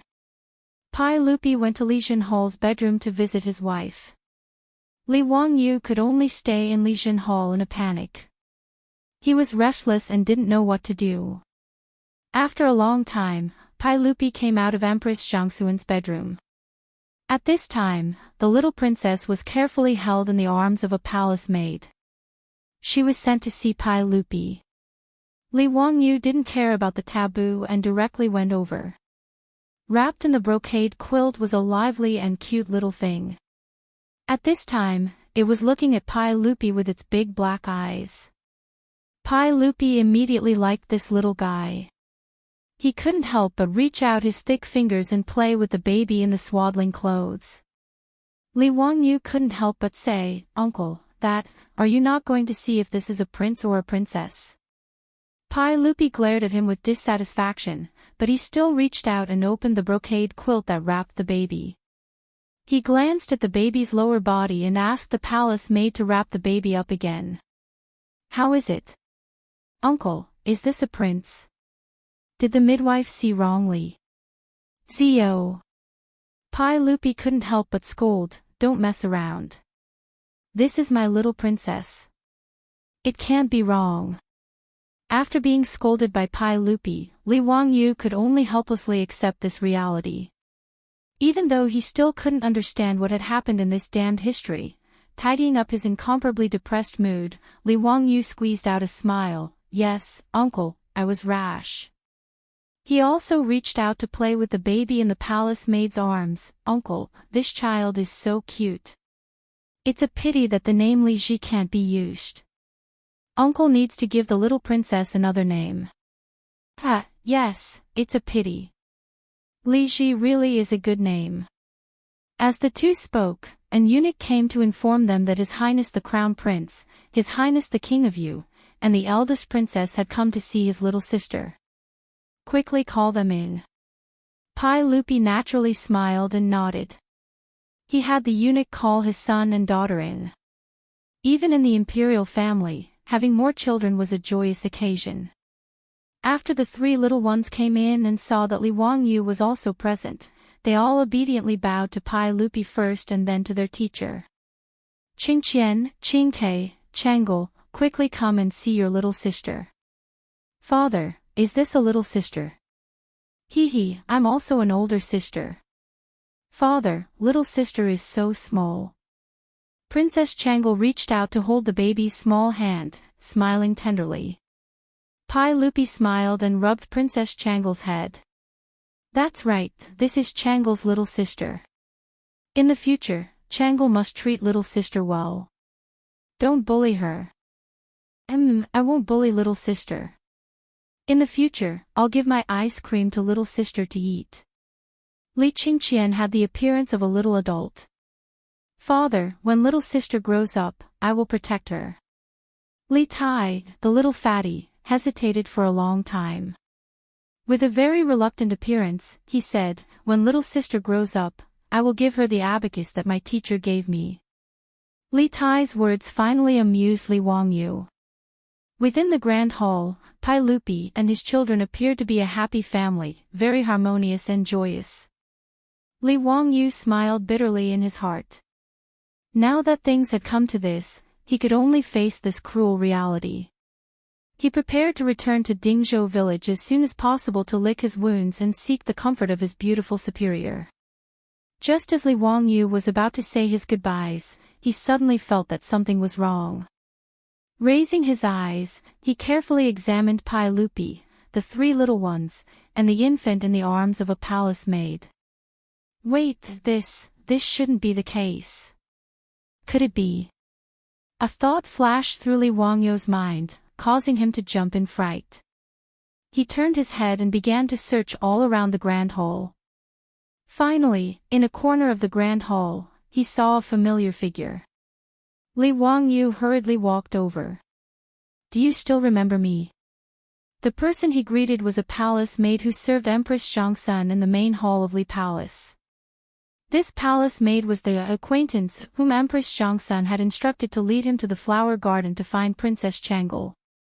That day, this palace maid had innocently been beaten up by the vicious Xing Shangyi. Li Wangyu had not forgotten her. Seeing that Li Wangyu was speaking to her, the palace maid hurriedly smiled and curtsied to Li Wangyu. This servant greets the County Earl of Huxian. Greetings to the County Earl of Huxian. It's good that you still remember me. Come, I have something to ask you. Li Wangyu lowered his voice, moving close to the palace maid's ear and softly whispering a few words. His manly breath brushed against the palace maid's ear, causing her face to flush red. After hearing Li Wangyu's question, the palace maid tilted her head and frowned in thought for a long time. In the end, she shook her head. This servant does not remember clearly. Normally, I do not pay attention. Then is it convenient for you to go take a look for me now? Yes, this servant will go immediately. Finished speaking, the palace maid lifted her skirt with both hands and trotted towards the inner chambers of Li Palace. Chapter 435. As Li Wangyu waited anxiously, it didn't take long for the little palace maid to trot back from the inner palace. How was it? Li Wangyu hurriedly asked. The young palace maid's face was flushed from running. After taking deep breaths and calming her breathing, she nodded at Li Wangyu and whispered something into his ear. Li Wangyou's expression suddenly changed. He clenched his fists so tightly that the veins on the back of his hands bulged. His expression became ferocious. His sudden change in expression gave the young palace maid a fright. She didn't know why County Count who would suddenly become like this when he learned of this matter. Li Wangyou nodded at her. Many thanks. There's nothing else. You can go about your business. After he finished speaking, he turned and strode toward Pai Lupi, leaving the young palace maid behind him at a loss for what to do. Uncle, this nephew has something important to report. Uncle, please dismiss your attendants. This matter is inconvenient for outsiders to know. Pai Lupi didn't even raise his head. He smiled and teased the baby girl. Zio, if there's anything, let's talk about it tomorrow. We don't have time right now. Li Wangyou wasn't an official of the imperial court. In Pai Lupi's eyes, there was nothing important that had to be said right now. He naturally didn't want to be disturbed at this time. Li Wangyou raised his voice. Uncle, this is an important matter. You have to say it now. There's no time to delay. Pai Lupi couldn't help but frown when he heard this. He raised his head unhappily and looked at Li Wangyou. Zio, didn't we say it already? We'll talk about it tomorrow. Don't disturb us today. We want to spend time with our daughter. Your Majesty. This subject must report this matter now. Li Wangyou no longer called Pai Lupi uncle. His expression was extremely serious as he looked directly at Pai Lupi. Pai Lupi couldn't help but be surprised by his attitude. He knew that Li Wangyou wasn't someone who didn't know the gravity of the situation. Although he had said with certainty that Empress Zhangsun would give birth to an imperial son, in the end, it was a little princess, but this was not a big deal. Pai Lupi still had a lot of trust in Li Wangyou. Seeing that Li Wangyou had even addressed him as lord and minister, Pai Lupi naturally couldn't pretend that he hadn't heard anything. He stared into Li Wangyou's eyes. After a few seconds, he finally nodded. All right, I'll listen to what you have to say. What is so important? Your Majesty, please dismiss your servants. This matter should not be known by others, Li Wangyou insisted. After thinking for a while, he added, Mito can stay. As the provincial supervisor of the Department of Internal Servants, Mito was in charge of all matters in the palace. He was in charge of communicating with the 100 Horsemen Department. He would need his help later, so there was no need to avoid him. Pai Lupi saw that he was so serious about this matter. He waved his hand and indicated for all the serving girls in the hall to leave. Pai Lupi also ordered Li Qingqian and the other two to go visit Empress Zhangsun in her sleeping quarters and sent the 3 little ones away. When only Pai Lupi, Mito, and Li Wangyou were left in the hall, Pai Lupi said, All right, what is it?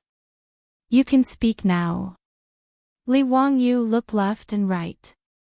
After confirming that no one was eavesdropping, he lowered his voice and said something only the 3 of them could hear. His voice was very soft, but in Pai Lupi and Mito's ears, it was like a clap of thunder. It shocked the 2 of them. Uncle, that baby girl is not your biological child. Li Wangyou's words were too shocking. Pai Lupi couldn't help but reach out and dig at his ears, wondering if he was hearing things. What did you say, Zio? Say it again. Uncle, you didn't hear wrong. I said that baby girl is not Uncle's biological child. Li Wangyou's voice was very soft, but his tone was very firm. Mi Tuo, who was standing at the side, was completely stunned. Could it be that the county magistrate had lost his mind because of the shock of losing gold today? How could he say such a thing? The Empress's child was not the Emperor's biological child? Was county magistrate who slandering the Empress for being unchaste? How could he dare to slander the Empress like this? Pai Lupi also became furious. He pointed at Li Wangyou and said angrily, Li Wangyou. Do you know what you are saying? You dare to slander the Guanyin maidservant. Zhen will execute your entire family. Li Wangyu was also stunned. What did Pai Lupi mean by such a big reaction? How did he slander Empress Zhongsun? Seeing Mito's expression that looked like he had seen a ghost, Li Wangyu suddenly realized that he hadn't said it clearly and had caused Pai Lupi to misunderstand his meaning. His words didn't mean that Empress Zhongsun was cheating on him. Uncle, you misunderstood your nephew's meaning. What I meant was that the baby girl was not born of you and Aunt. She is a fake. Someone harbored evil intentions and used this baby girl to replace the prince that Aunt gave birth to. Li Wangyu quickly explained.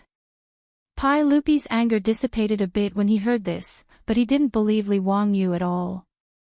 Li Wangyu, don't speak nonsense. Alright, Zhen knows that you are tired today. Go back to the palace. Mito, send Count Wuxia out of the palace. Pai Lupi didn't want to continue talking to Li Wangyu. This fellow's words were becoming more and more outrageous. He even dared to say that his daughter that was just born wasn't born of him and Empress Zhongsun, but was replaced by someone else. It was simply a load of nonsense. How could such a thing happen in Taiji Palace under the watchful eyes of so many people? If it was someone else who dared to say this, Pai Lupi would definitely let that person know what it meant to not offend a monarch's prestige. He would definitely beat that person to death. However, Pai Lupi thought the same as Mito. He thought that it was because Li Wangyu lost the bet and was too shocked. Therefore, Pai Lupi didn't want to punish Li Wangyu for speaking nonsense. He only told Mito to kick Li Wangyu out of Taiji Palace.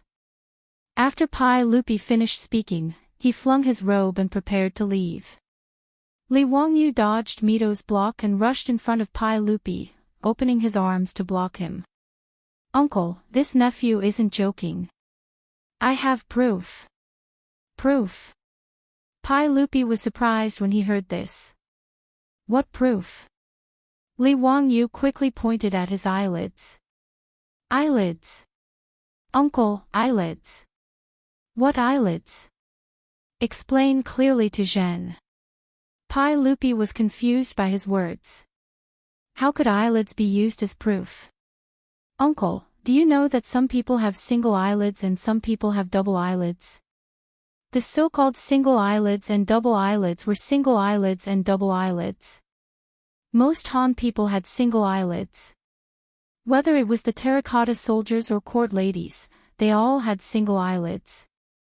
It wasn't until the beginning of the Tang dynasty that due to the fusion of ethnic bloodlines, large amounts of double eyelids appeared. Li Wangyu went to find the little palace maid to ask if Empress Zhongsun had single eyelids or double eyelids. Although he had seen Empress Zhongsun several times, how could he pay attention to whether Empress Zhongsun had single eyelids or double eyelids? He just vaguely felt that Empress Zhongsun seemed to have single eyelids. The little palace maid naturally didn't know.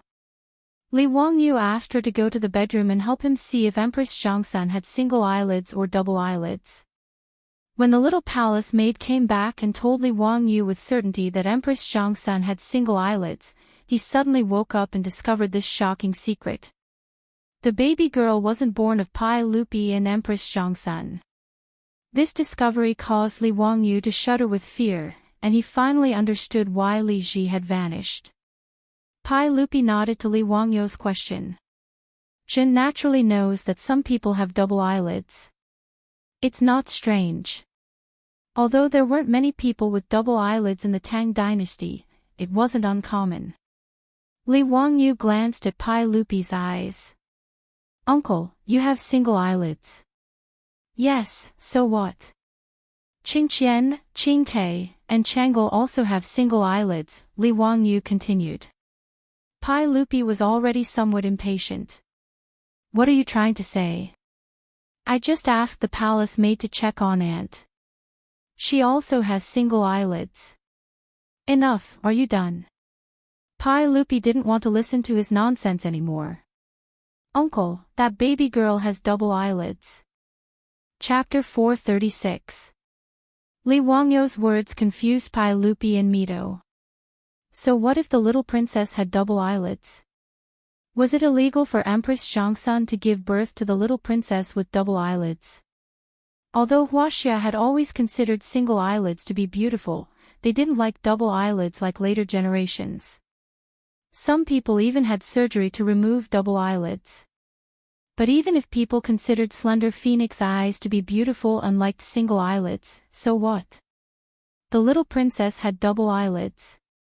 What kind of bullshit*t evidence was that? Seeing that Pai Lupi didn't understand what he meant, Li Wangyu repeated what he had just said. Uncle, that baby girl has double eyelids. Pai Lupi looked at Mito and saw that he was also confused. Then, he turned to look at Li Wangyu. Li Wangyu, what are you trying to say? Uncle, if both parents have single eyelids, they can't give birth to a child with double eyelids. So, no matter what, that baby girl can't be born from uncle and aunt. Li Wangyu said firmly. His words made Pai Lupi a little confused.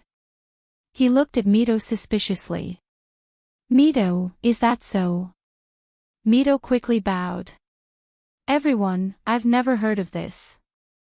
But since County Count who said so, why don't you let me verify it? He had never heard of parents with single eyelids and a child with single eyelids. But what Li Wangyu said was too important. He didn't dare to say whether it was true or false.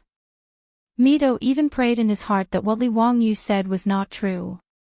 Otherwise, there would be a huge earthquake in Taiji Palace. Just the thought of it was too terrifying. Empress Xiangsun gave birth in the main hall of the Eastern Palace, and the baby was actually swapped. If such an unbelievable thing really happened, Mito couldn't imagine how many people would lose their heads because of it. However, he didn't dare to tell Pai Lupi that there was absolutely no such thing. He couldn't afford to take responsibility for such a thing. Therefore, Mito could only tell Pai Lupi that he didn't know, but he was willing to verify what Li Wangyu said. Pai Lupi originally did not believe Li Wangyou's words, but now that he heard Li Wangyou's affirmation, his heart could not help but waver. Go and investigate. Let the 100 Cavalry Department go to Chang'an City and search for those with single eyelids and double eyelids. Find out if their children have single eyelids or double eyelids and immediately verify the truth of Li Wangyou's words. Since he had doubts in his heart, Pai Lupi naturally couldn't ignore it. Yes. Mito received the order and hurriedly ran out of the hall to convey Pai Lupi's instructions to the 100 Horsemen Department. After Mito left, Pai Lupi looked at Li Wangyu again. After a long time, he sighed. Zio, if what you said is true, then it's too scary. This kind of thing can also happen in my Taiji Palace. Li Wangyu was also silent. He still couldn't believe that this kind of thing could really happen. A leopard cat swapping the crown prince. He originally thought that this kind of thing was just a literary story in the novel, The 3 Heroes and 5 Gallants. He didn't expect this kind of thing to actually happen in Taiji Palace. Li Wangyu even felt a chill run down his spine. Who exactly was so audacious? If he didn't know in advance that Empress Xiangxuan's child was the future crown prince, Emperor Gaozong of Tang, Li Ji, he probably wouldn't have thought that Empress Xiangxuan's child would be swapped with a baby girl. In the era without paternity testing, perhaps no one would know the truth of the matter. Even Li Wangyu himself, if he didn't accidentally discover that the baby girl had double eyelids, at this time, he would have thought that there was a problem somewhere in history. He definitely wouldn't have thought that Li Ji had been swapped. The reason why Li Wangyu knew that parents with single eyelids was because they couldn't have children with double eyelids was also a coincidence. When he was working in his previous life, he once had a colleague's wife who gave birth to a child. He and a group of colleagues went to visit.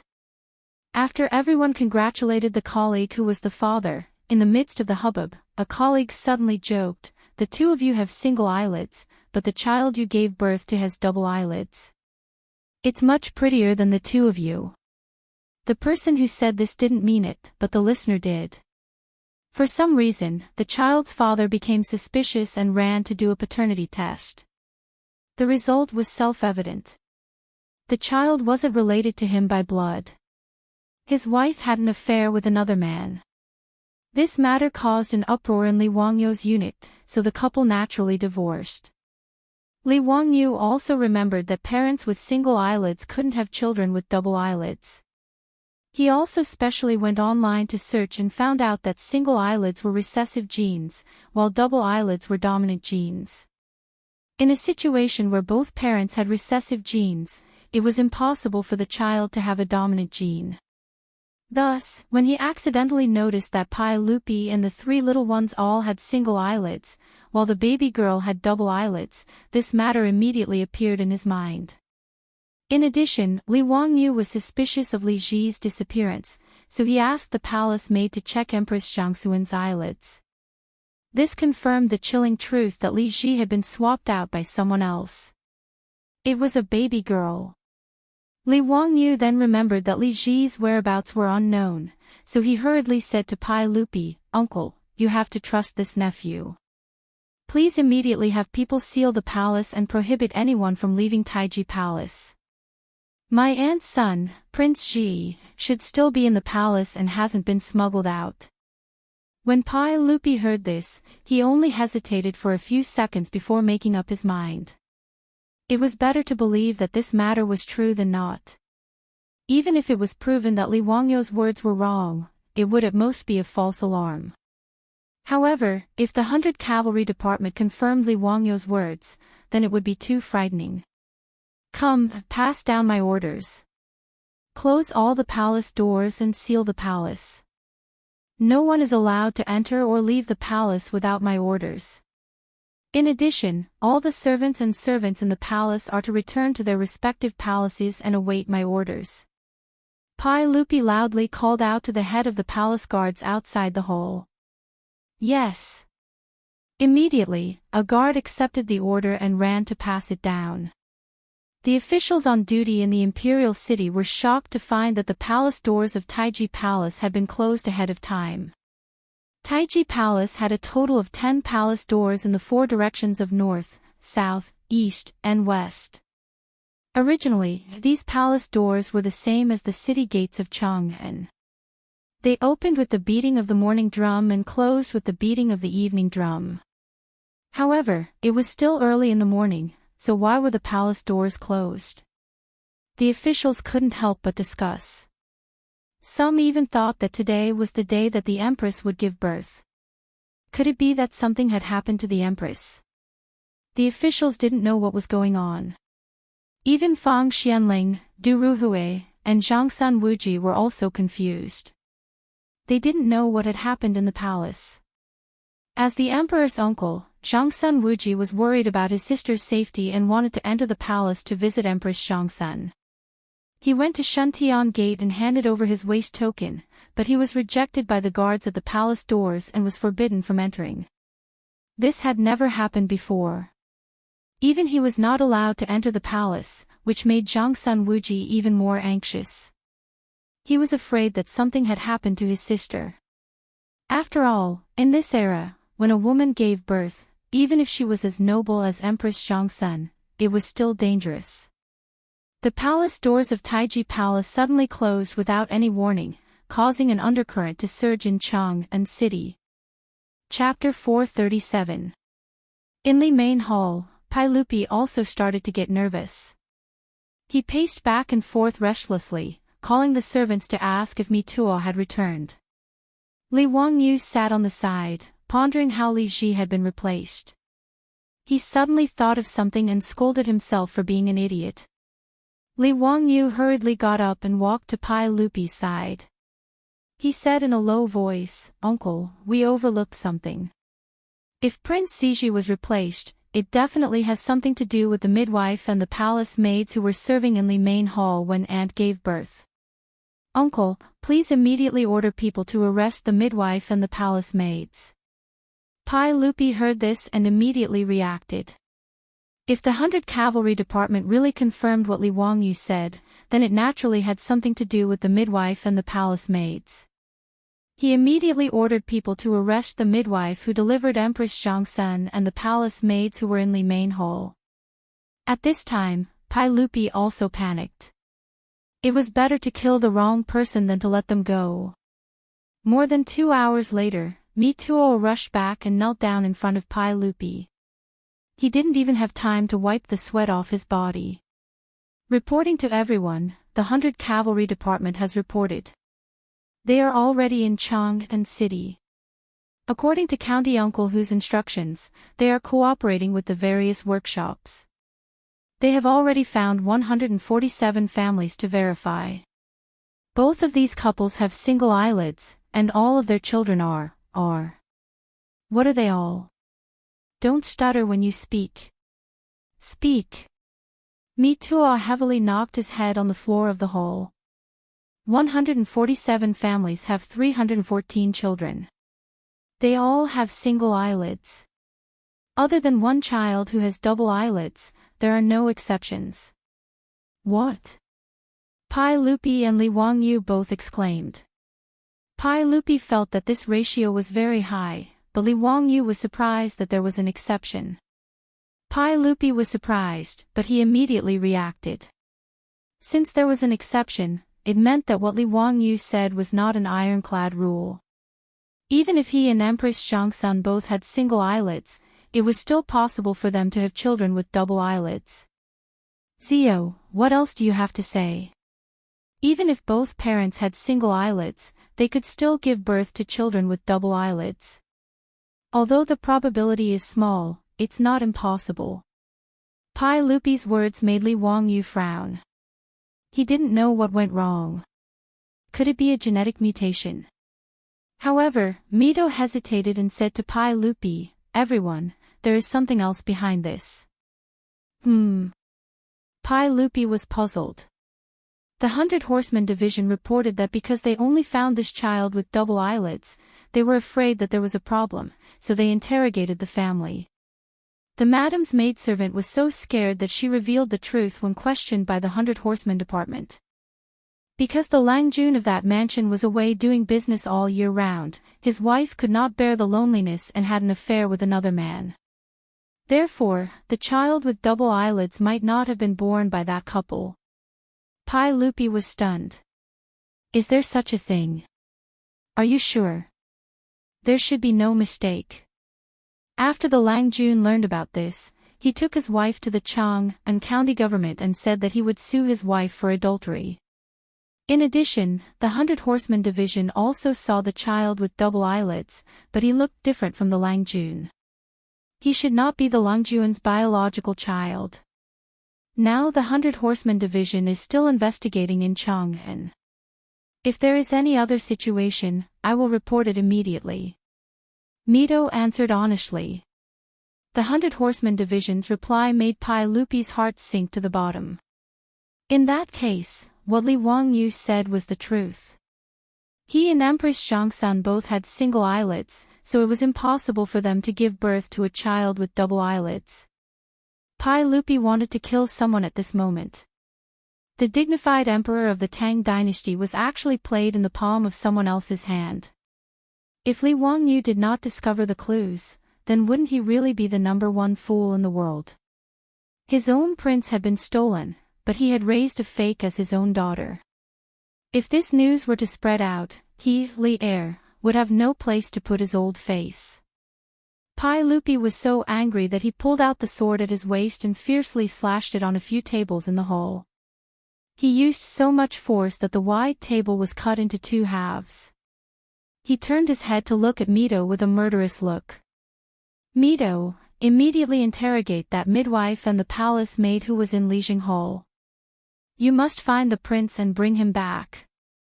If you can't find the prince, I will skin you alive.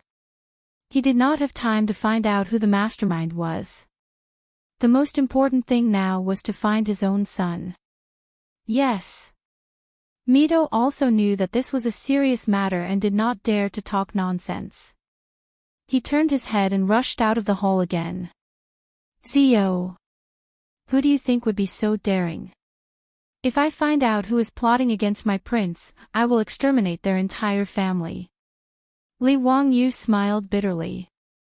Uncle, I am not speaking nonsense. I am afraid that even Uncle can't do anything to the mastermind behind this. Now, he finally understood what was going on.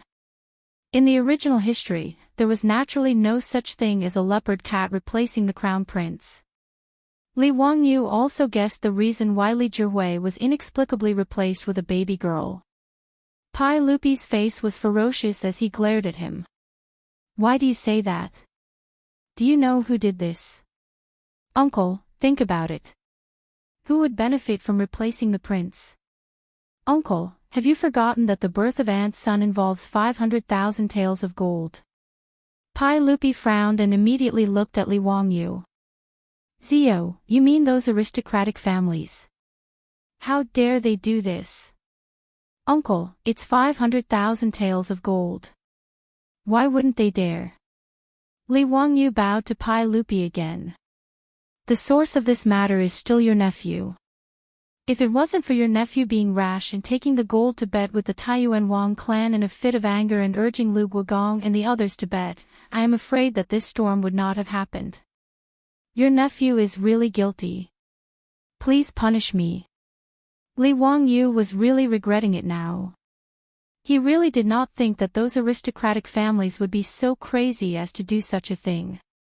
He had forgotten that Marx had already said that for a profit of 300%, capital dared to commit any crime, even risking the risk of being hanged. For aristocratic families, 500,000 taels of gold was enough for them to take the risk. Moreover, it was not necessarily less dangerous.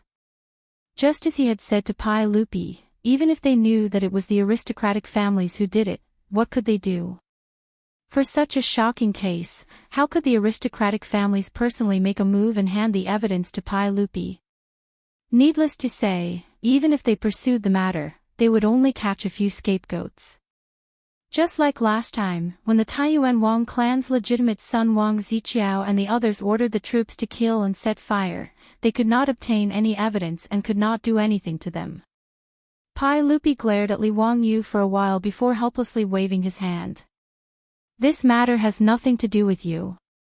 I will not take my anger out on you. The most important thing now is to find my prince and bring him back. Pai Lupi, who was in the prime of his life, was somewhat dispirited at this time. In an instant, Li Wangyu felt that he had aged a few years. Li Wangyu was right. Even if he knew that the mastermind behind the scenes was an aristocratic family, what could he do? Without any evidence, he, Pai Lupi, could not do anything to these aristocratic families. Uncle, the heavens help the prince. I think that with Mituo's thunderous methods, the midwife will definitely tell the truth. The prince should still be in Taiji Palace and has not been sent out of the palace. Li Wangyu comforted. I hope so. While the two were talking, they saw Mituo return with an ugly expression. How was it? Did the midwife say anything? Pai Lupi immediately asked. Mituo knelt down and kowtowed. He did not dare to look up at Pai Lupi. Replying to everyone, when this servant went to the room where the imperial guards were holding the midwife had already hanged herself in the room. She was no longer alive. With a clang, the sword in Pai Lupi's hand fell to the ground, making a soft sound. Chapter 438. When Li Wangyu heard this, he felt a chill in his heart. That midwife actually hanged herself. This was clearly because after being captured by the palace guards, she knew that the matter was exposed and committed suicide to escape punishment. But the midwife's death made Li Wangyu feel a chill in his bones. This woman would rather commit suicide than hand over Li Ji in exchange for a chance of survival. Could it be that Li Ji was already killed by her? Pai Lupi calmed his mind and asked with a trembling voice, what about those palace maids? Mituo immediately replied, when Her Highness gave birth, she stayed in Li Main Hole. There were 12 palace maids serving Her Highness. Now, there are no problems with these palace maids. I have already asked the 100 Cavalry Department to take over and interrogate them to find out the prince's whereabouts. Then go quickly. You must make them speak and tell us where my prince is. Pai Lupi roared. Yes.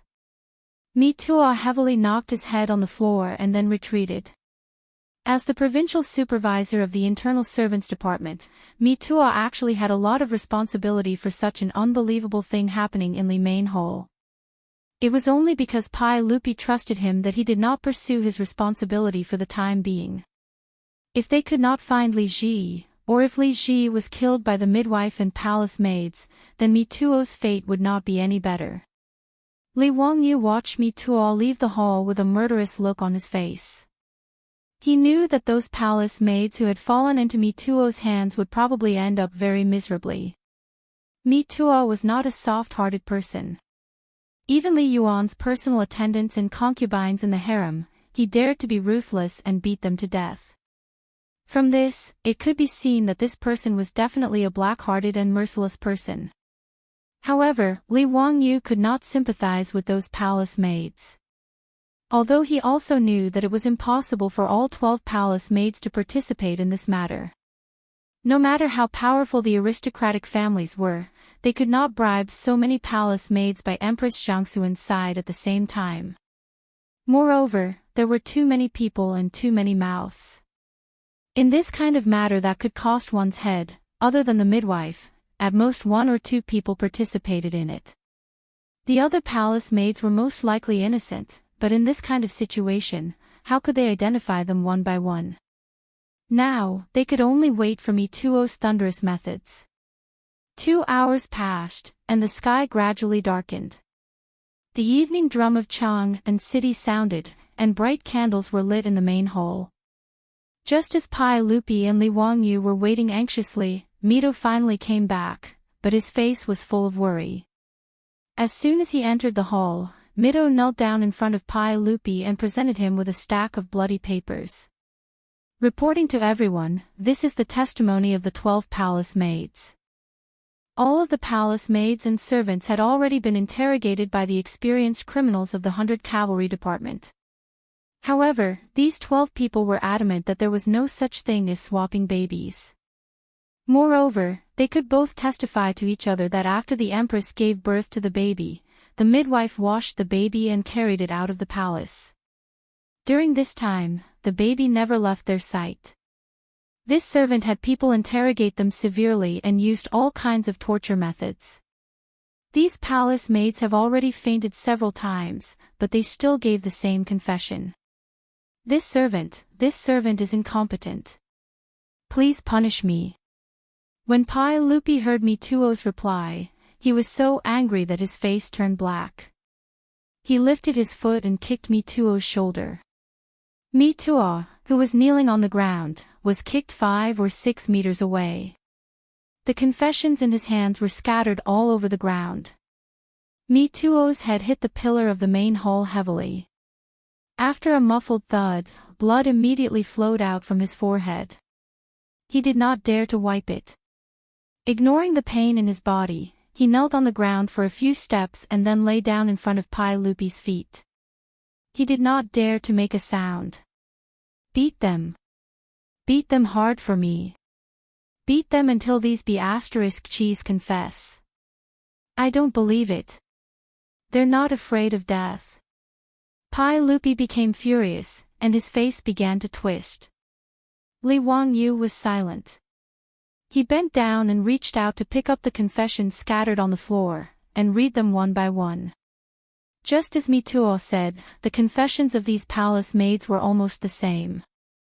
This was simply impossible, unless these 12 palace maids all gave false testimony and colluded with each other to confess.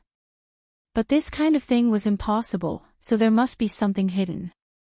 Li Wangyu had never figured out how the midwife who delivered the baby for Empress Jiangxun brought the baby girl into the bedroom of Li Main Hall, and how she replaced Li Ji without letting a newborn baby cry and attract the attention of others. When Empress Jiangxun gave birth, there were nearly 100 eunuchs and palace maids inside and outside Li Main Hall, serving the Empress of the Tang dynasty in the hall. Combined with the confessions of these palace maids in the bedroom, Li Wangyu was even more confused. To avoid the attention of so many people and secretly switch the baby, this was simply too inconceivable. Could it be that these people knew how to perform magic? Magic? A bolt of lightning flashed through Li Wangyu's mind. It was magic.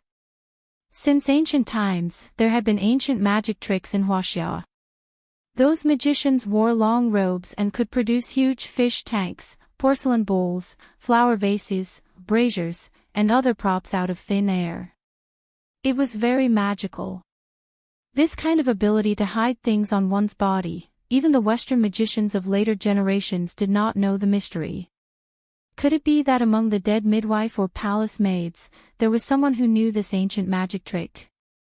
Hiding the baby girl on one's body and replacing Li Ji in front of everyone's eyes. Li Wangyu thought about it and realized that there was indeed such a possibility. However, Li Wangyu couldn't figure out how to make the baby stay quiet and not cry. Could it be that he had drugged the baby? Li Wangyu planned to ask Sun Simiao if there was any medicine that could make the baby stop crying after taking it. At this time, Pai Lupi had already scolded Mituo, and was unable to restrain his anger, asking Mituo to continue torturing those palace maids. "Uncle, wait. I want the 100 Horsemen department to investigate the background of that midwife and the 12 palace maids. When did they enter the palace? Before entering the palace, what did their families do for a living? Did any of them know how to play 100 different kinds of opera?" The Sanlu he mentioned was the name for magic tricks and acrobatics during the Sui and Tang dynasties. It was also called Bai Shi. Pai Lupi breathed heavily and tried to calm his anger. He asked, "Zio, why do you want to investigate this? What's the use of it?" "Uncle, this is what I'm thinking." Li Wangyu told him his guess. Investigating whether these palace maids knew ancient magic tricks was the only way he could think of. After hearing his words, Pai Lupi immediately glared at Mituo. "Did you hear what Huxin County Count said? Useless dog, why aren't you going to investigate?" "Yes, I will personally go to the Yetting Bureau to investigate." Mituo did not dare to say more. He scrambled out of the hall, but before he left, he gave Li Wangyu a grateful look. If he could find some useful clues and rescue Prince Ziji, then Li Wangyu really saved his life. How could Mituo not be grateful? Li Wangyu's conjecture was also a Hail Mary effort. Unexpectedly, an hour later, Mituo came back with good news. Chapter 439. The Yetting Bureau was an organization used by the Tang dynasty to manage the palace maids. The information of all the palace maids was managed by the Yetting Bureau. If Mituo wanted to check the information of the 12 palace maids, he needed to go to the Yetting Bureau. Originally, he just wanted to give it a try, but he didn't expect that he really found the information that Li Wangyu needed from it. Mituo let the servants carry the names of the 12 palace maids and ran back to the Li main hall. Replying to everyone, this servant found it. Pai Lupi quickly asked, "What did you find? Quickly tell me." "The midwife who hanged herself has nothing to do with the Sanlo Bai Shi. Whether it was her or her family, no one knew the Sanlo Bai Shi. Most of the 12 palace maids entered the palace during the Wuda period. There is nothing special about them. But this servant thinks that 2 of them should know the Sanlo Bai Shi." Mituo handed over the name and continued, "Everyone, please look. This palace maid named Yuran entered the palace during the Wuda period. She is from Luoyang and is 23 years old. Her surname is Liu. According to this name, her father, Liu Chang, made a living with the Sanlo Bai Shi. This servant thinks that since Yuran entered the palace at 15, it is not strange that she learned the Sanlo Bai Shi from her father." Pai Lupi took the name and glanced at it. It was the same as what Mituo said. He nodded. "What about the other person?" "There is also this palace maid named Nian Tao. She was also selected during the Wuda period. No one in her family made a living with the Sanlo Bai Shi, but before she was transferred to the East Palace, she was sent to the Taichung Temple's Tai Lo Bai Shi. This servant thinks that it is possible that she knows the Sanlo Bai Shi. Li Wangyu did not understand and looked at Mituo in confusion. Why was it possible to learn magic in Taichung Temple? Mituo saw that he did not understand and quickly explained, Huxianbo, the Taichung Temple's Tai Lu Bai Shi, in addition to teaching musical instruments and dancing, also teaches the San Lu Bai Shi. When he said this, Li Wangyu immediately understood. If the information of the palace maids in Yeding Bureau was correct, then the two palace maids named Yuran and Nian Tao were indeed suspected of committing a crime. Go, get someone to torture these two lowly servants. We must pry open their mouths and find out where my prince is. Pai Lupi didn't care about the life and death of these palace maids. He only cared about the whereabouts of his son. From the time Empress Zhongsun gave birth until now, it had already been 4 to 5 hours. Night had already fallen, and the sky was getting darker.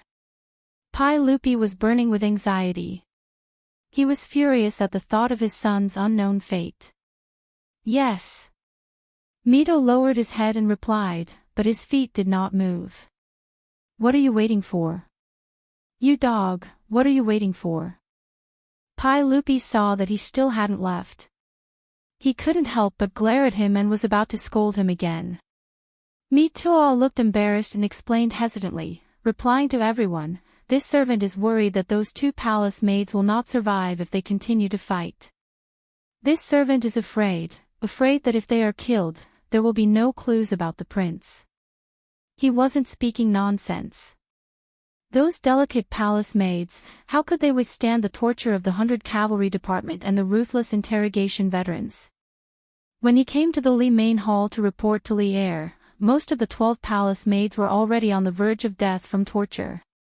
If they continued to be interrogated by torture, they would probably die in a short period of time. If they were killed, where would Mituo go to find the prince? In Noda's Taiji Palace, where could one not hide? Not to mention such a small baby. Ever since he confirmed that his son had been switched, Pai Lupi had ordered the palace guards to search the palace, but they still found nothing. It was already late, but the vast Taiji Palace was filled with imperial guards holding torches as they searched for the crown prince. Pai Lupi heard Mituo say this and his face couldn't help but twitch. He knew that Mituo shouldn't be talking nonsense. If he didn't continue to torture these two people, he wouldn't know where to find his son. But if he continued to torture and beat these two palace maids to death, there would be no clues and he wouldn't be able to find his son. In a dilemma, Pai Lupi was also a little embarrassed, and his face became more and more ugly. Li Wangyu was also secretly anxious at the side. He kept recalling the detective movies he had watched in his mind, trying to find a way to break out of this situation. In Li Wangyu's mind, these two palace maids called Nian Tao and Yu Ran were likely to be accomplices. First of all, these two people knew magic and could cover each other. Second of all, they had entered the palace in the 3rd year of Wuda. They should have received palace training together, learning the palace etiquette and so on. It was very likely that they had known each other for a long time and had a close relationship. However, since Yuan and Nian Tao didn't commit suicide like the midwife after being controlled by the palace guards, it meant that they didn't want to die. They were still hoping for a fluke, trying to muddle through and find a chance to live. But how to pry open the mouths of these two suspects was a difficult problem. Even the veteran criminal of the 100 Cavalry Department couldn't succeed in making them confess after torture. Could it be that these two palace maids were expected to tell the truth about Li Ji's whereabouts without continuing to torture? If it was really Yuran and Nian Tao who did this, they would rather die than say half a word.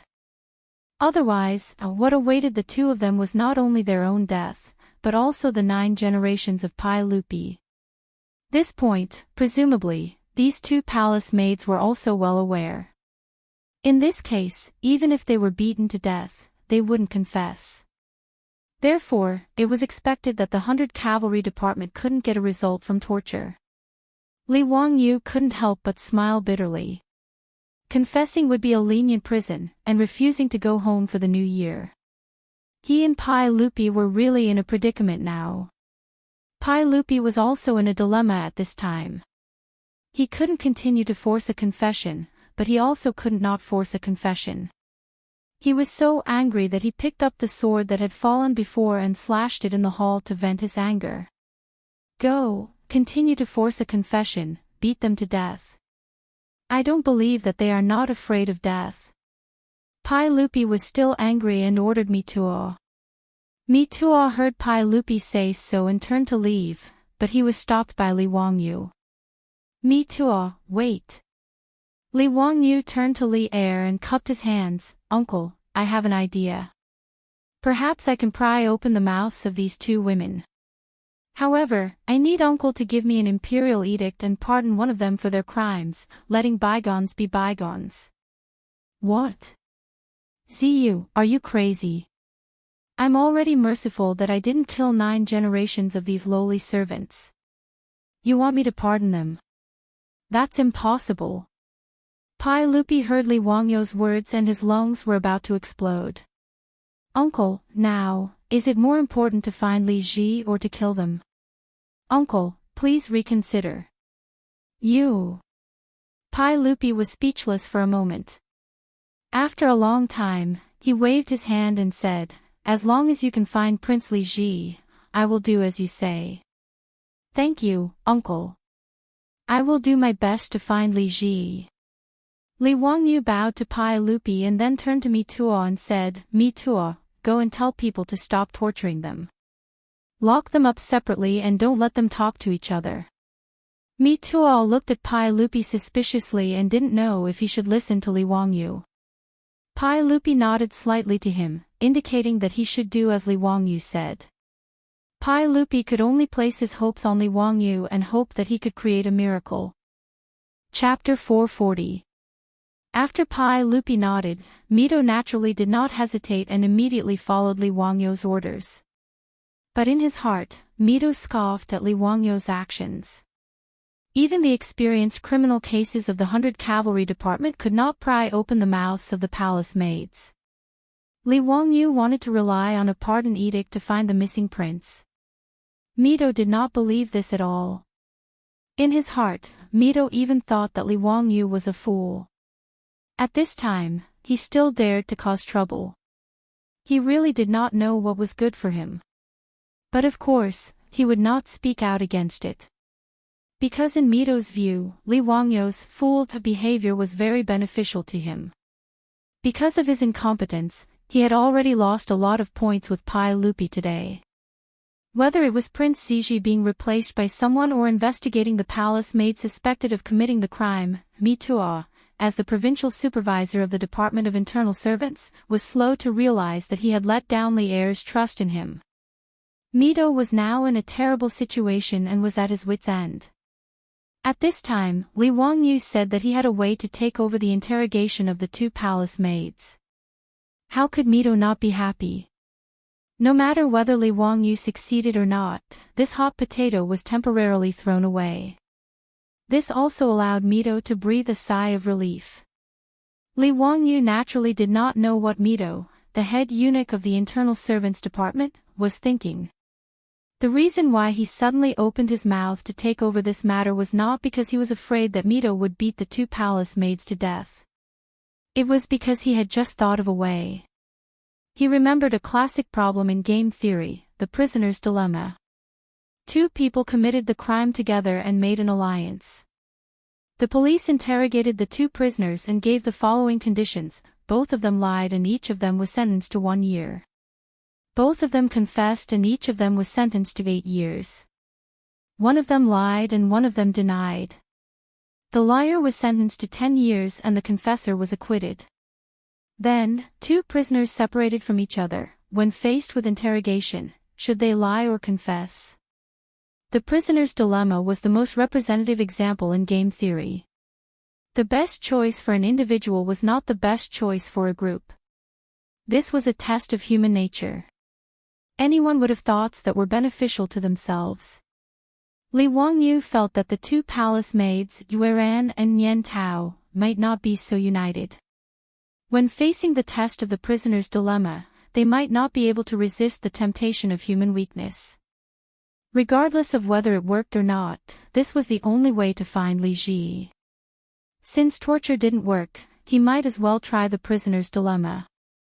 After Mitua ordered people to separate Yuran and Nian Tao, the two palace maids, Li Wangyu held the imperial edict that Pai Lupi had hurriedly written and entered the room where the palace maid called Yuran was imprisoned.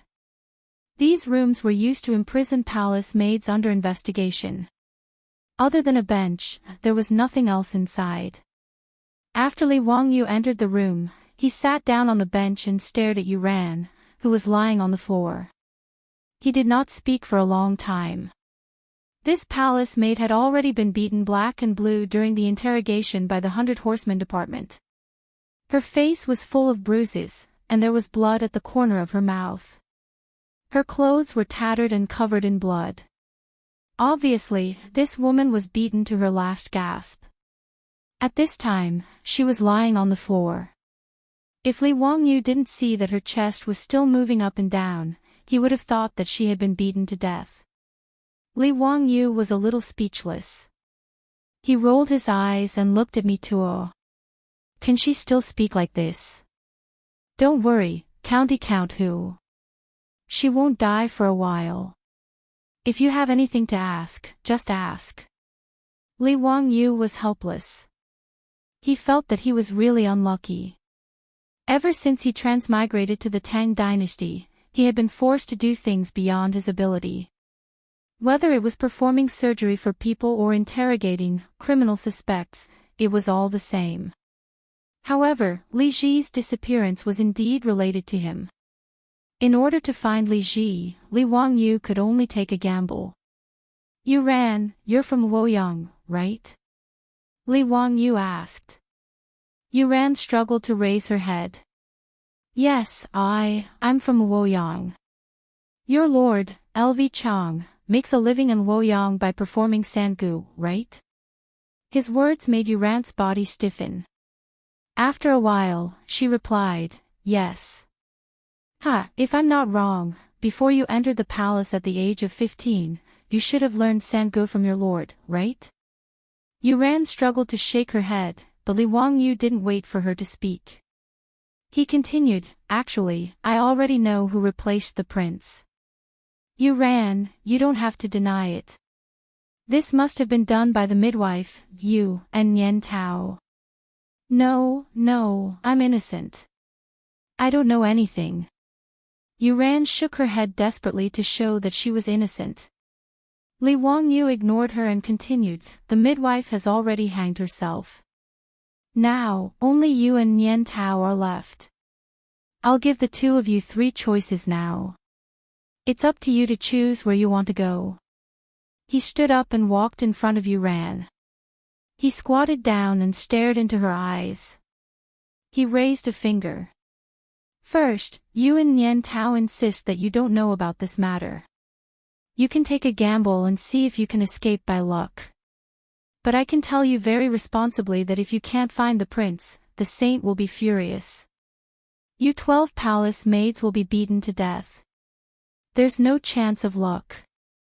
Li Wangyu raised a second finger. Second, you and Nian Tao tell me the truth. After we find the prince, I'll plead with the saint to leave your corpses intact and not harm your family. When Mitua heard this, he almost couldn't help but laugh. Was Count who joking? If they told him the truth, they would die. If they didn't, they would also die. They would be crazy to tell him the prince's whereabouts. Shouldn't the second condition be that they would be spared as long as they told the truth? But even so, it was useless. The experienced criminal of the 100 Cavalry Department had already said similar words to this group of palace maids. It was useless. Mitua didn't know what kind of drug Yuran and Nian Tao had eaten to be so stubborn. The 2 palace maids gritted their teeth. Even if they were beaten to the point of death, they still insisted that they didn't know anything. So even if you beat him to death, Mitua didn't believe that Li Wangyu could make the 2 of them tell the truth with such conditions. Li Wangyu raised a third finger. Third, I have a saint's edict here. It can pardon one of you. Whoever tells the truth first, after we find the prince, this person will let bygones be bygones. And the other person will be executed immediately. Even 9 generations of your family will be implicated. He stared at Yuran seriously. Yuran, what do you think Nian Tao will choose? Well, that's all I have to say. You can decide for yourself where to go. Li Wangyu stood up. I'll give you 15 minutes to think about it. But maybe Nian Tao will think faster than you. With that, he turned and pushed the door open. He didn't even look at the palace maid Yuran, who was stunned on the ground. Behind him, Mituo was also dumbfounded. Damn, you can interrogate a prisoner like this. Chapter 441. Mito, who had been secretly mocking Li Wangyu, was taken aback after hearing Li Wangyu's 3 conditions. These 3 conditions didn't seem to be anything special at first. But when Mito carefully considered the conditions that Li Wangyu had proposed, he was shocked to find that it seemed to be a difficult choice. He put himself in the shoes of either Yuran or Nian Tao. What would he do when he heard these conditions? What would he choose? Mito could not help but tremble. With a whoosh, a cold sweat flowed down his face. Frightening, it was too frightening. He couldn't help but look at Li Wangyu's back. In his heart, he was even more fearful of this young county earl who had founded the country. Mito made up his mind that he would not provoke this county count in the future. To be able to play with people's hearts to such an extent, County Count Huxian was too frightening. After analyzing Li Wangyu's 3 conditions, he felt that if it were him, no matter what kind of alliance he had with his companions, he would choose to betray them in exchange for the most beneficial choice. Because he could not guarantee what choice his companions would make. Out of self-interest, Mito would definitely choose to betray his companions. What Mito did not know was that this was the game theory of later generations, and the prisoner's dilemma was the most typical example. Of the 3 choices that Li Wangyu had given, if Yuran and Nian Tao chose not to admit it, then they could only resign themselves to fate and leave their fates to Pai Lupi to judge. However, since they would rather be punished and almost beaten to death than reveal Li Ji's whereabouts, it was clear that this was the best choice for them.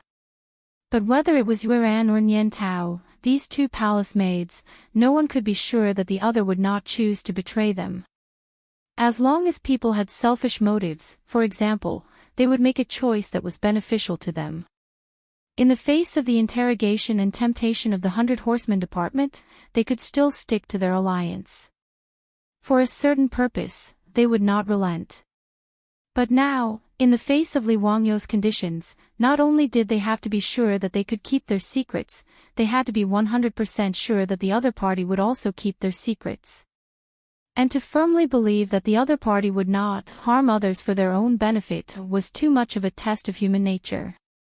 Li Wangyu's suggestion not only made Mituo break out in a cold sweat, but the palace maid Yuran also froze, her fingers trembling uncontrollably. Then, is that imperial edict real? Li Wangyu had not even stepped out of the room when he heard the hoarse voice of Yuran, the palace maid behind him. As soon as she opened her mouth, not only did Li Wangyu raise his eyebrows, but Mituo also opened his eyes wide. Was he going to confess?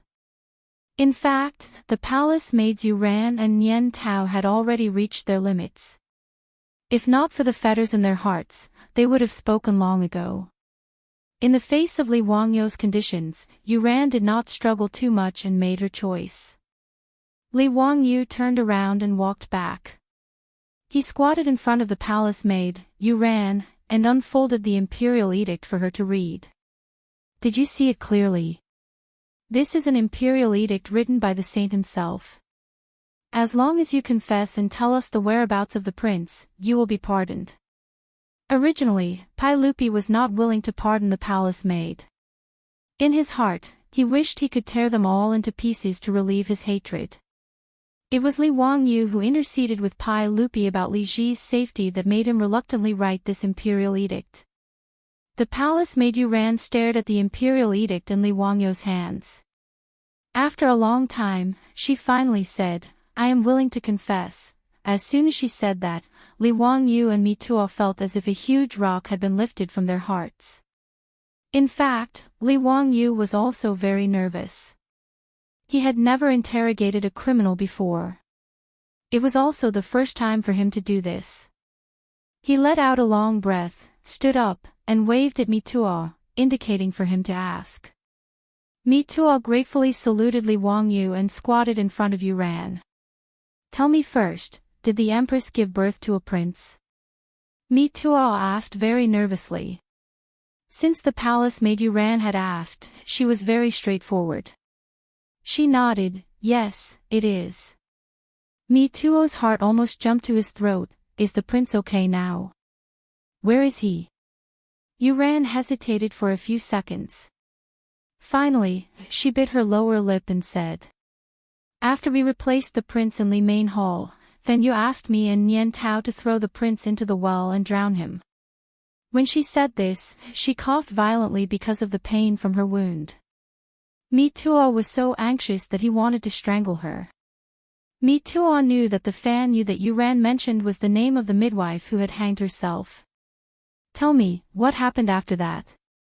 You didn't put the prince. Mi Tuo's body began to tremble. He didn't dare to continue halfway, for fear of hearing the terrifying answer. These two palace maids, if they really threw the prince into the well and drowned him, it would really be a disaster.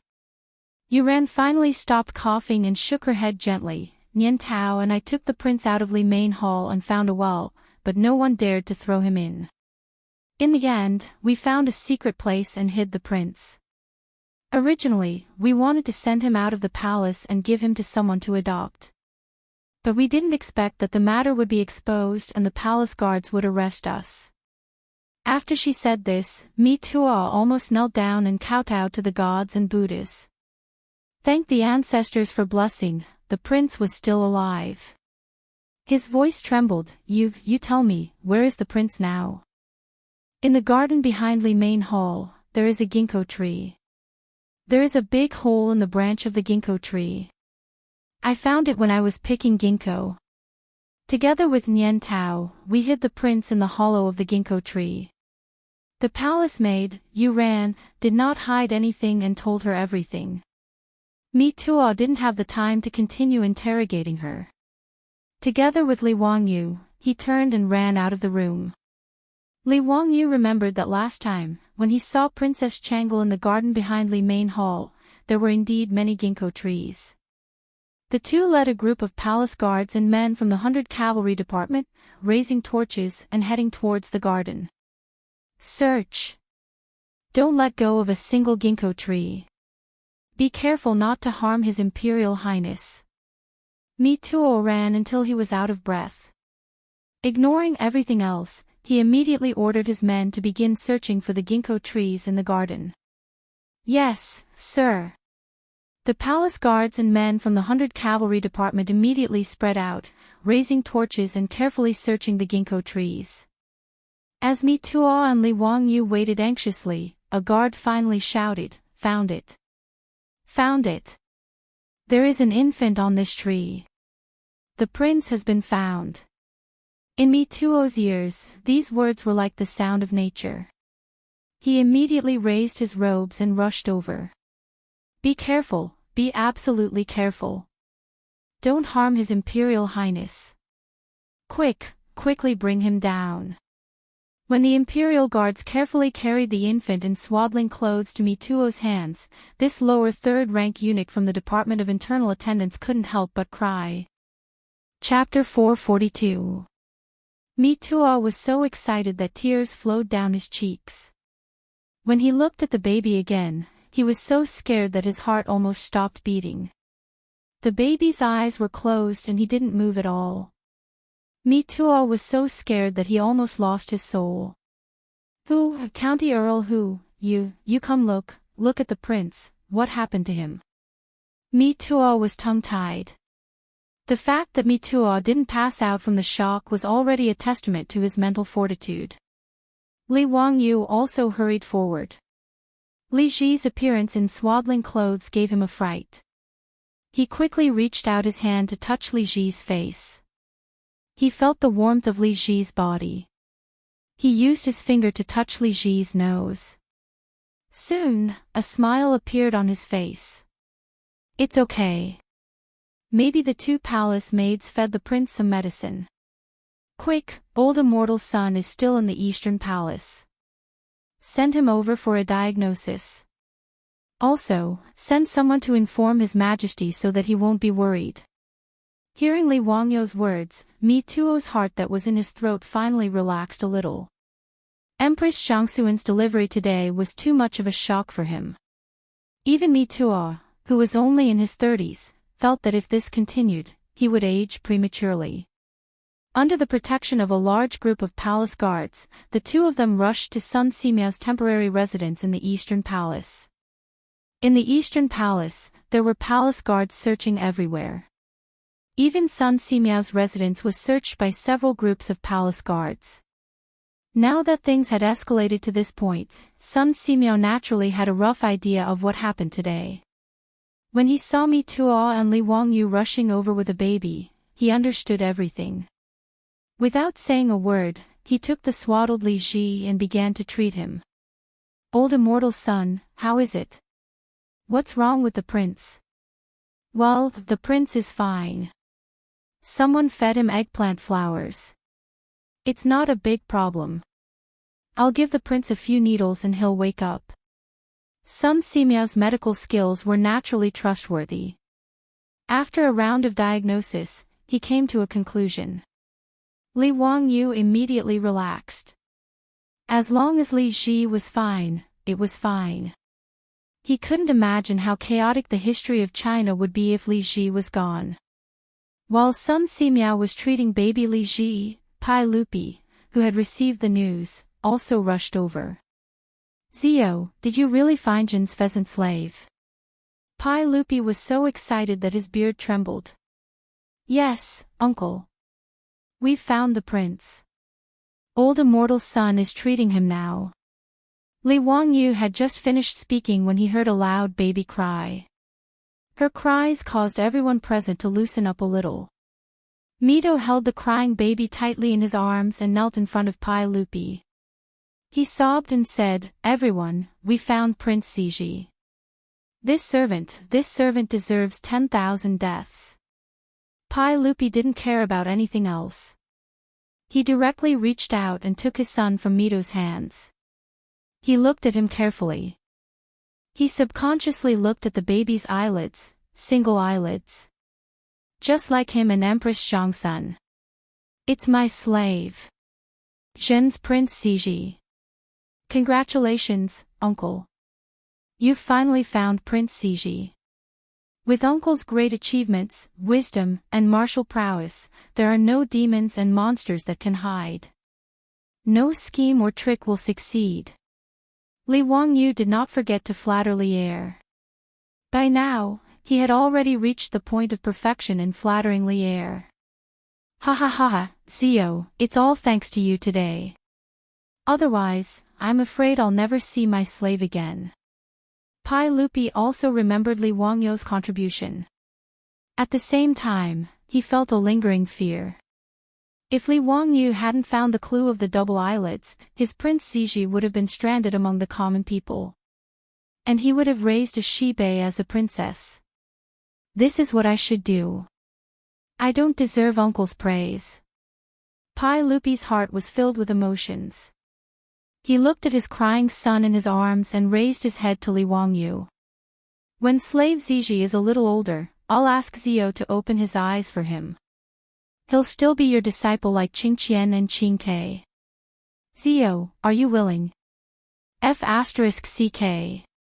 He wants me to help take care of the child again. Li Wangyu cursed in his heart, but he was actually a little proud. Being the teacher of the future emperor of the Tang dynasty, this feeling seems pretty good. Since your majesty doesn't abandon me, how can I not be diligent? Ha, that's good.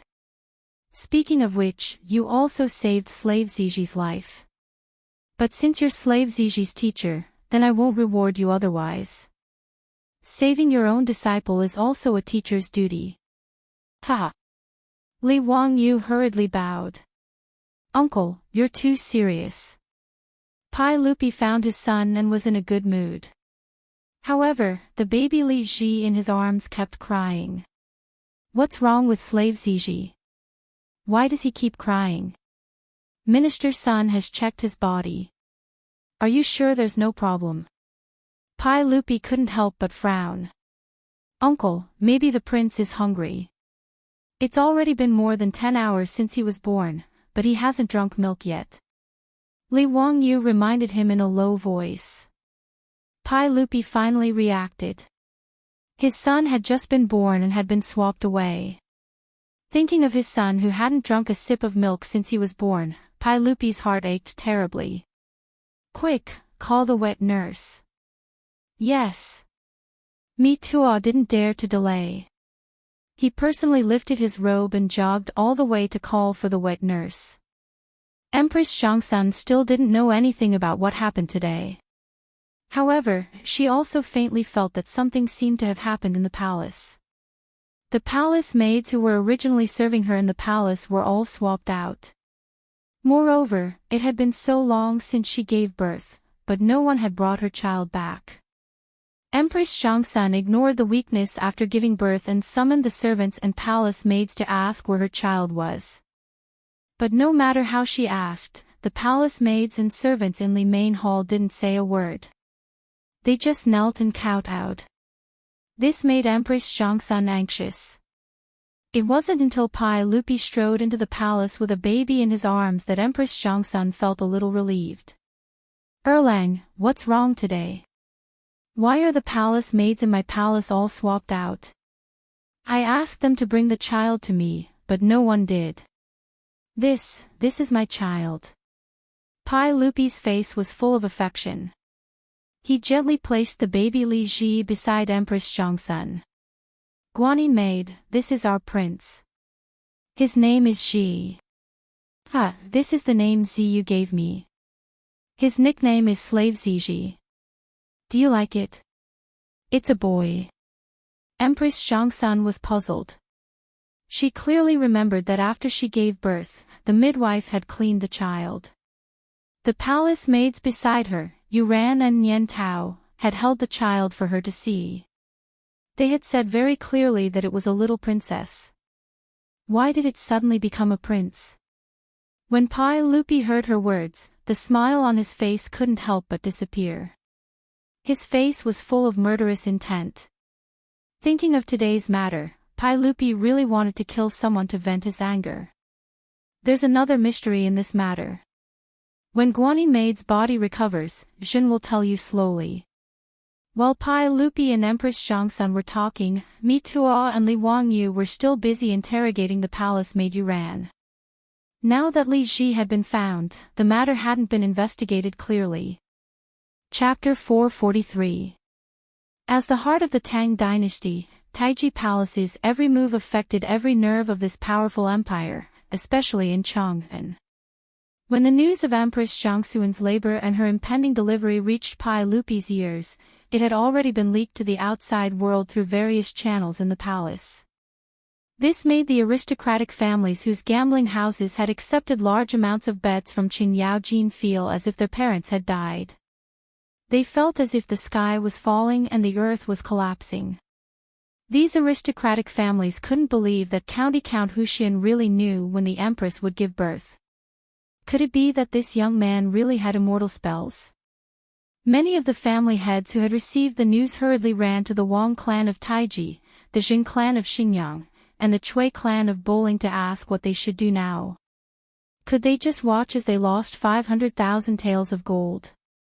Contrary to the expectations of these family heads, whether it was Wang Renyu or Jing Yuanshou, they didn't seem to be worried about losing the bet at all. Everyone, the sky hasn't fallen yet. It's true that the Empress gave birth today, but who can be sure that the Empress will give birth to a prince? Wang Renyu comforted the family heads who had come to complain tearfully, but a contemptuous smile appeared at the corner of his mouth. Lord Wang, that Count Huxian can even predict when the Empress will give birth. How can he be wrong about whether the baby is a boy or a girl? Ah, I can only blame myself for being too greedy and accepting Duke Qiao's 6,000 taels of gold. If I lose 30,000 taels of gold, I can't live anymore. Well, what's the use of saying this now? Didn't my Wang clan of Taiji also have that bastard Li who bet 10,000 taels of gold? If I lose, I'll have to pay 50,000 taels of gold. I haven't said anything yet, so why are you all so flustered? Wang Rinyo's unhappy rebuke made the family head speechless for a moment. They could only sit and wait anxiously for news. When the gates of Taiji Palace suddenly closed and the palace was locked down, everyone was surprised and didn't know what had happened. But the news of Empress Zhongsun giving birth to a baby girl still spread before Pai Lupi ordered the palace to be locked down. The news quickly spread throughout Chang'an. The aristocratic families with casinos couldn't help but celebrate. They felt that county count who, as well as the dukes and prefectural dukes, had gone for wool and come home shorn. Previously, he had been worried for nothing for a few days. Now, he could finally put his hanging heart down. The patriarchs of the aristocratic families who found Wang Rinyu, Xing Yuanshou, and the others were even more relieved. They didn't care about what happened in Taiji Palace. As long as they didn't lose their gold, it was a good thing. On the other hand, Wang Rinyu, Xing Yuanshou, and the other clan heads, who had been calm all this time, couldn't help but glance at each other with worry in their eyes when they learned that Taiji Palace had sealed off the palace. Li Wangyou's guess was not wrong at all. It was Wang Rinyu, Xing Yuanshou, and a few other masters of the aristocratic families who played the game of swapping the crown prince in the main hall of the Taiji Palace. In their gambling houses, at least 10,000 taels of gold had been betting that Empress Zhongsun would give birth to a prince today. If they lost, each family would have to pay 50 to 60,000 gold taels. 50,000 gold taels was equivalent to 300,000 strings of cash. 300 million was not a small amount. Even with the thousands of years of accumulation of the 5 families and 7 hopes, to take out so much gold would have to be exhausted. They might even have to sell some land. These aristocratic families naturally had many properties in their family. All kinds of real estate, land, jewelry, antiques, calligraphy, and paintings were worth at least tens of millions of strings of cash. They could be said to be as rich as a country. But in terms of gold and copper coins, it was like those super rich people on the Forbes list in the future. Although they were worth tens of billions of dollars, they might not have much cash in their accounts. How could Wang Rinyu and the others be willing to give away their shiny copper coins and gold for nothing? After realizing that something was wrong, the few of them secretly plotted and decided on this trick of swapping the crown prince with a leopard cat. They bribed the midwives in the palace and mobilized the spies buried in Taiji Palace. After careful planning, they really almost succeeded. If not for the fact that Li Wangyu knew the history and that the baby girl they had sent into the palace to replace the prince had double eyelids, perhaps this matter would have been done without anyone noticing and without anyone noticing. Originally, when news came from the palace that Empress Zhongsun had given birth to a princess, Wang Rinyu and the others could not help but feel delighted.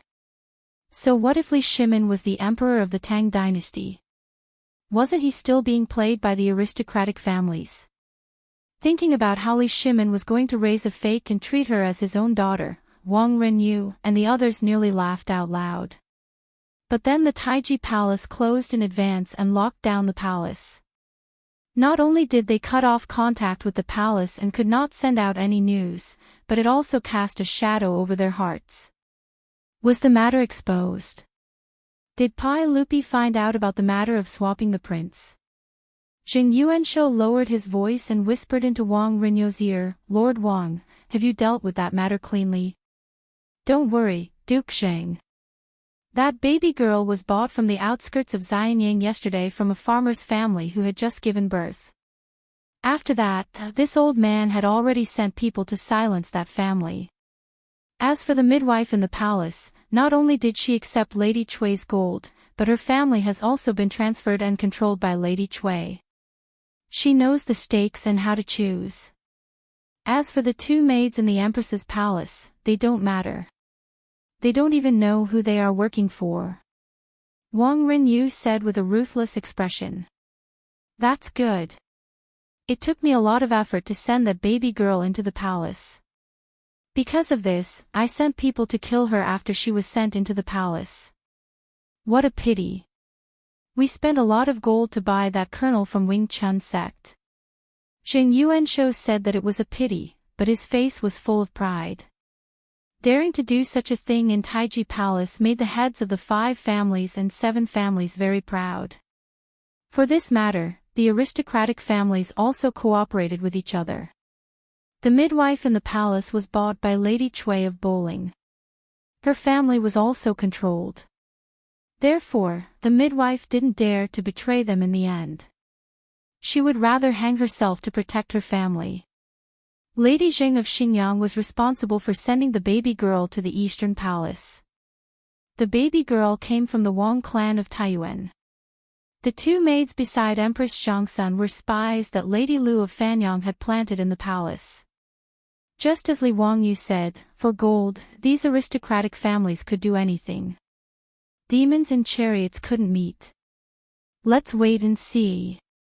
I hope there won't be any accidents. Wang Renyu sighed. They weren't worried that this matter would implicate them.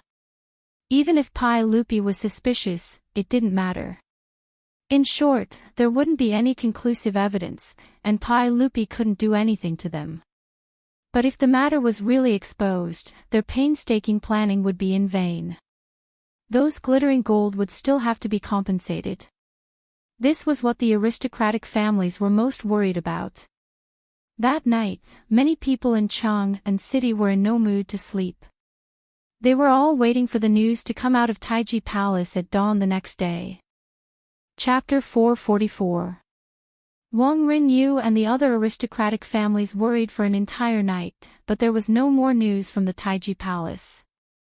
After Pai Lupi became ruthless, the Taiji Palace became like an iron wall. Those spies that were bribed by the aristocratic families or buried in the Taiji Palace all became well-behaved. No one dared to offend the heavens at this moment. The next morning, the morning drums sounded in Chang'an City, and the city gates opened. It was time for the officials to go to court. Yesterday, Pai Lupi was not on a day off, so he had to go to court today. After a complicated ceremony, Pai Lupi sat on the throne and looked at the officials in the hall expressionlessly. His appearance made many people in the hall uneasy. They did not know what happened in the Taiji Palace yesterday. Zhongsun Wuji could not help but stand up. Your Majesty, did the Empress give birth yesterday? What's the situation now?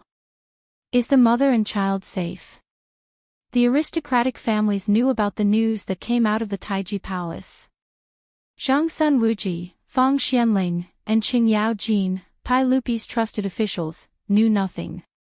After all, they could not be as bold as the aristocratic families to plant spies in the palace. Yesterday, the Taiji Palace suddenly closed and locked down. Zhongsun Wuji and Fang Xianling had offered their tokens to meet Pai Lupi, but they were all rejected. At that time, Pai Lupi was anxiously looking for his missing prince, so he did not have the time to explain things to them. Zhongsun Wuji, who did not understand the situation, was anxious for an entire night. To Zhongsun Wuji, he was worried about his sister. On the other hand, he was worried that if anything happened to Empress Zhongsun, the Zhongsun family would be neglected by Pai Lupi. What Zhongsun Wuji did not know was that in history, after Empress Zhongsun died, Pai Lupi did not neglect the Zhongsun family. Instead, he took care of the Zhongsun family even more. However, this was not a good thing. After Zhongsun Wuji became an official, things would move in the opposite direction. After Li Ji ascended the throne, Wu Mingyang instructed Su Jingzong to accuse Zhongsun Wuji of treason. Zhongsun Wuji was removed from his position, stripped of his title, exiled, and forced to commit suicide. After his death, his family's property was confiscated, and his family members were exiled to Lingnan as slaves. the Zhongsun clan suffered a calamity. But now, in Zhongsun Wuji's eyes, the Zhongsun clan's glory and wealth were all tied to Empress Zhongsun. Naturally, he was extremely nervous and concerned. After Zhongsun Wuji asked this question, the hall instantly quietened down. All the officials turned their gazes towards Pai Lupi, who was on the royal stairs. When the family heads heard Zhongsun Wuji's question, they couldn't help but smile.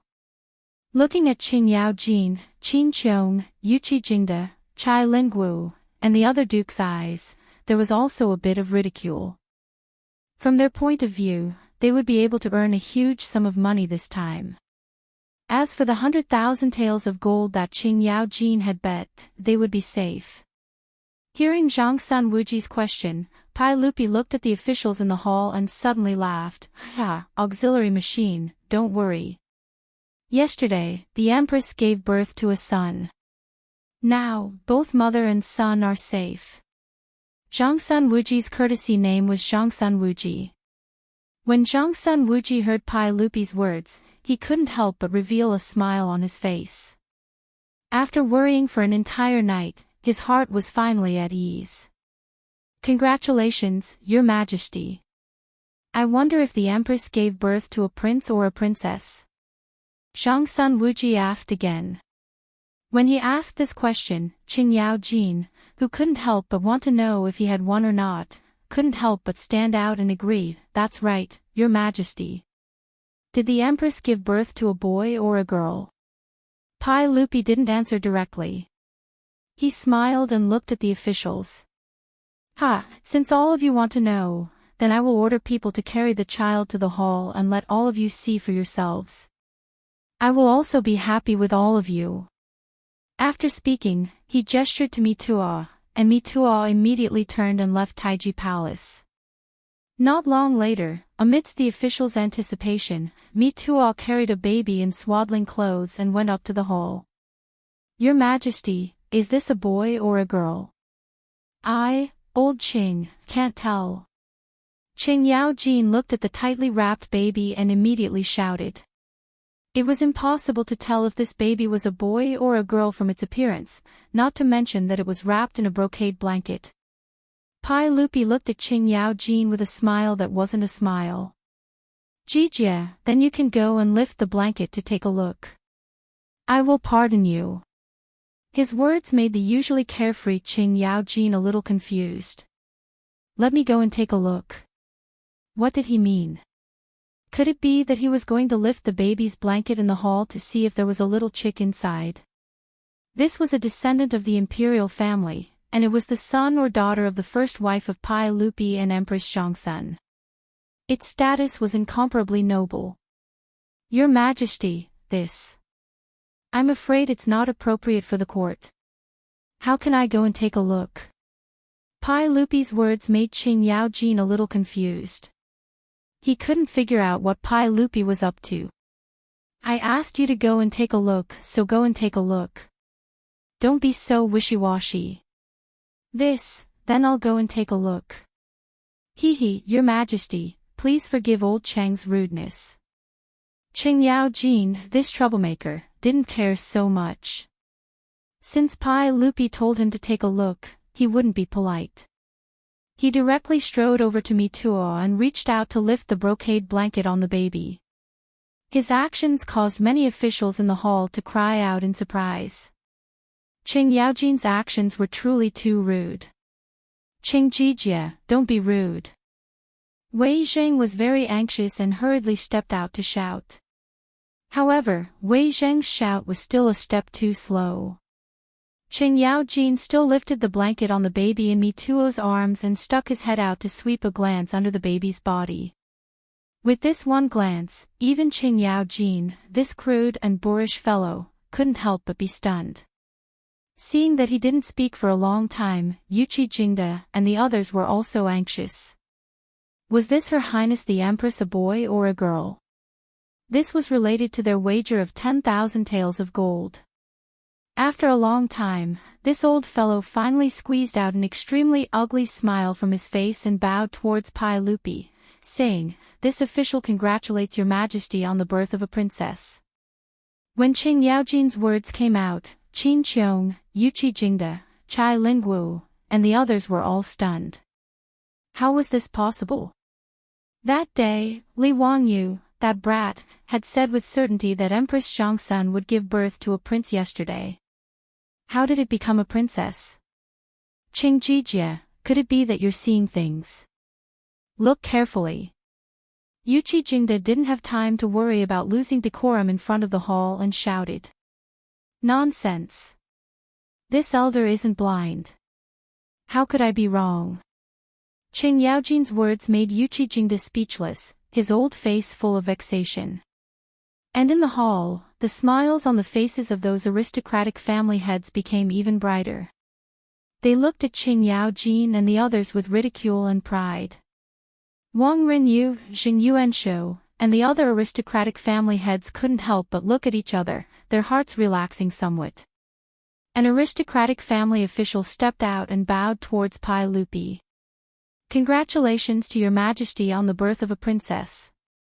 We ask that your majesty confer the title of princess today and announce it to the world. Let the common people of the world know and congratulate your majesty. When he said confer the title of princess, he was referring to the title of princess. Pai Lupi didn't respond. Instead, he stood up and walked down the royal steps to Mituo's side. Yesterday, the empress gave birth to a princess. We were actually very happy. However, that damned Huxian County Count actually told us something that made us very angry. We would like to ask all the officials to help us judge. See if that Li Wangyu is speaking nonsense. He pointed at his eyelids and continued, Huxian County Count said that we have single eyelids. The Empress also has single eyelids. Do all the officials think this is the case? Li Er's words, which came out of nowhere, confused all the officials in the hall. Everything was perfectly fine. Why was he talking about single eyelids? At this moment, which of the officials in the hall cared whether or not Pai Lupi and Empress Zhongsun had single eyelids? Chapter 445. Pai Lupi saw that the officials in the hall were silent, so he continued, I and the Empress both have single eyelids, so there is nothing strange about that. However, County Count who told me that the children born to parents with single eyelids will also have single eyelids. They will not be able to give birth to children with double eyelids. Do all of you think this is the case? The officials in the hall were still baffled by his words. However, Wang Renyu and the others couldn't help but feel their hearts skip a beat. They suddenly looked at the baby girl in Mituo's arms. However, they were so far away that they couldn't clearly see whether the baby girl had single eyelids or double eyelids. Qing Yaojin was standing in front of the baby girl. When he heard this, he couldn't help but look at the baby girl in Mituo's arms. When he saw the baby girl's eyes, even Qing Yaojin couldn't help but be dumbfounded. Although he was called a troublemaker, he was actually terrifyingly shrewd. Pai Lupi's seemingly brainless words, coupled with the baby girl's eyes, allowed Qing Yaojin to instantly guess something. That fake smile that was as ugly as crying immediately melted like ice. Qing Yaojin's dark face was now filled with a brilliant smile. Your Majesty, since County Count who said this, old Qing thinks that there should be some truth to it, Qing Yaojin said to Pai Lupi. Pai Lupi nodded at him, then looked at the officials. Do all of you think that County Count whose words make sense? Who the hell would know about this? The officials in the hall all looked at each other, not knowing how to answer. Who would have the time to care about this? Did they have nothing better to do? Seeing that no one spoke, Pai Lupi continued, I also don't believe this, but to verify it, I ordered the 100 Cavalry Department to investigate in Chang'an. What do all of you think the results are? He didn't wait for the officials to answer. He looked at Mituo.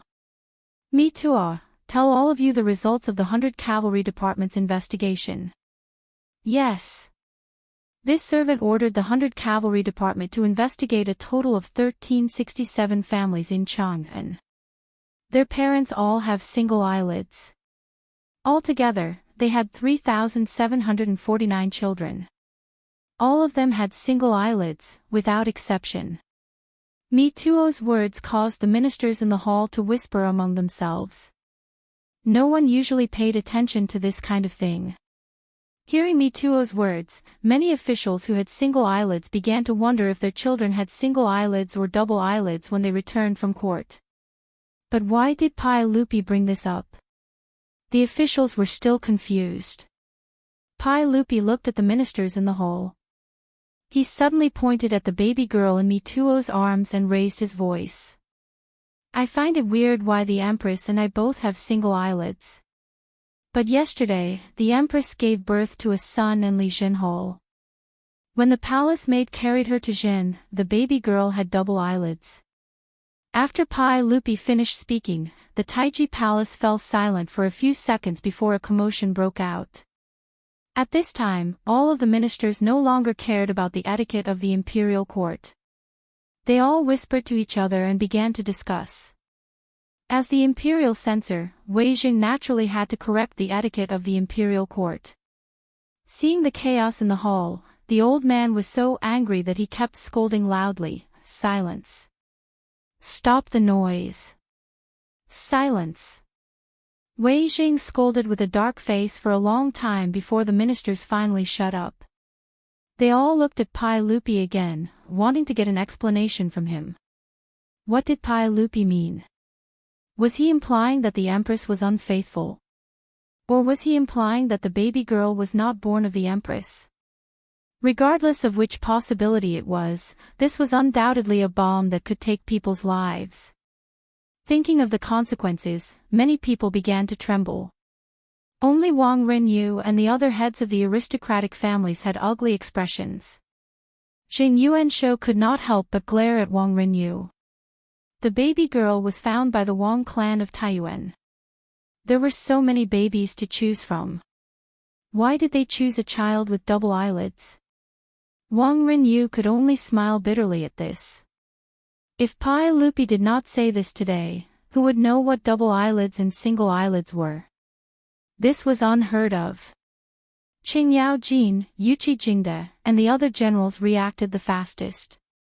All the dukes and prefectural dukes stepped out and bowed to Pai Lupi. Your Majesty, are there any demons and chariots trying to cause trouble in the palace? I am willing to help your Majesty get rid of them and return the Tang dynasty to its former glory. I will not hesitate to go through water and tread on fire for your Majesty. Pai Lupi looked at Qing Yaojin and the others with gratification. He waved his hands, indicating for them to stand up. What a coincidence. Yesterday, another baby was found in the palace. As Li Er spoke, he turned his head to look at Mituo. Go, bring that child to the main hall and let him meet everyone. Mituo accepted the order and handed the baby girl to a servant beside him. He then hurried out of the hall. Not long after, Mituo carefully carried a baby in his arms and returned to the main hall. 2 babies. What did this mean? Could it be that Her Highness gave birth to twins yesterday? In the hall, the officials did not know what was going on. The noise that was suppressed by Wei Jing just now rose again. Wang Renyu, Jing Yuanshou, and the others' faces instantly turned ashen, and their bodies trembled. Had the matter been exposed? Could it be that their painstaking plan had turned into nothing because of that bastardly Wang Yu? Thinking of this, Wang Renyu could not help but clench his fists so hard that his fingernails dug into his flesh. Qing Yaojin's eyes lit up when he saw the baby. Your Majesty, this child has single eyelids. It's single eyelids. Is this a boy? Pai Lupi smiled and nodded. I named him Ji. When he said this, how could Qing Yaojin and the others not understand Pai Lupi's meaning? This baby boy was obviously the prince born by Empress Zhongsun. Qing Yaojin, Yuqi Jingde, and the others all knelt down again. Congratulations, Your Majesty, you have a Prince Xi. Ha, everyone get up. Pai Lupi was in a good mood. He helped Qing Yaojin and the others up and turned to look at Mituo. announced the imperial edict. Yes. Mi Tuo carefully handed the baby Li Ji in his arms to the eunuch beside him. He took a yellow silk and walked to the front of the imperial stairs. There is a system. As soon as Mi Tuo's words came out, all the officials in the hall knelt down again to listen to the imperial edict. Prince Ji, Mother Empress Zhongsun, Jin's ninth son. Ji is young and intelligent, dignified and serene, generous and benevolent, harmonious brothers. I will confer the title of Prince Jin and announce it to the world. If Li Wangyu heard this imperial edict, he would probably laugh until his teeth fell out. Pai Lupi was too shameless. A newborn baby, you have the nerve to say that he is young and intelligent, dignified and serene. Isn't this making a ghost?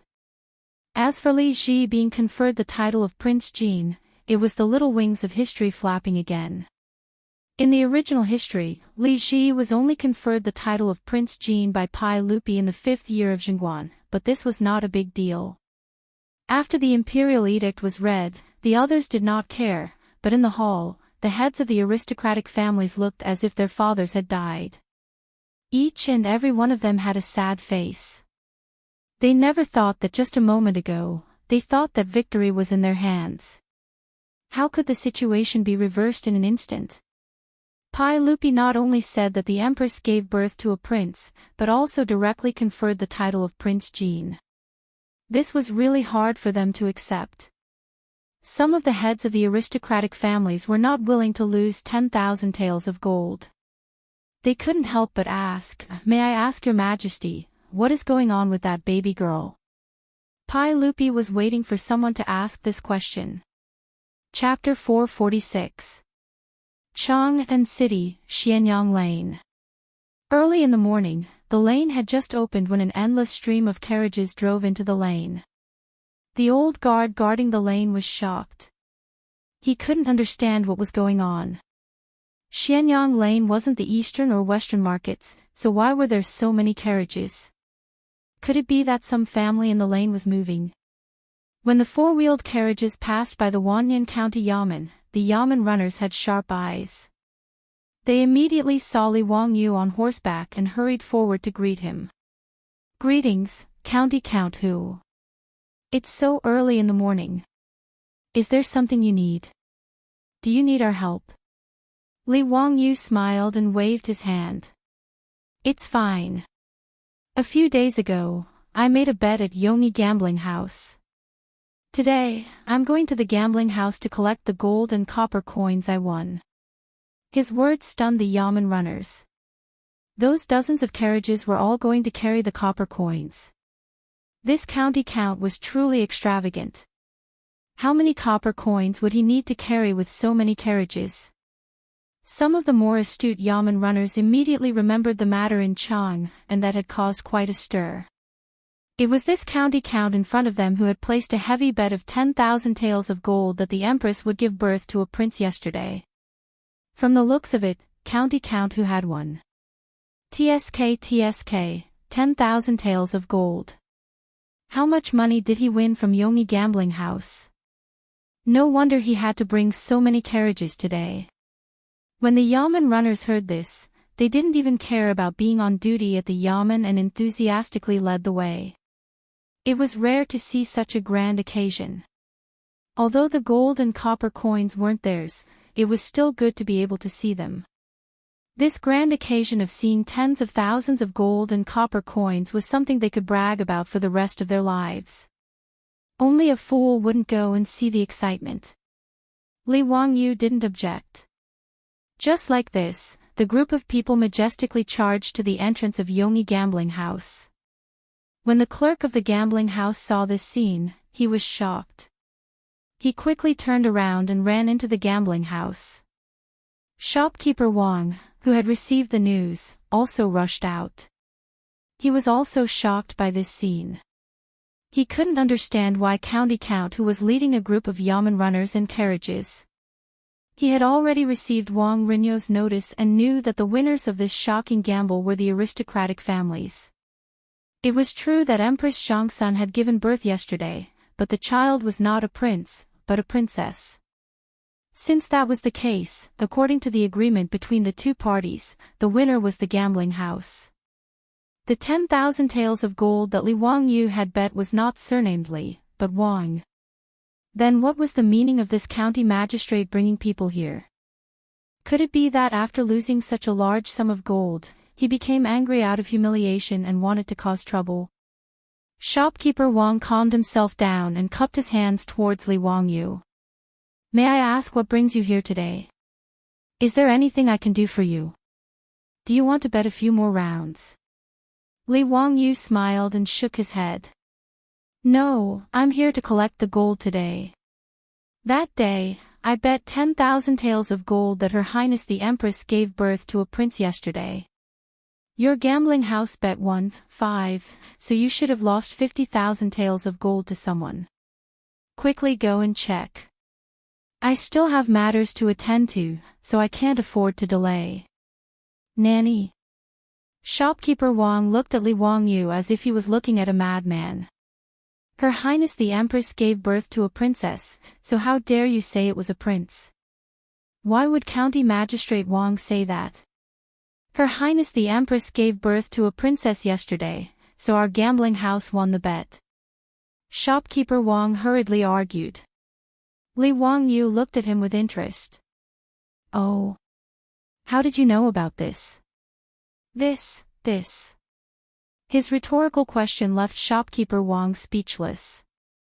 Yesterday, Pai Lupi sealed off the palace and did not reveal the news to the outside world. Logically speaking, as the shopkeeper of a gambling house, he should not know about this kind of extremely secretive imperial affair. This is just my guess. Shopkeeper Wang could only make up a random excuse. He could not say that the family head told him. Li Wangyu raised his head and laughed. Unfortunately, you guessed wrong. Yesterday, Her Highness the Empress gave birth to a prince. Therefore, according to the bet, your gambling house needs to pay a certain someone 50,000 taels of gold. His words made Shopkeeper Wang's face darken. He increasingly felt that Li Wangyu was here to cause trouble today. Where did County Magistrate Wang find out? Li Wangyu stretched out his hand and snapped his fingers. It's very simple. Because I was in Taiji Palace yesterday, so how could I not know? Yesterday, Her Highness the Empress gave birth to a prince. This cannot be wrong. Shopkeeper Wang, quickly get someone to bring out the gold and count it. I do not have time to argue with you. Or does your Yongyi gambling house not want to admit your loss? If that is the case, then I will go to Taiji Palace and ask the saint to make the decision. His words almost choked Shopkeeper Wang's anger. In Shopkeeper Wang's opinion, this county magistrate Wang was going too far. However, he had no way to refute Li Wangyu's words. After all, Li Wangyu said that he was in Taiji Palace yesterday. He had no way to refute this. Shopkeeper Wang reacted quickly and rolled his eyes. What is County Magistrate Wang saying? If our gambling house lost, we naturally have to pay according to the bet. However, whether Her Highness the Empress gave birth to a prince or a princess, there is no proof. Let's wait for the official's news. When Li Wangyu heard this, he raised his head to look at the sky and nodded. Yes, Shopkeeper Wang, what you said makes sense. Since that is the case, I am not an unreasonable person. Let's wait and see. I believe there will be news soon.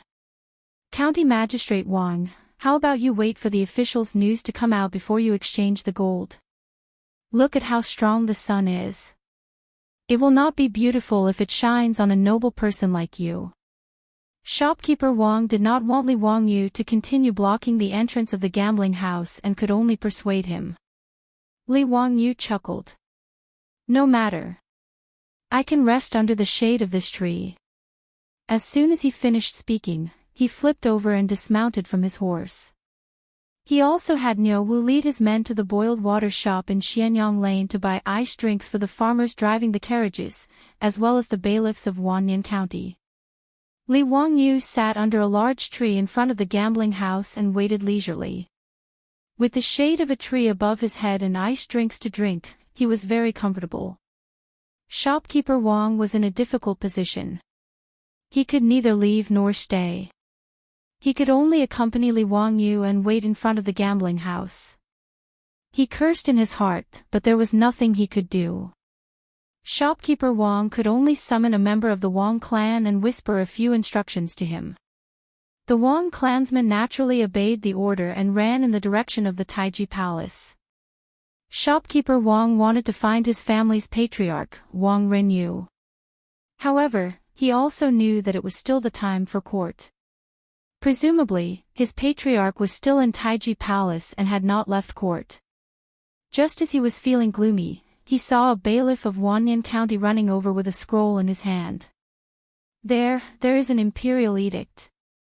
The saint has issued an imperial edict and announced it to the world. The bailiff was panting from running. Before he even got close, he began to shout loudly. When Li Wangyu heard this, he could not help but smile. Chapter 447. When the bailiff of Wanyan County loudly announced that Pai Lupi had conferred the title of Prince Jin to his newly born son, shopkeeper Wang was completely dumbfounded. How is this possible? The Empress really gave birth to a prince yesterday. This is impossible, absolutely impossible. Shopkeeper Wang murmured. He was unwilling to believe it, nor did he dare to believe it. Li Wangyu slowly stood up and brushed off the dust on his body. He looked at Manager Wang with a mocking expression and said, "What's wrong? Shopkeeper Wang doesn't even believe the saint's edict? This is an edict that has been announced to the world. You dare to doubt it? What are your intentions?" "Ah. No, I don't dare. I just..." Shopkeeper Wang didn't know what to say for a moment. Shopkeeper Wang, now that the official's news has arrived. Isn't it time for me to honor my bet? Your Yongyi gambling house isn't going to renege on the debt, right? Li Wangyu pressed. Shopkeeper Wang repeatedly waved his hand, but he didn't know how to answer. If they really had to pay 50,000 taels of gold to Hu Xiannan, their Yongyi gambling house really didn't need to open. Even the gambling house didn't have that much money. Unless Taiyuan Wang clan was willing to take out the gold, he couldn't do anything even if he wanted to act on his own. In the gambling house's treasury, there wasn't that much gold and copper coins. County Earl Hu, don't be impatient. If our gambling house really loses, this money will naturally be paid to you.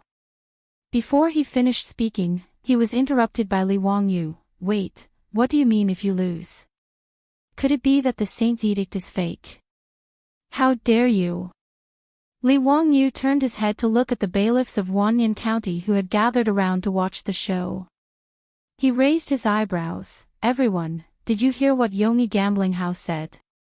How can this person say such disgraceful words? He even dares to question the saint's edict. Does he want to rebel? With this big hat on his head, before the bailiffs of Wanyan County could say anything, shopkeeper Wang's knees went soft and he directly knelt down. County Earl Hu, it's a misunderstanding, it's all a misunderstanding. That's not what I meant. How would I dare to question the saint's edict? Then tell me, did I win the bet or not? Shopkeeper Wang forcefully suppressed the panic in his heart. He swallowed his saliva and said with difficulty, yes, it was County Count who won the bet. According to the agreement, our Yongyi gambling house should pay you 50,000 taels of gold, but what? If you lose, take out the money to compensate me. That day, I brought over 40 carriages full of money to place my bet. What? Does your gambling house still want to deny it? Li Wangyu said unhurriedly. No, it's just that we don't have that much gold at the moment. Manager Wang's forehead was already covered in sweat. The more he spoke, the softer his voice became. He was about to faint. This gambling house was built on credibility. Otherwise, how could it attract gamblers? There were 72 gambling houses in Chang'an. Which gambler couldn't go to gamble? But today, if their Yongyi gambling house couldn't take out the gold, then they would lose all credibility. Not only would the Yongyi gambling house's reputation be ruined, but the reputation of the Taiyuan Wang clan would also be affected. This was a consequence that Manager Wang didn't dare to imagine. County Count Hu, please allow me to report to the family head. May County Count Hu be magnanimous and give our gambling house some time to transfer the gold and copper coins. Manager Wang was at his wits' end.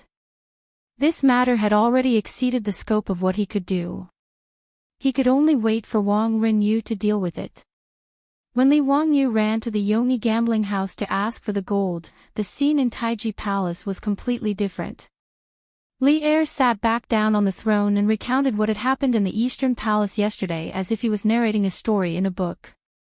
In the main hall, the officials heard that someone was so daring as to collude with the midwife and 2 palace maids to smuggle a drugged baby girl into the palace.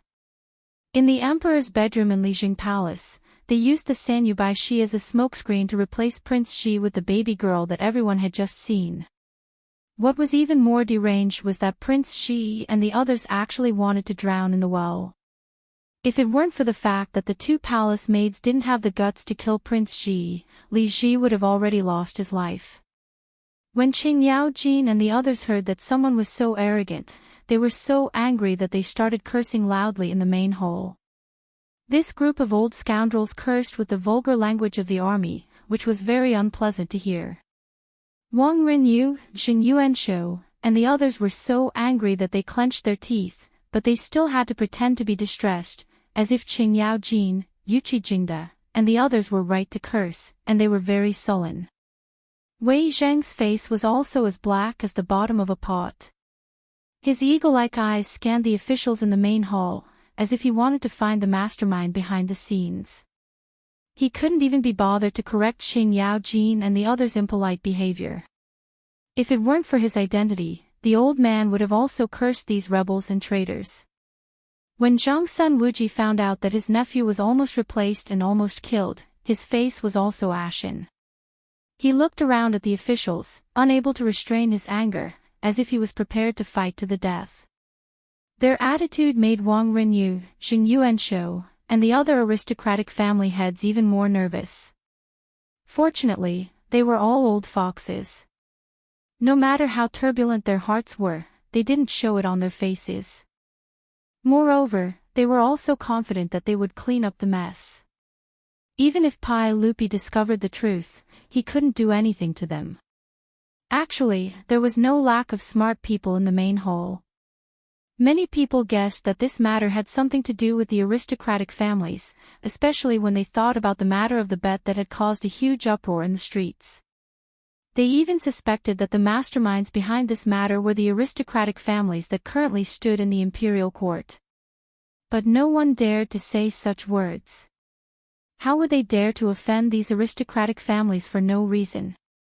Actually, the reason why Pai Lupi exposed this matter in front of the civil and military officials was just to discuss these aristocratic families. The 100th Cavalry Division investigated the Eastern Palace matter overnight, but as Li Wangyu expected, they found nothing. The midwife had died, and there was no evidence. Palace maids Yuran and Nian Tao had no idea who ordered them. The person who gave the mission to the 2 girls and passed the message was a direct eunuch of the Eastern Palace. Direct eunuch, a lower official of the 9th grade. An inconspicuous small official. But when the 100th Cavalry Division rushed to the room of the direct eunuch, they found that he had been poisoned to death. He had been murdered. Obviously, this was another attempt to silence the witnesses. The clues to trace the palace maids Yuran and Nian Tao online were cut off. When the 100th Cavalry Division was investigating how the baby girl entered the palace, they also encountered such a situation. The 100th Cavalry Division finally found a colonel guarding the Eastern Palace Wing Chun sect, and there seemed to be some problems. After interrogating the Wing Chun sect guards, they learned that yesterday their colonel had rushed into the palace with a package, and when he left the palace, the package was gone. Therefore, the 100 Cavalry Department rushed to the colonel's residence. When they broke in, they found that the colonel had been stabbed several times and was lying in a pool of blood. He could not be more dead than he already was. One by one, the clues were cut off, and the 100 Cavalry Division had no clue. Pai Lupi was well aware of this, but he could only sigh. The aristocratic families were indeed ruthless. In order to keep it a secret, they did not leave any future trouble. Because there was no other way, Pai Lupi could only use this method to make the matter of the Eastern Palace public. He scolded and humiliated the aristocratic families to vent the anger in his heart. In the main hall, Qing Yaojin's mouth was like a river, endlessly cursing for a long time. Indescribable things had already happened with the 18 generations of ancestors of the mastermind. Wang Gong, Jing Gong, Lu Gong, the two Chui Gong, do you think I am right? Shouldn't this kind of treacherous traitor be executed by his mother? Qing Yaojin scolded for a long time, and even asked the family heads if he was right. Wang Renyu. Qing Yaojin suddenly changed the topic. Chui Gong, can I honor my bet?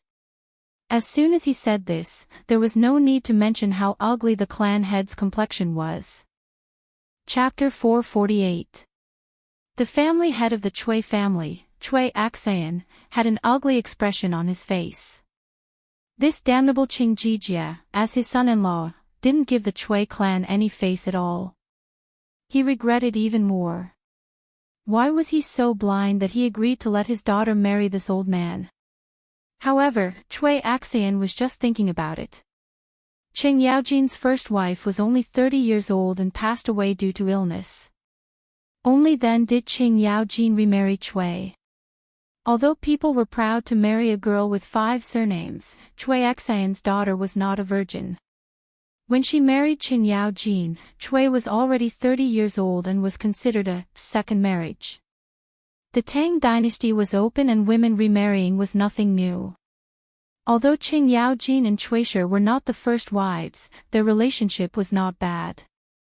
However, towards Chui Axayan, this cheap father-in-law, he did not have much respect. There was a reason why Qing Yaojin and Chui Axayan did not like each other. The 5 surnames and 7 hopes were proud of their family's prestige and were ashamed to marry another family. When they married their daughter to another family, they would ask for a large number of betrothal gifts. Even Pai Lupi could not tolerate the arrogance of the 5 surnames and 7 hopes. He once said, Chui, Lu, Li, Jing, and Wang, the 5 surnames are proud and arrogant. Every time a girl marries into another family, they will ask for a large number of betrothal gifts. They are like merchants and have bad customs. Since the weight is not appropriate, we need to change it. Qing Yaojin was a duke, but he was still forced to send a lot of betrothal gifts to the Chui family to marry Chui. This made Qing Yaojin furious, but he could not do anything about it. Therefore, when everyone was fighting over the gambling house in Duke Lu's residence, Qing Yaojin shamelessly snatched the right to bet on the Chui clan's Chang'e gambling house in Qinghe and went to bet 5,000 gold taels. Actually, Qing Yaojin gave face to his wife and only bet 5,000 gold. Otherwise, if he bet 10,000 gold, the Chui family would lose even more. However, Chui Axayan would not let Qing Yaojin off because of this. He was already in a bad mood. Now that he saw Qing Yaojin shamelessly asking him for the bet in front of the saints and officials, he was so angry that his nose almost became crooked. However, in the main hall, Qing Yaojin could shamelessly ask for the bet in front of everyone, but Chui Axayan could not fall out with him. He could only pinch his nose and accept it. What are you saying, High Duke Lu? Do you think the Chui clan of Qinghe River is someone who would renege on a debt? The 25,000 taels of gold that should be paid to you will naturally not be missing a single coin. I will pay you in full. After Chui Axayan finished speaking, he put on a straight face and no longer looked at Qing Yaojin. He was afraid that he wouldn't be able to hold himself back and would get angry. Hee, that's great. Thank you, Mr. Chui. Changle gambling house is really good. I will go there often to take care of business in the future. Qing Yaojin's words made Cui Axayan so angry that he almost had a heart attack. With Qing Yaojin taking the lead, Yuqi Jingde, Chai Lingwu, and the others did not hold back. In the main hall, in front of Pai Lupi and the officials, they asked the aristocratic families behind the gambling house for their winnings. Pai Lupi was not angry and did not stop them. Instead, he looked at this scene with interest. How could those aristocratic family heads say no in this main hall? They could only pinch their noses and accept it. They all promised that they would pay the full amount of gold after the court. Wang Renyu, Xing Yuanshou, and Cui Axayan were all very regretful at this time. Not only did their families suffer heavy losses, but they also went for wool and came back shorn. The gains did not make up for the losses. These aristocratic family heads were so regretful that their intestines turned green. As for Li Wangyu, who caused all this, the aristocratic families hated him to the core. In particular, Taiyuan Wang clan hated Li Wangyu to the core. He wished that he could peel off his skin, break his bones, and scatter his ashes to vent the anger in his heart. But before Wang Renyu could figure out how to deal with Li Wangyu, he heard Pai Lupi suddenly speak from the throne. Everyone, County Count who has been in the palace recently to protect the Empress's birth. It can be said that he has worked hard and performed a great service. We originally wanted to let him stay in the palace for a few more days to reward County Count Hu for his hard work. But he said goodbye to us early this morning, saying that there was no more overnight money at home. He had to go to Yongyi gambling house to collect his winnings to support his family. This County Count Hu is only 16 years old and has no parents. He is very pitiful. You uncles cannot bully him for being young. When Wang Renyu heard Pai Lupi's words, he was so angry that he almost jumped up and cursed. What kind of nonsense was this? Pai Lupi, how could you say such nonsense? That bastardly Wang Yu has no overnight money at home and has to collect winnings to support his family.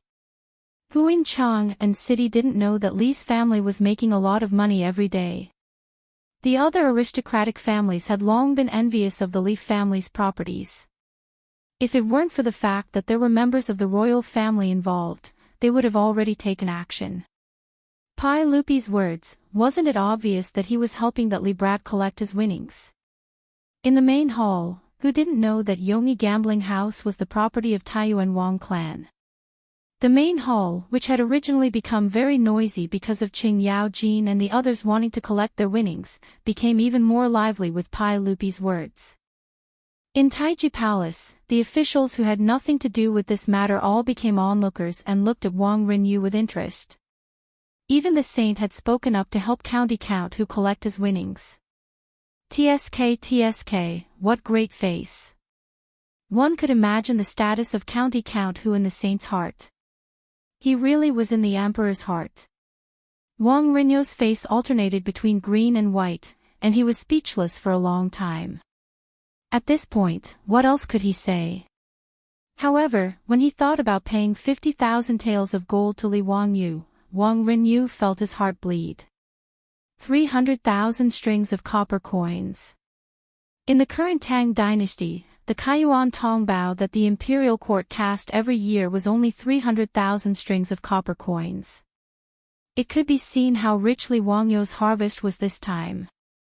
Not only Li Wangyu, but even Qing Yaojin, Qin Qiong, Yuqi Jingde, and Chai Lingwu, these dukes and prefectural dukes all made a lot of money.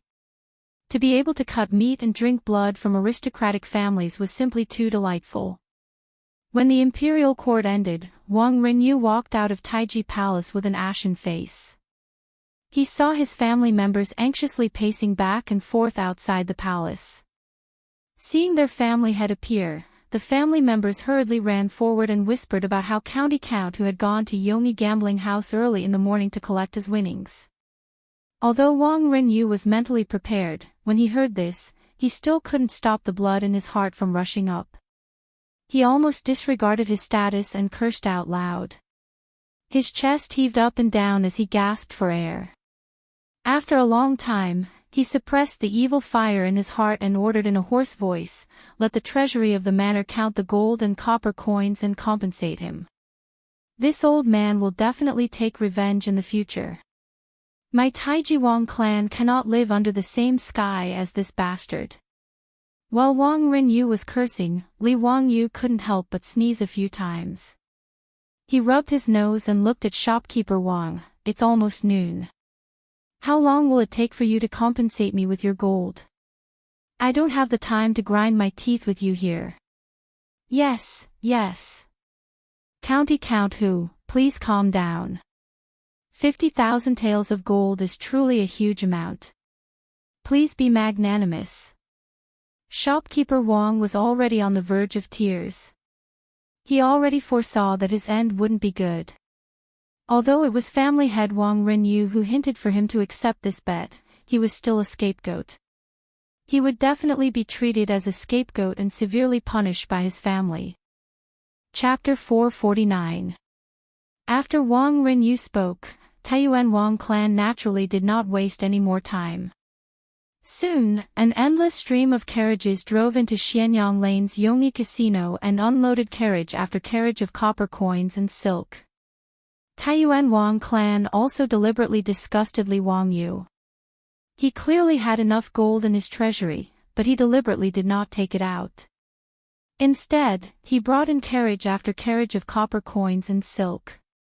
Even these copper coins had been stored in Taiyuan Wang clan's treasury for too long. Many of the ropes that connected the copper coins had rotted and broken, and the scattered copper coins were piled up in baskets. Many of the copper coins were even rusted and looked very old and shabby. Li Wangyu did not dislike them. As long as he gave enough money, copper coins were copper coins. He even planned to accept silk, which he had always disliked. Silk was also used as a currency in the Tang dynasty. 2 bolts of silk were equal to 1 copper coin. China had been short of copper since ancient times. Although copper coins were legal tender, they had always been in a state of shortage. Therefore, even in the Tang dynasty, silk was still one of the currencies used for transactions. During the Tang dynasty, Yang Guizhong ruled the world.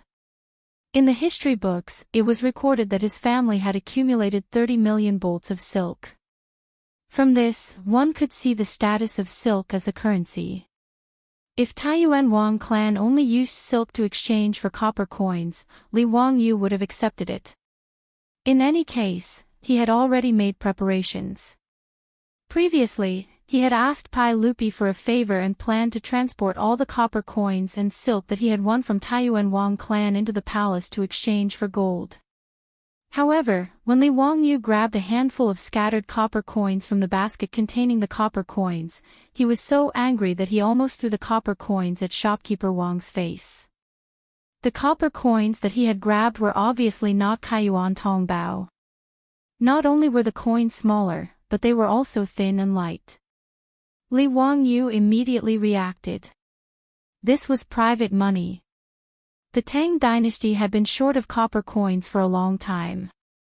The Kaiyuan Tongbao that Wuda started to cast in the 4th year could only cast 300,000 strings of coins a year. He had been in Zhenguan for 2 years, but in only 7 years, he had only made 2 million copper coins. Even if half of these copper coins were in Chang'an, it was still a drop in the bucket. Therefore, it was normal to barter and use silk as currency. If there was a shortage of money, the aristocratic families would forge private coins within their own sphere of influence to make up for the shortage of copper coins. Naturally, this money could not be compared to Kaiyuan Tongbao. Although the material and workmanship were not bad, compared to Kaiyuan Tongbao, it was much lighter. Private money could be circulated, but most of the time, 2 or 3 pieces of private money could be exchanged for 1 Kaiyuan Tongbao. Now, the Taiyuan Wang clan had actually moved so much private money. Obviously, they were planning to use shoddy goods to cheat their way through. How could Li Wangyu not be angry? Shopkeeper Wang, what is the meaning of your Taiyuan Wang clan's actions? Using so much private money to offset the official's salary, do you think I'm a fool? Perhaps the new servants made a mistake. I'll have them exchange it for county count who. Shopkeeper Wang saw that his plan to fish in troubled waters was discovered by Li Wangyu, so he could only awkwardly apologize and push the blame to the temporary workers. He was about to call people to move the private money away when Li Wangyu's eyes turned and he reached out to stop him. Wait, the money is already here, so don't go through so much trouble. Give me a discount, I'll accept this private money. How does county count who plan to give me a discount? I won't take advantage of you. 2 caddies of private money can be exchanged for 1 caddy of official money. If your Taiyuan Wang clan is willing, I'll accept it and save you the trouble of moving it back and forth. On the market, depending on the region, 2 or 3 pieces of private money could be exchanged for 1 Kai Yuan Tong Bao. Li Wangyu's conditions were actually not too harsh, and he was even charging a lot less.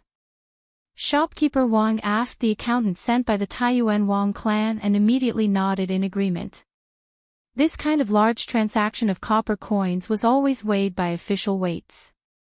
5 caddies of Kai Yuan Tong Bao copper coins was the norm. Private money was slightly lighter, and 6 caddies was the norm.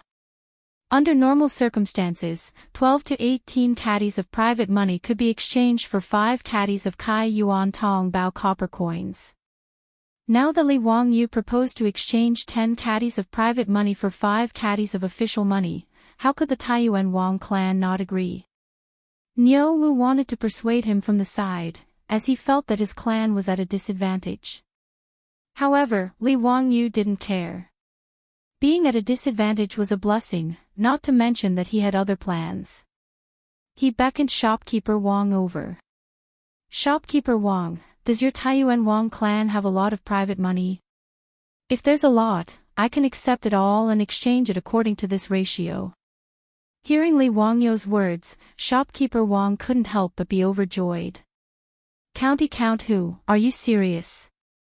These copper coins worth 50,000 caddies of gold can all be exchanged for private money? Li Wangyu nodded. Of course. How much does your Taiyuan Wang clan have? I'll take it all. Shopkeeper Wang was naturally overjoyed at this. If he could pay Li Wangyu the 50,000 caddies of gold according to the ratio of 2 caddies of private money to 1 caddy of official money, he might be able to avoid punishment from his clan. Now, he only needed to pay 3 million caddies of private money to clear his gambling debt. As for the private money, if 3 private coins were exchanged for 1 official coin, it would only be worth 160,000 caddies of coins on the market. This was equivalent to saving 140,000 caddies of coins.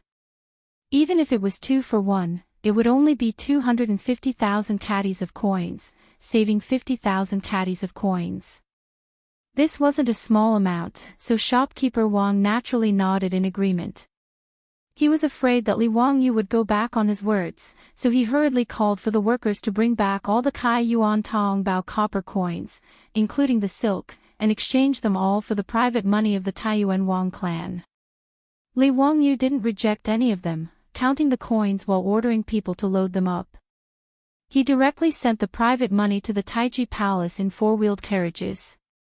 After half a day, when the sun was about to set in the west, he finally finished counting the 3 million caddies of private money. At this point, Li Wangyu and the Taiyuan Wang clan's gambling debt was cleared. He took out the promissory note from Yongyi Gambling House and handed it back to Shopkeeper Wang. Okay, I'm done with your gambling house. Shopkeeper Wang held onto the promissory note and nearly cried. The ups and downs of the past few days were simply too exciting. Shopkeeper Wang made up his mind that as long as he avoided punishment from his clan, he would return to Taiyuan and never come back to Chang'an City again. When Li Wangyu escorted the last carriage of coins into the Taiji Palace, he was stopped by Mituo. County Earl, why did you order people to transport all your private money? How am I supposed to exchange it for gold? The eunuchs of the Tang dynasty usually called themselves miscellaneous scholars. As for Mituo, he was the highest-ranked eunuch in the Taiji Palace. He only called himself a servant in front of Pai Lupi and Empress Zhongsun. He originally called himself a certain someone in front of Li Wangyu.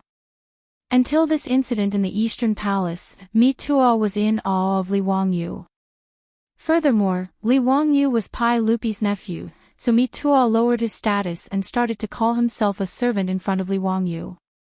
Li Wangyu and Pai Lupi had agreed that the copper coins he transported from the Wang clan in Taiyuan would be exchanged for gold. Pai Lupi naturally left this matter to Mi Tuo, the provincial supervisor of the Internal Affairs Department. However, when the copper coins were transported into the palace today, Mi Tuo was stunned. What was transported into the palace was not Kaiyuan Tongbao, but carriage after carriage of private money. He really did not understand what the county earl was doing. How could such private money be exchanged for gold? Chapter 450. In response to Mito's question, Li Wangyu chuckled and said, "Mito, I won't exchange this money for gold. I'll keep it in the palace for the time being, and I'll explain it to the saint. It's getting late today, and I'll go to the palace another day to explain it to the saint." Mito naturally had no objection to Li Wangyu's words. Otherwise, Mito wouldn't be able to explain it to Pai Lupi and Empress Zhongsun if he exchanged this money for gold. It was getting late, and the drum of dusk had already sounded in Chang'an City. Li Wangyu didn't dare to delay any longer. He had been away from home for several days and couldn't wait to return to Dingzhou village. He didn't have time to talk to Mito, and hurriedly left. He left Taiji Palace to meet Niu Wu, and rode to Dingzhou village. It was already night when he returned to the Li family's old house, and the methane lamps in the mansion had already been lit. His beautiful superior guessed that he might return home today, so she had been waiting for him in the central room. Not only was she waiting for him, but Aphrodite, Perrin, the old butler Li Heng, and Niu Yong were also waiting for their Lang Jun to return home. This time, Li Wangyu had been away for 5 or 6 days. Not only were Aphrodite, Perrin, and the others worried about him, but even his beautiful superior was also worried. After she transmigrated to the Tang dynasty, her feelings for Li Wangyu grew stronger. No matter what, she felt deep in her heart that she was just a passerby in the Tang dynasty. Everything here gave her a sense of unreality. In this environment, she could share many secrets with Li Wangyu. It was also because of this that her dependence and longing for Li Wangyu grew stronger after their relationship warmed up. Li Wangyu jumped off the horse, threw the reins to Niu Yong, and turned to look at his beautiful superior, who was smiling sweetly at him, with a bright smile on his face. His beautiful superior trotted 2 steps forward, as if she wanted to hug Li Wangyu, but she quickly realized that this was not the future. With so many pairs of eyes looking at her, she felt embarrassed. However, Li Wangyu didn't care about that at all. He walked directly to his beautiful boss and hugged her tightly. Not only did Niu Yong and Niu Wu widen their eyes, even the old butler, Li Heng, was dumbfounded. On the other hand, Aphrodite and Perrin almost cried out in surprise at their Longjuan's bold move and covered their eyes with their hands shyly. However, between the gaps of his fingers, there were 2 pairs of eyes that were rolling around. They stared at Li Wangyu and his beautiful boss, unwilling to even blink. After the old man Li Heng reacted, he hurriedly gestured to the Niu brothers, indicating for them to leave quickly. They had to avoid their Longjuan's actions. The 2 brothers of the Niu family laughed and left with their arms around each other's shoulders, but the beautiful boss was a little shy in Li Wangyu's hug. She gently used her strength and struggled out of his arms. She blushed and rolled her eyes at Li Wangyu, but her tone was very gentle. "You're finally back. You haven't eaten yet, right? Go take a bath first. I'll get Perrin and the rest to heat up the food for you." Li Wangyu almost blurted out the words, "take a bath together." Fortunately, he stopped himself at the last moment and didn't make a big mistake. Otherwise, Niu Wu would have to go to the Temple of Nature to find Sun Simiao to save his life, lying in his own bathtub and drinking 2 cups of rice wine that his beautiful superior prepared for him, Li Wangyu felt that this was life. Compared to Taiji Palace, Li Wangyu felt that Pai Lupi's life was simply too tacky. Especially the toilets in the palace, which made Li Wangyu complain that they were useless, let alone bathing. After a comfortable hot bath, he had a warm and sweet dinner with the company of beauties. During the dinner, not only did his beautiful superior whisper affectionately to him, but there was also Aphrodite, the little vixen, who poured tea and wine for him attentively. Even Perrin, the little girl, obediently knelt behind him and gently massaged his shoulders and back. No one else could have such a good life. Li Wangyu suddenly felt that God was treating him well. As a small white-collar loser in the future, he could also live such a spurned, rotten life. It was really his ancestors' graves that were smoking. As Li Wangyu ate and drank, he vividly described what had happened in the Eastern Palace to the group of beauties, young and old. His beautiful superior also had a rough idea of what had happened in Chang'an City from the rumors in the streets. But at this time, she learned from Li Wangyu that Li Ji, the future emperor of the Tang dynasty, had actually been almost replaced by a leopard cat. She was so shocked that she couldn't close her mouth for a long time. She also never expected that those aristocratic families would be so daring. Wangyu, then you have to be more careful in the future. This time you have offended those aristocratic families, be careful that they will take revenge on you by hook or by crook. His beautiful superior said worriedly. In response, Li Wangyu casually waved his hand. Why should I be afraid of them? I am not an official in the imperial court, so there is nothing they can use against me. Besides, don't I have Li Shimin to back me up? Those aristocratic families can't do anything. Although he said so, his beautiful superior was obviously still a little worried, but now was not the time to talk about this, so she didn't say much. Dinner lasted until the moon was high in the sky before everyone dispersed and went back to their rooms to rest. When he woke up the next day, Li Wangyu was too lazy to pay attention to the 3 million pounds of private money that was now piled up in the Taiji Palace's treasury. After breakfast, he leisurely strolled around the village. Greetings, Lang Jun. Hello, Lang Jun. Hello, Lang Jun. You are back from Chang'an City. I heard that you have been living in the palace during this time. What is it like in the Taiji Palace? The villagers who didn't go to work, as well as the aunties in the village, hurriedly greeted Li Wangyu when they saw him. Some gossipy people even asked Li Wangyu what the Taiji Palace was like. In response, Li Wangyu cheerfully nodded and greeted everyone. He was bored, so he also described the palace's scenery to everyone in a gossipy manner. The villagers and aunties who heard him exclaimed from time to time. More and more villagers and aunties gathered around Li Wangyu. Everyone was happy to listen to their own Mr. Xiao Lang talk about these new things. Just as Li Wangyu was speaking eloquently, his saliva flying everywhere, he saw Carpenter Lu squeeze into the crowd and greet him with his hands clasped. Hello, Lang Jun. Dare I ask, Lang Jun, about the name you gave my grandson, did you come up with a good one? Carpenter Lu's words stunned Li Wangyu. Damn it, I completely forgot about this. He also didn't ask Ma Zhou and Yan Liben about the surname Lu. Now that Carpenter Lu asked him that, he couldn't help but feel a little awkward. Li Wangyu's mind raced. Surname Lu, what name should I give him? Looking at Carpenter Lu's expectant gaze, Li Wangyu blurted out, Lu Dehua. Yes, I gave your grandson the name Lu Dehua. Virtue is morality, and virtue is Tao. This child was born in a Taoist temple, so he is fated with Tao. Huawei is glorious, and it means that your grandson will have a bright future. Carpenter Lu muttered, Lu Dehua. Good. That's really great. Lang Jun is a great talent. Thank you, Lang Jun, thank you. The surrounding villagers were also envious of the name Li Wangyu gave Carpenter Lu's grandson. They looked at Carpenter Lu with burning eyes. TSK, this child of the Liu family was given a name by Lang Jun himself. What a blessing! Li Wangyu secretly wiped the cold sweat off his forehead.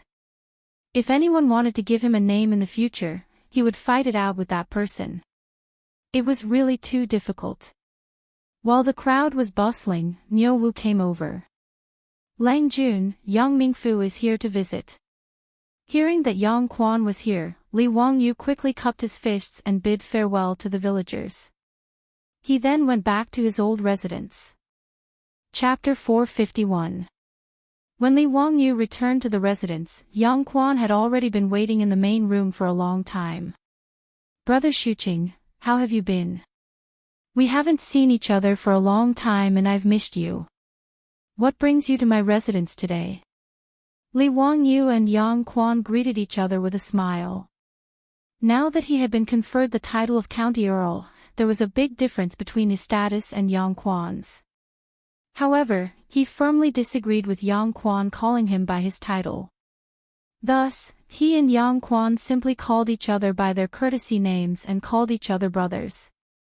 This made it easier for them to get along. In fact, there was a big age difference between the two of them. Yang Quan's son was only a few years younger than Li Wangyu. However, the ancient people didn't care much about the age difference. That old man Yu Shinan was already 70 years old, but he was still willing to be friends with Li Wangyu despite the difference in age. Brother Zio, I'm here today to give you an invitation. Yang Quan stroked his beard and said with a smile. Li Wangyu smiled and joked, Brother Shuqing, what invitation are you giving? Did your wife give birth to another child for you? Or did you buy a new house? When he said that Yang Quan had bought a new house, he meant to ask if he had taken in another concubine. This Yang Quan was also a romantic person. He was middle-aged and had a beautiful wife at home. He even took in a few concubines. He was very carefree, which made Li Wangyu very envious. However, this was also very normal. The Tang people were generally like this, so there was nothing strange about it. On the contrary, people like Fang Yai's father, Fang Xianling, who only had one wife and no concubines were more unique. Thus, the story of Lady Fang being jealous was passed down through the ages. Being teased by Li Wangyu like this, Yang Quan couldn't help but blush. He hurriedly waved his hands and said, Brother Li Wangyu, don't speak nonsense. Cough cough, I'm just sending the invitation on behalf of my teacher. Upon hearing that it was Yang Quan's post, Li Wangyu didn't continue to tease him. Instead, he hurriedly asked, Is there any good news, Master Yu? On the 5th of next month, it will be teacher's birthday. As disciples, we naturally have to properly host a birthday banquet for our masters.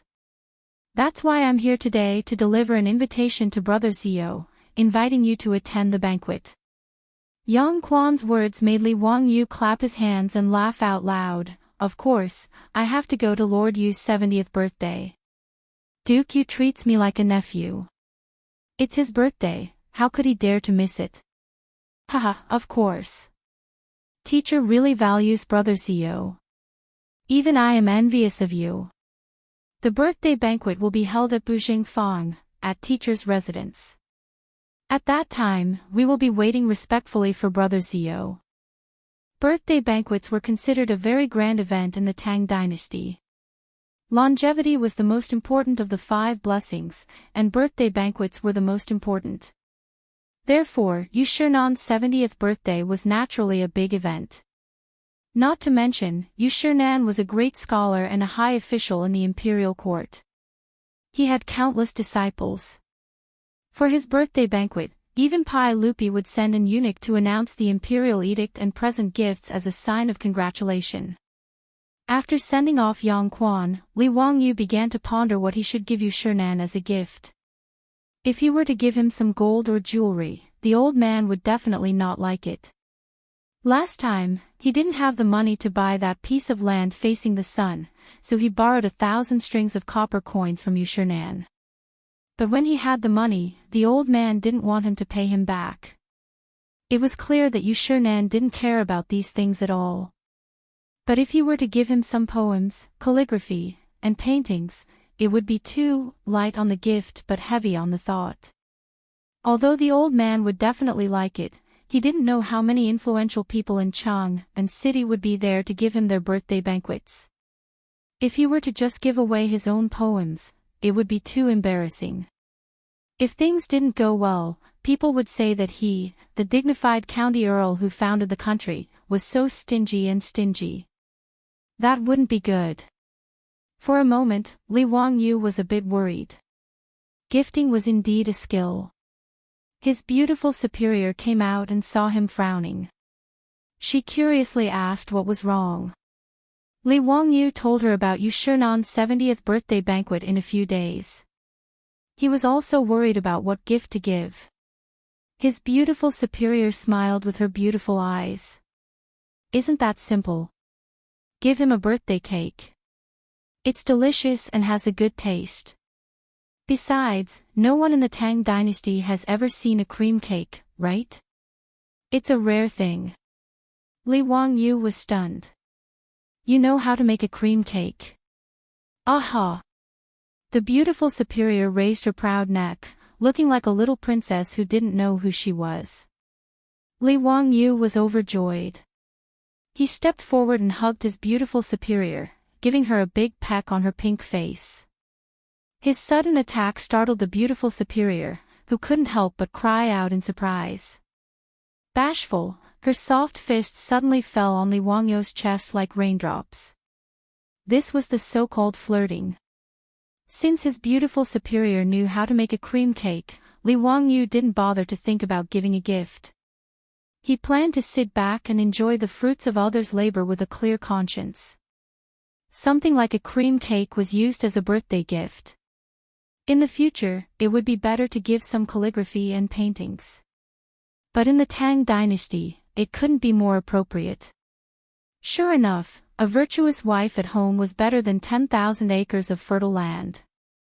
Changqing, then I'll leave the gift to you. Yu Gong's birthday is on the 5th of next month. You can arrange it according to the schedule. After Li Wangyu settled the matter of the congratulatory gift, he crossed his legs and leisurely drank his tea while humming a little tune. He looked like the foolish son of a landlord. Needless to say, it was extremely hateful. Seeing him like this, the beautiful superior couldn't help but gnash her teeth in hatred. She couldn't help but reach out her slender white fingers, quickly and accurately clamped Li Wangyu's ear, and gently twisted it. Ouch, it hurts, let go. Changqing, what are you doing? Li Wangyu cried out in pain. You want to sit back and enjoy the fruits of others' labor. In your dreams. That birthday cake was my gift. What gift do you want to give Yu Gong? Go prepare it yourself.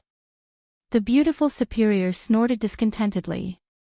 When Li Wangyu heard her words, he couldn't help but be dumbfounded. Changqing, what are you saying? You don't even know Yu Gong, why are you giving him a gift? Be good, leave the cake to me. Li Wangyu only thought that the beautiful superior was joking with him.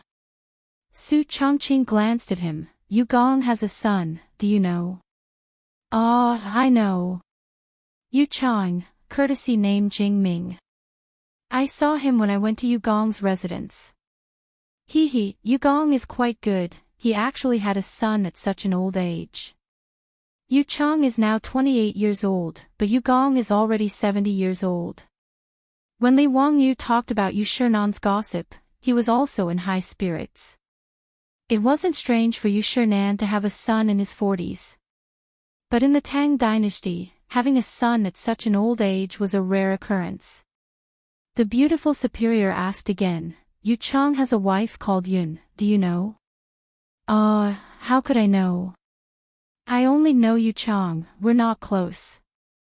Li Wangyu didn't understand what the beautiful superior meant.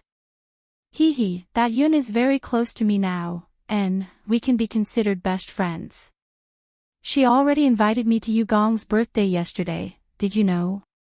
The beautiful superior laughed proudly, but Li Wangyu was dumbfounded. Xiao Do Sak. Wait, Chongqing, when did you get to know that Yun? Best friends. Are you kidding me?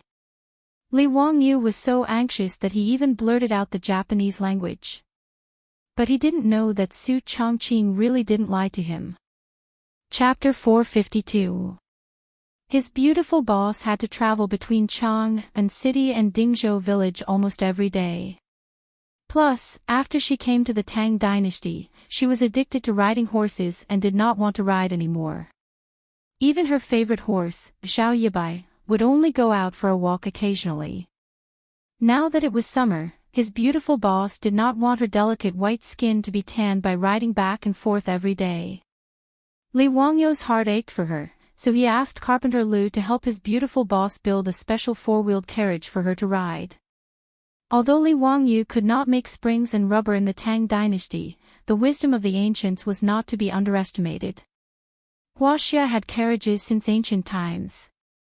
Although they were two-wheeled carriages, how could the carriages of the high officials and nobles endure the pain of the bumpy ride? Therefore, all kinds of shock absorption measures were exhausted. For example, leather was wrapped around the wheels, which was the same principle as rubber tires. It increased the cushioning by increasing the softness. Thick cushions were placed on the seats to make the buttocks more comfortable. There was also a device called rabbit concealing device, which was installed between the axle and the carriage and had a spring-like shock absorption effect. In the Shiming, this device was described as like human clogs, which meant that it was as comfortable as wearing shoes. Li Wangyu was not short of money now, so he did not hesitate to use a lot of money to build the carriage for his beautiful boss. He used whatever was useful and did not care about the cost. Li Wangyu also followed the layout of carriages in the future and had people use leather, soft fur, and cotton to build comfortable seats. There was even a bed for lying down to rest. Even the 4 horses that pulled the carriage were fine horses that he had specially bought from Shi City. The only regret was that he could not make glass. The windows of the carriage could not be made to be transparent. The 4-wheeled carriage for his beautiful boss was built. When it was driven on the road, it was as eye-catching as the Bentley, Rolls-Royce, and other luxury cars in the future. His beautiful boss naturally liked the spacious and comfortable 4-wheeled carriage. After trying it again, she was so excited that she even took the initiative to give Li Wangyu a kiss, which made Li Wangyu feel that it was worth it. Since the unique, luxurious carriage of the Tang dynasty was built, his beautiful boss had been riding it between Dingzhou village and Chang'an City every day. She did not feel tired at all. Coincidentally, a few days ago, on the way to Chang'an in a carriage, his beautiful superior ran into a broken carriage by the roadside. The axle of the carriage was broken, and one of the wheels fell off. The coachman was so anxious that he stomped his feet, but it was useless. The beautiful boss immediately asked Niu Yong to stop the carriage and asked if he needed help. After asking around, he learned that there were women in the broken carriage who were on their way back to Chang'an City to visit their relatives in Hu County. They were worried about the broken carriage when it broke down. The beautiful boss warmly invited the young woman to get on her carriage and send her back to Chang'an City. The young woman led her maidservant and thanked her beautiful superior repeatedly before boarding the carriage. This wide 4-wheeled carriage, which she had never seen before, made the young woman very surprised. After asking carefully, she learned that the carriage was personally built by County Count Hu, which made her even more surprised. The two chatted along the way and realized that they were actually close. This young woman was Yu Shernan's daughter-in-law, Yun.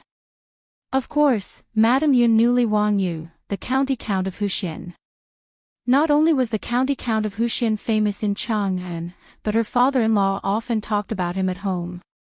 This made her very curious about this young county count who founded the country.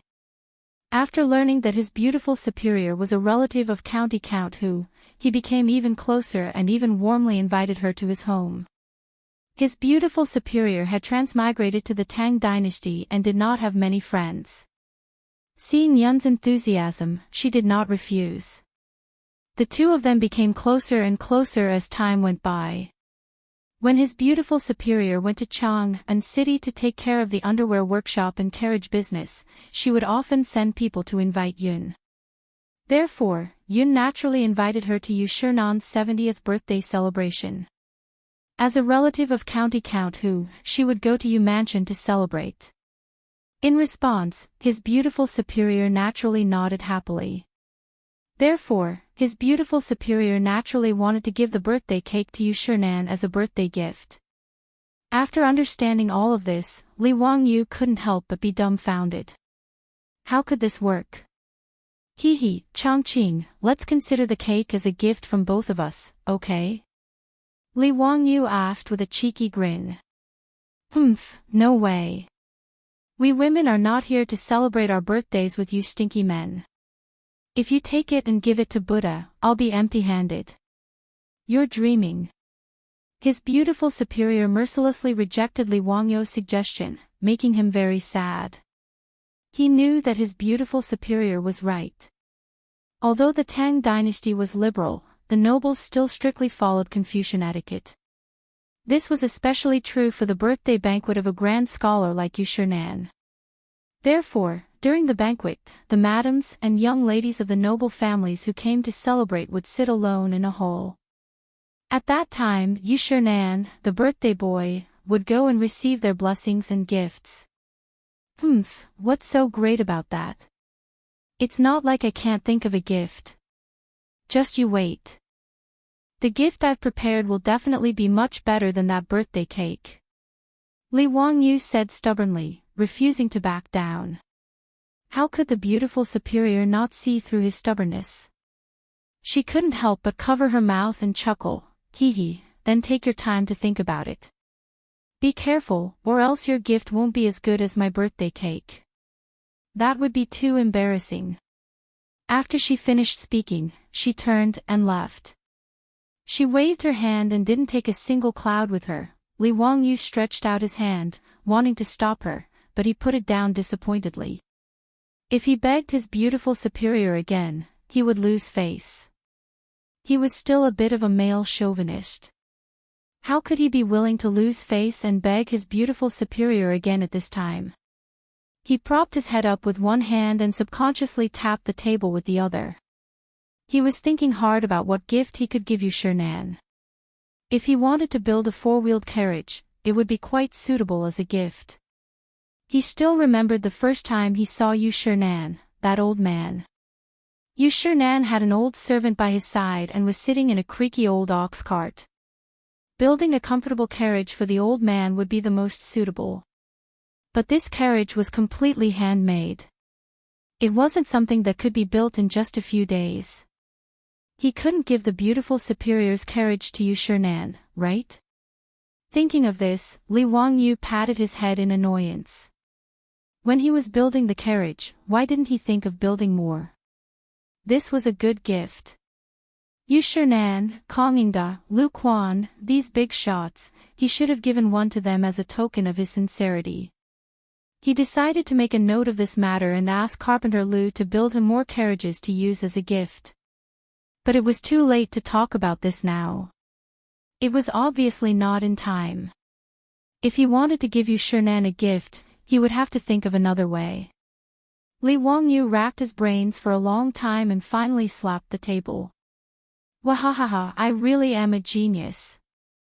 Su Chongqing, wait and see. Let's see what you have to fight with me.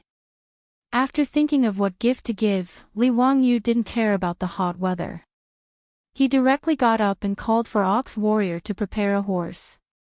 He was going to Chang'an City. Chapter 453. His beautiful superior had recently discovered that Li Wangyu had been acting all mysterious and busy, traveling between Chang'an City and Dingzhou village from time to time. She asked out of curiosity, but Li Wangyu refused to answer and only said that he was preparing a gift for Yu Shernan.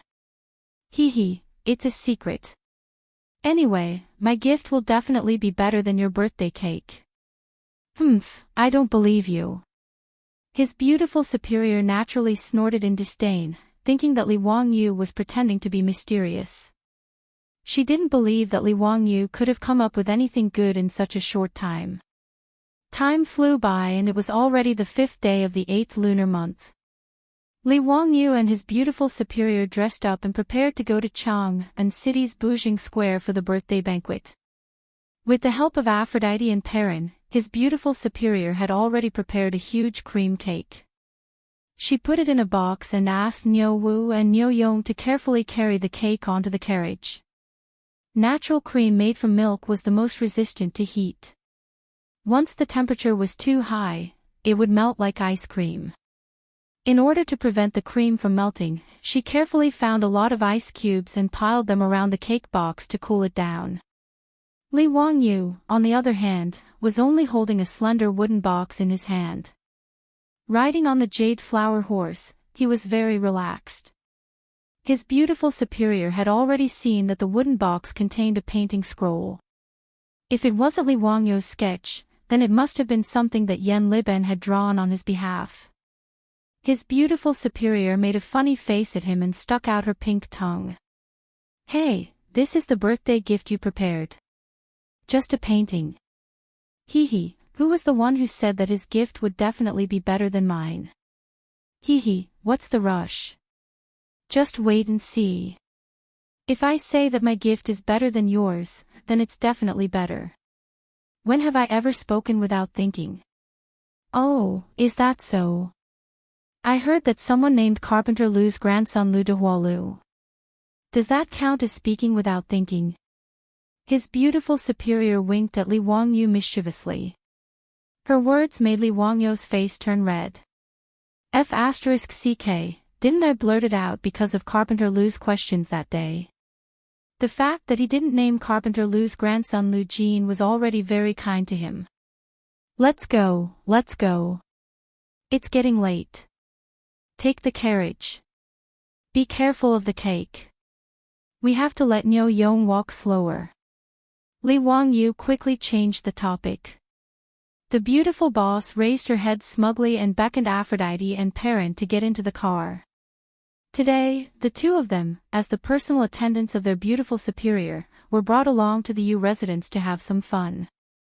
Avro and Perrin often went to work in Chang and with their beautiful boss, so they naturally knew Madame Yun. The two brothers, Niu Wu and Niu Yong, escorted Li Wangyu and the three women and set off for Chang'an City. When they arrived at Bujingfang, the place was already filled with all kinds of carriages and horses. It was Yu Shernan's 70th birthday, and the guests who came to wish him well were as numerous as the clouds. The beautiful superior's four-wheeled carriage could hardly move, so she had no choice but to get off and walk. As for the huge cake box, it was carefully carried by the Niu brothers to the Yu residence.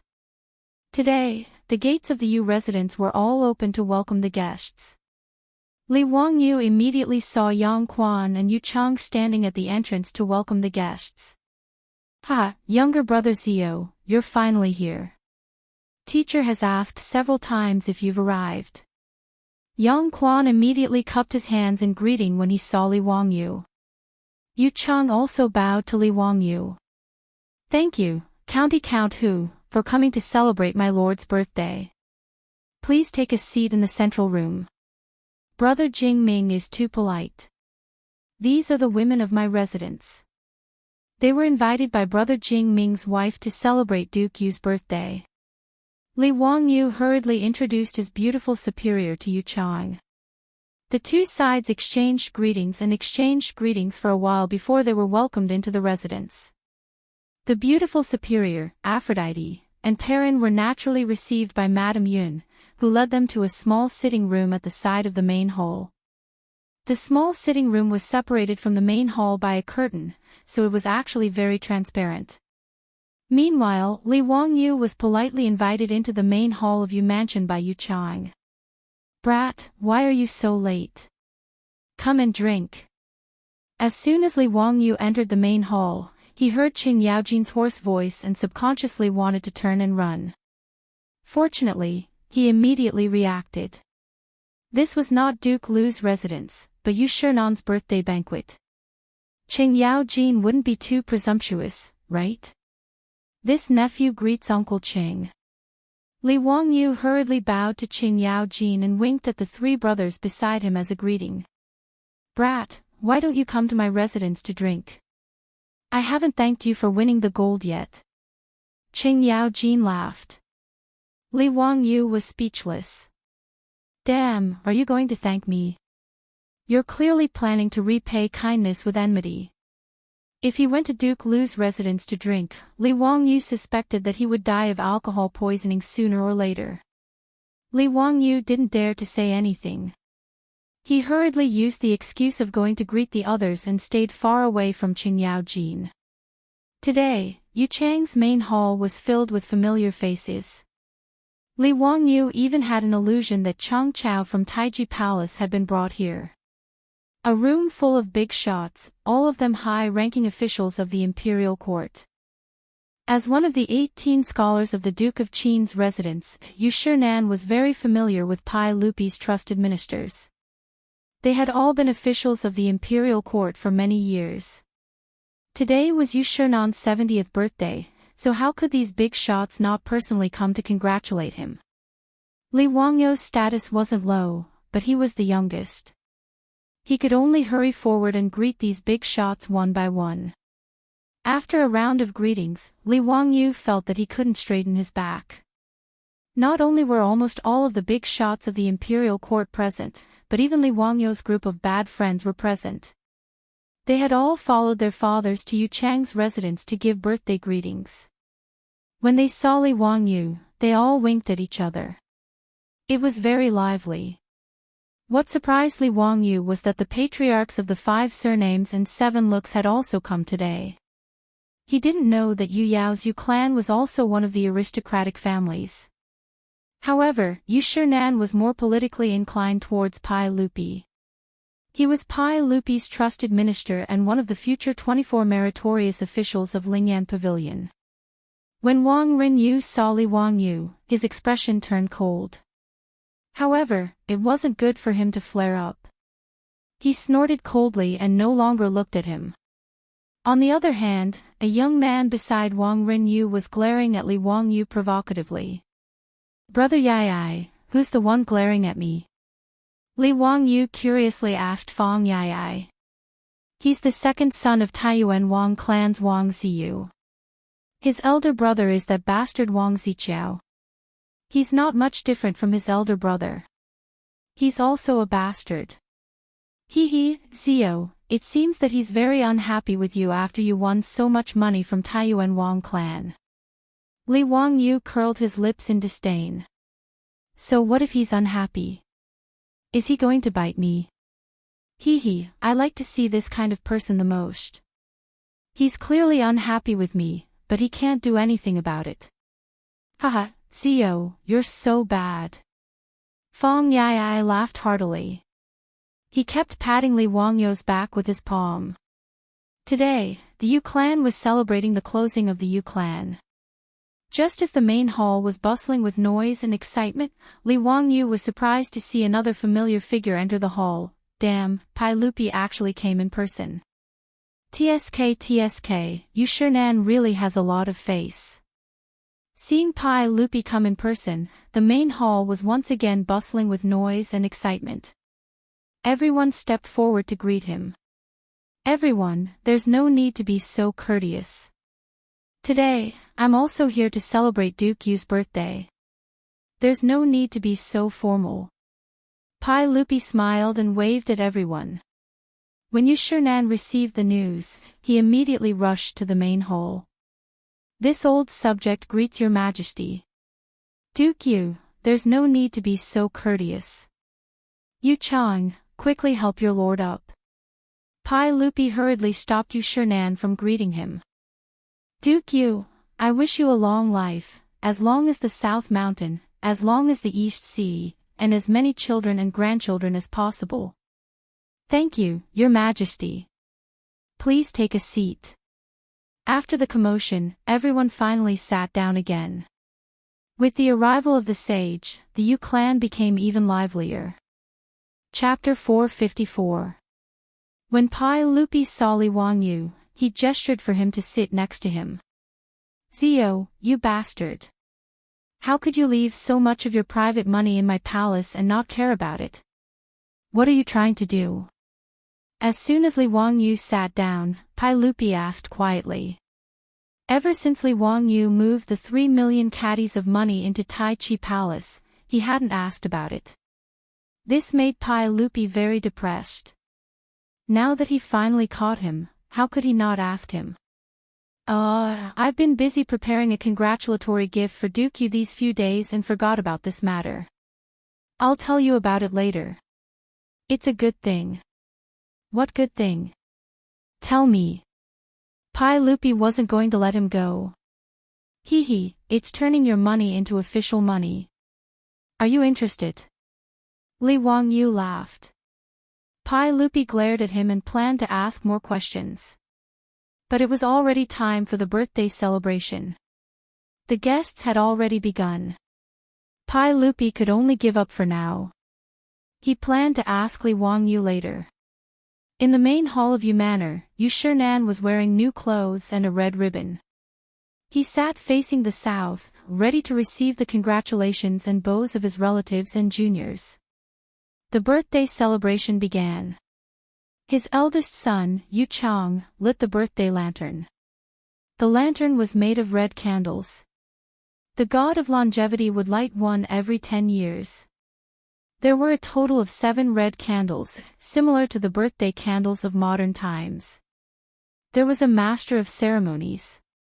Yu Shinan's children and grandchildren walked into the hall in order of seniority. Yu Shinan had a son and a daughter. His daughter, Yu Xiaoyao, was already married. Today, she brought her children home to celebrate her father's birthday. Yu Shinan's older brother, Yu Shiji, was killed by Yuan Huaji 10 years ago during the chaos of the Sui dynasty. However, he left behind 4 sons, all of whom were married and had families. As the head of the Yu Yao Yu clan, Yu Shinan was celebrating his birthday today. Naturally, these juniors had to come and kowtow to congratulate him and present their gifts. This was Li Wangyu's first time seeing a Tang celebrate a birthday, and he was all smiles as he watched, finding it extremely amusing. After Yu Shinan's relatives and juniors had finished paying their respects, it was now the turn of the guests. Li Wangyu suddenly realized that this birthday celebration seemed to have become a way for the aristocratic families to flaunt their wealth. Every time a guest presented a gift to Yu Shinan, there would be an MC loudly announcing the list of gifts. To give a gift, there must be a gift list. To receive a gift, there must be a gift account. Actually, Yu Shinan didn't accept all the gifts that were sent to him. According to custom, most of the time, the owner would accept a few items and return a few items. The gift list was marked with "respectfully received," which meant that the owner had accepted it. On the other hand, those who wrote "thank you" were returning the guests. After the gift list was marked by the owner, it had to be returned to the original owner as proof of receiving the gift. The gift account was naturally used by the owner to record the gift so that the owner could return the gift after the event. If the gift giver couldn't attend in person due to other matters, he would send someone to deliver the gift along with his name card. This was equivalent to him personally delivering the gift. As long as Yu Shinan nodded to accept the gift, there would be servants of the Yu residents who would bring the dazzling gifts into the main hall to display to the guests present. Many of the gifts given by the aristocratic families were all priceless treasures. Li Wangyu couldn't help but click his tongue when he saw this. He felt that he was a rich man now, but compared to the gifts given by the aristocratic families, he seemed to be very poor. Li Wangyu cursed inwardly. No wonder Yang Zhuo said that his teacher was rich. Just these congratulatory gifts, if converted to copper coins, would be worth tens of thousands of strings of coins. In fact, this wasn't Yu Shinan showing off. This was the custom of the Tang dynasty, and the old man couldn't do anything about it. Yu Shinan even had a headache. Since ancient times, China had been particular about, it's impolite not to reciprocate. Returning the gift was also a troublesome matter. The Wang clan of Taiyuan sends a 3-foot Langxian tree. When the master of ceremonies read out the gift list, his voice couldn't help but raise a few notches. It attracted the attention of everyone in the noisy main hall. When Pai Lupi heard this, he couldn't help but grit his teeth and murmured, "This Wang clan of Taiyuan is really generous. They're willing to give such a treasure as a gift." Li Wangyu didn't quite understand. He couldn't help but ask in a low voice, "Uncle, is the gift given by the Wang clan of Taiyuan to Yugong very precious?" Pai Lupi rolled his eyes at him. "You don't even know about the Langxian tree. It's also called the pearl tree. It's produced in Mount Penglai and is shaped like a coral. Its texture is like a branch of ginger, and when hit, it will produce the sound of metal and stone. The Langxian tree is even more precious than a coral. Moreover, a 3-foot-tall Langxian tree is even more precious. It can be said to be priceless." When Li Wangyu heard Pai Lupi's words, he suddenly remembered an ancient poem about the Langxian tree. For example, the Langxian tree is not a tree in the mortal world. Where is the phoenix in the morning sun? There was also a poem by Du Fu, knowing that the Lord's plan will grow, the Ganoderma Langxian tree will grow day by day. The Langxian tree alongside the Ganoderma Langxian tree should be the Langxian tree given by the Wang clan of Taiyuan, right? Wasn't that the legendary immortal tree? Could it be that it really existed? When Yu Shinan heard the master of ceremonies read out the gift list and heard that it was a gift from the Wang clan of Taiyuan, he couldn't help but stand up and cup his hands towards Wang Renyu. "Lord Wang, this gift is truly too precious. This old man is ashamed to accept it. Lord Wang, please take it back. This old man appreciates this gift in his heart." "Thank you." Wang Renyu also stood up and laughed heartily. "Lord Yu, what are you saying? How can you take back a gift that has already been given?" This. Yu Shinan was somewhat hesitant. The Langxian tree given by the Wang clan of Taiyuan was truly too precious. A 3-foot-tall Langxian tree might be able to sell for 10,000 taels of gold. The value of this gift was truly too great. Although the gifts given by the many guests today were valuable, most of them were only worth 100 strings of copper coins. Dukes like Qing Yao Jin had given gifts worth 1,000 strings of copper coins, which was already very precious. However, the Taiyuan Wang clan had given a gift worth 10,000 taels of gold. How could Yu Shinan not feel conflicted? Seeing Yu Shinan's hesitation, before Wang Renyu could say anything, his second son Wang Ziyu suddenly spoke up. "Lord Yu, this Langxian tree was specially chosen by our Lord for you. Please accept it, Duke Yu. Otherwise, if word gets out, won't others think that our Taiyuan Wang clan of Taiyuan can't even afford to give out gifts? If we give you something that looks good to fool you, then our Taiyuan Wang clan's face will be completely lost." His words were extremely impolite. It was as if Yu Shinan's refusal to accept the Taiyuan Wang clan's gift was looking down on them. Yu Shinan was taken aback when he heard this. Why did Wang Renyu's second son speak so harshly? Wang Renyu didn't take it to heart. He smiled and said, "My son is young and doesn't know how to speak properly. Please don't blame him, Lord Yu. Please don't be so courteous and accept this Langxian tree. Young your sister." Li Wangyu was also displeased by Wang Ziyu's impoliteness. He cursed inwardly, Wang Ziyu in his 20s. "Wang Renyu, you have the nerve to call him young. I'm the one who's called young, all right." However, Li Wangyu's displeasure was one thing. Today was Yu Shinan's birthday banquet. He naturally couldn't disrupt Yu Manor's joyous occasion. He could only curse silently. Seeing the Wang father and son's attitude, Yu Shinan could only smile and nod. He thanked Wang Renyu again and accepted the gift. Seeing Yu Shinan accept the gift, Yu Manor's servants carefully carried the Langxian tree gifted by the Taiyuan Wang clan into the main room and displayed it for everyone to see. The Langxian tree was shaped like a coral, but under the illumination of the lights in the main hall, it sparkled with jewels. Li Wangyu was stunned by the sight of it. He hadn't seen this object in his previous life, whether in museums or on the internet. It was truly magical. It was indeed very rare and had been lost in the long river of history for more than 1,000 years.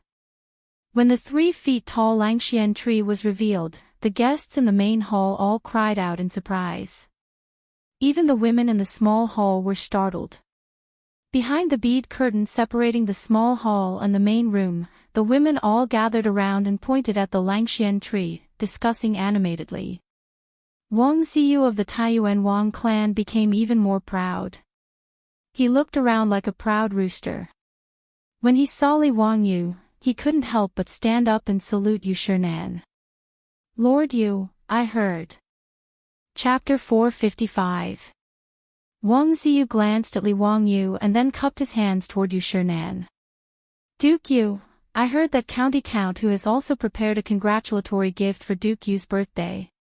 A few days ago, our Taiyuan Wang clan lost 50,000 taels of gold to County Count Hu, allowing him to make a fortune. Even though our Taiyuan Wang clan has lost so much money, we still have to give you a generous gift to celebrate your 70th birthday. Presumably, the gift that County Count Hu has prepared for you today should be even more extraordinary, right?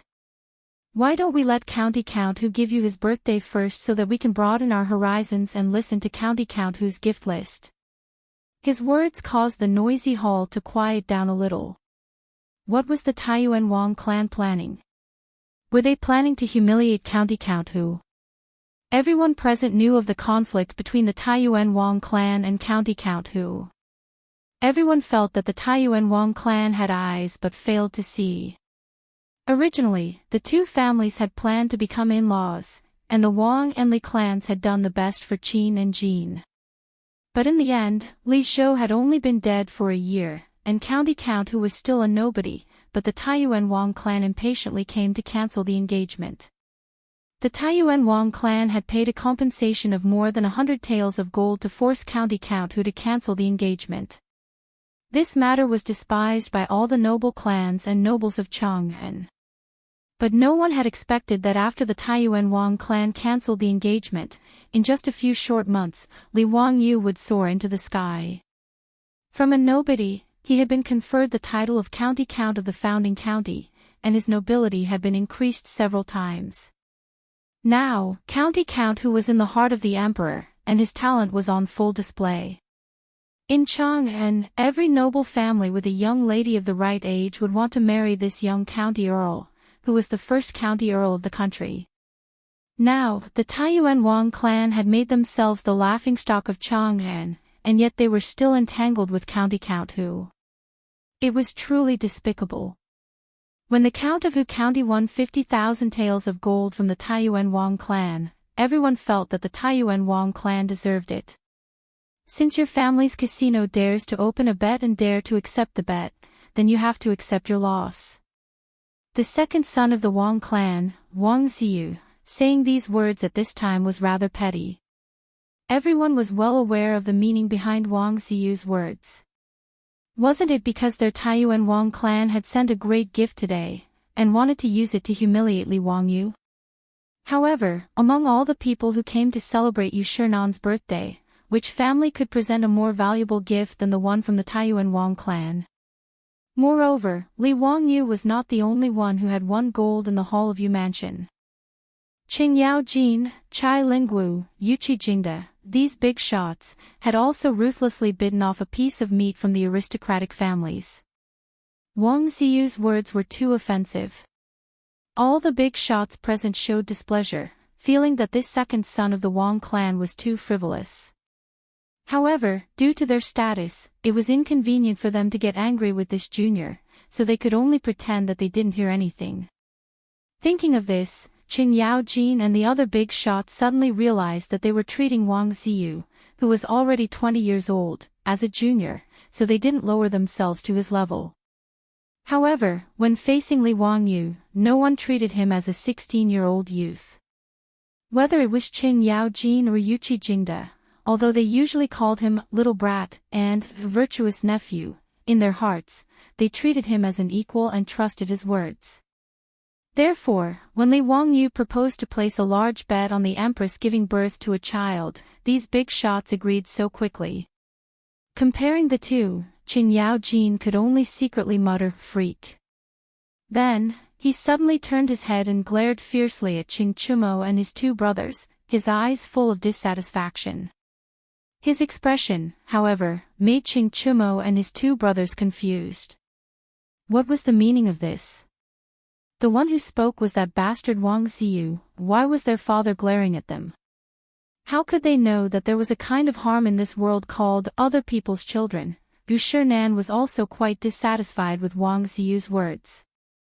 But today, the hall was full of guests, so he couldn't say much and could only laugh. "Ha, no hurry, no hurry, Li Ziyo and I are friends, his gift is not worth much, it's most likely to be calligraphy or paintings or something of little value." Hearing virtuous nephew Wang's words, this old man now feels that he has lost out. They all say that the gift is light, but the thought is heavy. "Ziyo, next time, don't be so sentimental with this old man, haha." His words were not only helping Li Wangyu out of his predicament, but also mocking himself, which made all the guests in the hall burst out laughing. He originally thought that this matter was over, but who knew that Wang Ziyu would not let it go and continued, "Duke, you still hasn't heard the list of gifts from the county earl. How do you know that the county earl didn't send a great gift today?" Yu Shinan saw that this second son of the Wang clan was so stubborn and couldn't help but get angry.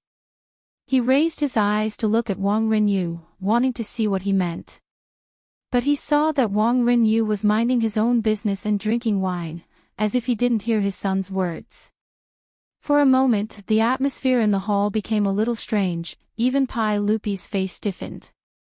Today was Yu Shinan's 70th birthday, and in order to make Li Wangyu lose face, the Wang clan of Taiyuan actually disregarded Yu Shinan's dignity. It was truly infuriating. Li Wangyu stood up at this time. "Ha, Yu Gong actually guessed what I was going to send. Yu Gong is right, but..." Before he could finish, he was interrupted by a woman's voice. "However, my family's Lang Jun has prepared another gift, Yu Gong, I'm sure you won't be able to guess." The one who spoke was his beautiful superior. Li Wangyu was stunned. Wasn't she in the small hall next door? Why did she come out? Just as he was about to speak, his beautiful superior winked at him, then curtsied to Yu Shinan. "This little girl is the older cousin of County Count Hu. Today, I've been invited by the Yun family to celebrate Yu Gong's birthday. I wish Yu Gong to leap like a tiger and cross the new era of 70 years, to soar through the mountains of poetry." The beautiful superior's older cousin was rather vague. Everyone in the hall, including Pai Lupi, couldn't help but smile knowingly, thinking that this young lady and Li Wangyu were simply deceiving themselves. Yu Shinan naturally knew of this Lady Su, and when they met today, he also laughed heartily. "Ha, old me thanks Lady Su for her auspicious words." Lady Su said earlier that Ziyo had prepared a congratulatory gift for this old man. Is it something this old man can't guess? Hee, Yu Gong will know at a glance. The beautiful superior turned her head towards the entrance of the hall, and saw the two brothers, Niu Yong and Niu Wu, carrying a large wooden box into the hall. Li Wangyu was also stunned. Didn't his beautiful superior say that he was going to give this birthday cake to Yu Shinan? Why was it given in his name? He immediately reacted. This beautiful superior was angry with Wang Ziyu's words just now, and was afraid that he would lose face in front of everyone, so she said this. After thinking this through, Li Wangyu's gaze towards his beautiful superior became even more tender. The congratulatory gift from County Count Hu was directly carried into the hall by his own troops, and this was beyond everyone's expectations. There wasn't a list of gifts, and Yu Shinan didn't agree to accept this gift, so why was it carried in? This was against the rules. Yu Shinan smiled mischievously. Lady Su, are you sure that old me will accept this gift? The beautiful superior smiled and nodded. Yu Gong will definitely accept this gift. Oh, you're that confident. Then bring it out for everyone to see. This old man wants to see what kind of congratulatory gift Ziyu has prepared for this old man. Since Yushernan said this, the others naturally didn't have any objections. They all cast curious gazes towards the wooden box carried by the Li family's troops. Chapter 456. The huge wooden box was very ordinary. It was about 1 meter square and was square in shape. There were many ice cubes on top of the wooden box. This caused everyone, including Li Er and Yushernan, to be inexplicably surprised. No one understood why the gift was covered with ice cubes. Could it be a freshwater fish that Huxian County Count fished out from the river? Or was it a lychee from Izhou? During the Tang dynasty, Sichuan's Fuzhou, Bazhou, Tongzhou and other places were rich in lychees. The poem, Riding in the Red Dust, the concubine smiled, no one knew it was a lychee. It was actually referring to the lychees that were transported from Sichuan, not Lingnan. At that time, Tang Xuanzong had ordered people to build a road from Peizhou to Chang and to transport lychees. It was also called the Lychee Road. If it was lychees, it was rare. Especially during the early Tang dynasty, even Pai Lupi could not eat fresh lychees. However, it was only rare. Compared to the 3 feet tall Langxian tree that the Wang clan of Taiyuan gave, it was nothing special. Seeing the big wooden box, Wang Ziyu could not help but show a mocking expression. He was already thinking about how to mock Li Wangyu for being stingy. He wanted to make him lose face in front of everyone. Inside the wooden box was the birthday cake made by his beautiful boss. Because there would be many guests at the birthday banquet, if the cake was too small, it would not be enough for everyone. Their beautiful boss spent a lot of effort to make such a big birthday cake as a gift. The 2 brothers, Niu Yong and Niu Wu, hated the birthday cake very much. They had already tasted the cake. It was very delicious and could be said to be the best in the world. However, the process of making the cake was like a nightmare to the 2 brothers. There was no other reason than that there were no mechanical devices in the Tang dynasty. The cream used to make the cake had to be spun and stirred continuously. In the future, it was simple. A few hundred yuan electric mixer could solve the problem. However, to make the cream now, it was all manual labor. The thought of stirring more than 10 kilograms of milk with a paddle made one's scalp tingle. Even strong men like the Niu brothers almost dislocated their hands because they had to whip the cream. Therefore, the Niu brothers both loved and hated this birthday cake. Li Wangyu leaned close to his beautiful boss's ear and whispered, "Chongqing, what are you doing? Hee, are you afraid that I'll lose face?" The beautiful superior rolled her eyes at him. "Humph, you're so stubborn. I couldn't stand that Taiyuan Wang clan's arrogance. Wasn't it just a precious gift? What's the big deal? At least, no one in the Tang dynasty has ever seen the birthday cake I made." Li Wangyu's heart was naturally warmed by his beautiful superior's protectiveness. If it weren't for the fact that they were in public, he would have hugged her and kissed her passionately.